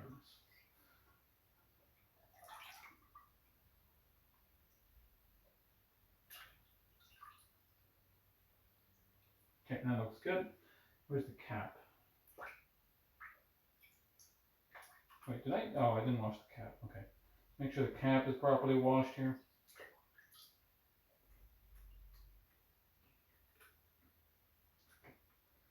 And that guy on. All right, here we go.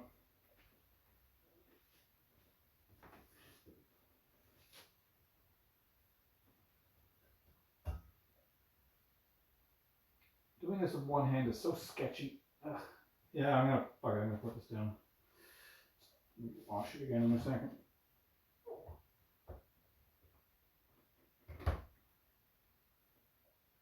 There we go. Got it. Half the thing is, it's just like this. I mentioned this past. This table is really crappy and fragile. So if I push down too hard, I'm kind of concerned the legs will break.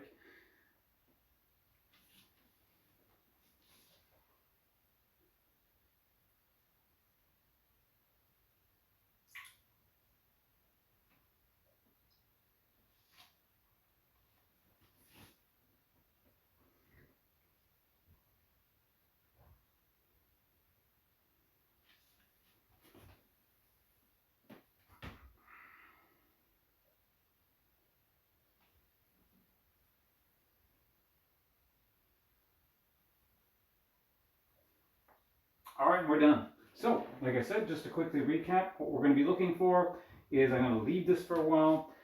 It should clear up. This is a very dark honey, so it's not going to be like crystal clear, but it hopefully gets to a fairly translucent, yes, translucent, that's the right word for it, translucent kind of appearance. And hopefully, well, it'll also continue most likely degassing a bit, but the main thing is I don't really want this to re-ferment too much, but if it does, not the end of the world. And that is, hey, Mr. Burrito, how you doing? You're just catching the end of our Metheglin here. It's turning out quite nicely.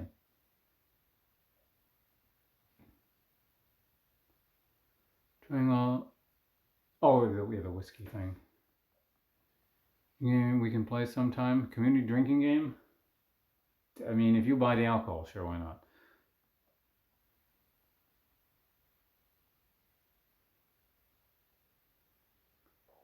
Sans the string? Oh, you mean, are you talking about the string that was in the thing earlier? Oh, yeah, it was in the airlock, wasn't it? Yeah, we also made earlier today the, what the hell did I make? I'm forgetting. Oh, yeah, the white wine and the Cloudberry mead. Now that one's the biggest experiment I've done so far, so hopefully that one turns out nicely. But, also alcohol related. I remember I uploaded or I made public the Ardbeg whiskey tasting video on YouTube. But anyway, let's put this one away, and I'm gonna go check up on the other alcohols and see how they're doing. With any luck, they're both fermenting now.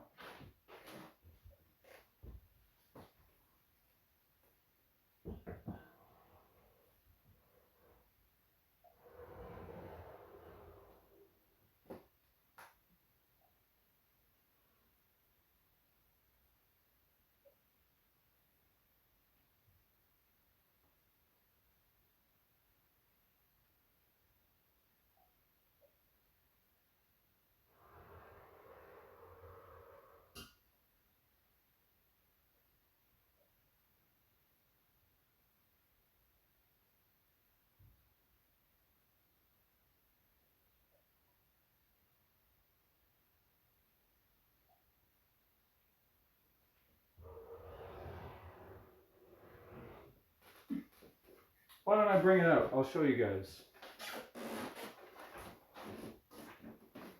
So this is gonna look kind of gross. This is the what is this? The Cloudberry mead we made earlier. It is foaming up healthy, and here is the airlock. You'll see it bubbling in just a second here. There it goes. See? So it is fermenting. We know that. If we didn't know from all this crap here.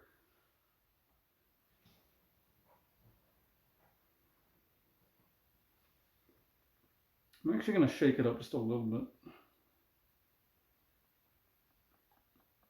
Break up the krausen.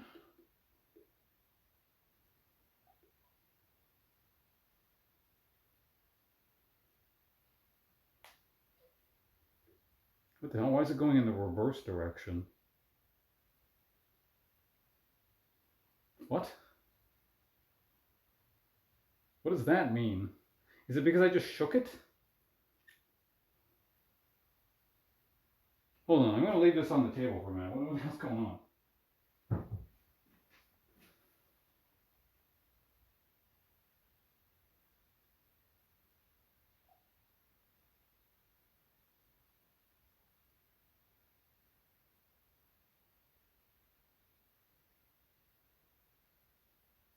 Yeah, I'm going to just take this out of here really quickly.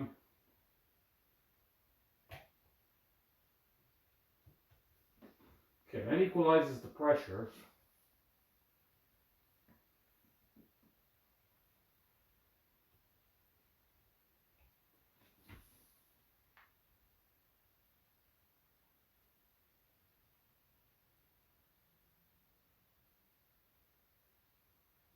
I'm going to leave this here for a minute so we can keep an eye on it. Yeah, it's doing something very bizarre.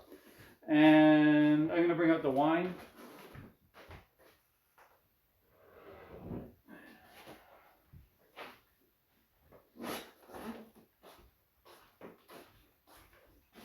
So this is the wine. You can see this has also started the fermentation process.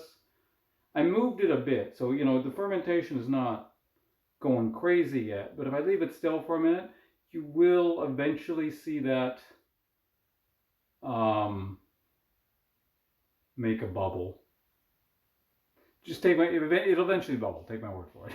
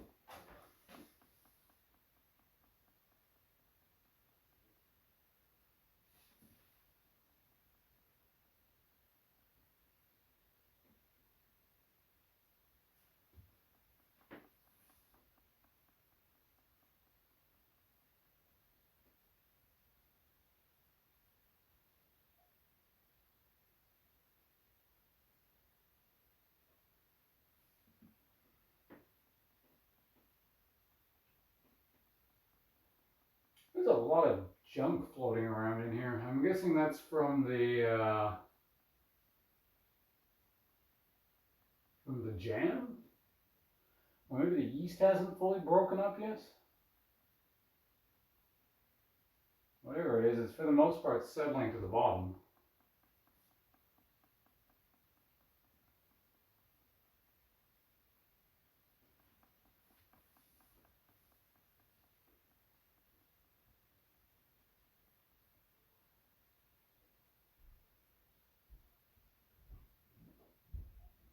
Alright, well in any case, it looks like regardless of the fact that I took all those pains to get the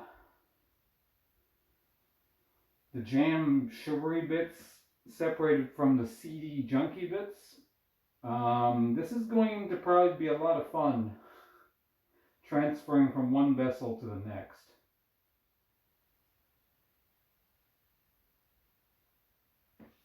But we'll see how it goes. I'm probably what I have to do most likely is you know the auto siphon thing. And probably what I have to do is I'm going to have to tie a cheesecloth around the end of it, and then put it in there for like an extra filter. So it'll be like 2 filters on the end of, or on the auto siphon, just to make sure none of that crap transfers over. Trying to get caught up here.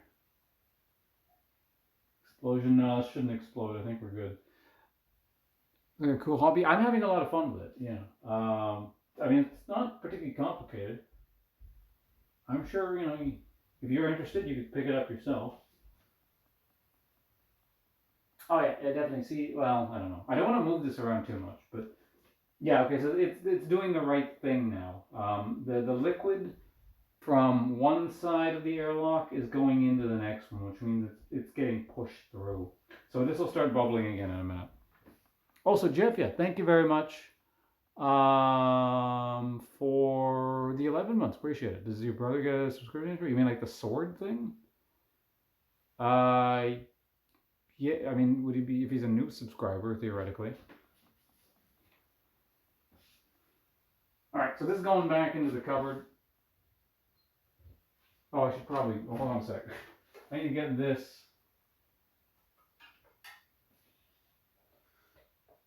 Out of here. It's not good to leave stuff sitting in the sanitization liquid for all eternity. Tends to stain. Which reminds me, there is like a little bit of alcohol here. Hold on.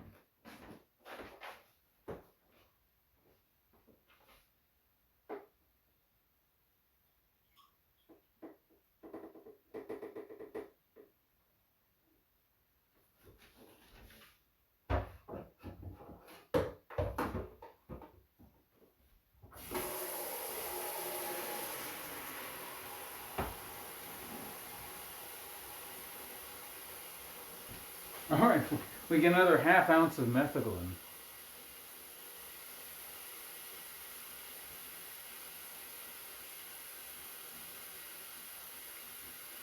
Still nice.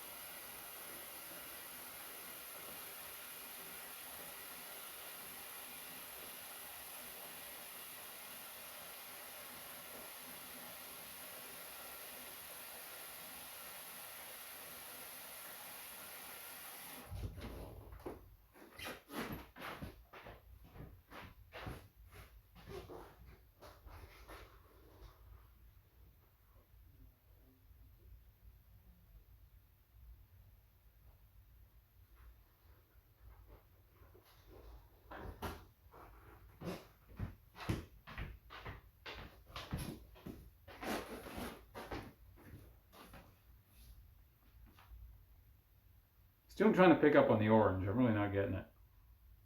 Alright, cheers.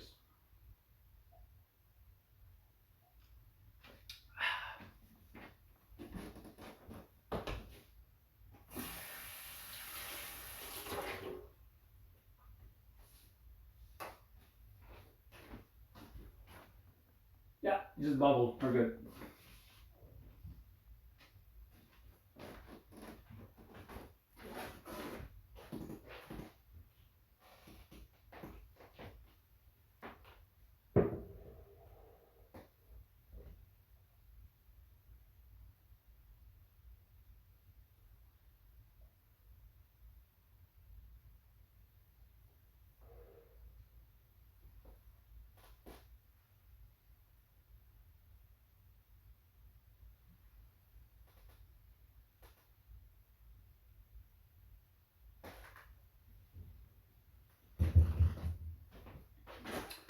Okay, well, is everything over here clean? I think it's for the most part, right?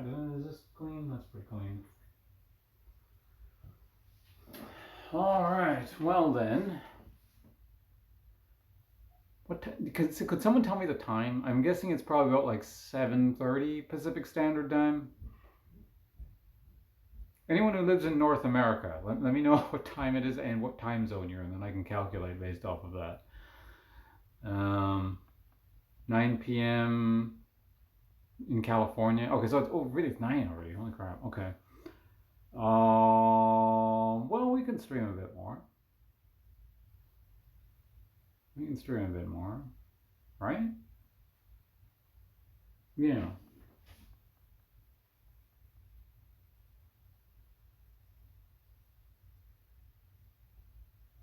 What time did man? This went a lot longer than I thought it would. But again, I didn't expect to have to deal with the Metheglin today. So anyway, that means I can actually take this off of here and I can move the camera around freely and show you guys the alcohol in its home. You guys want to see the alcohol home?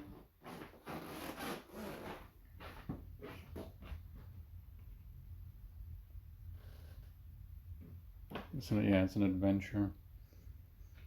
Okay, here we go. Here's alcohol home. So in the front here we have that's the Cloudberry mead. That thing in the back there, that's the Metheglin, which you can see is actually bubbling again a bit. So that's degassing. I don't think that's fermentation. And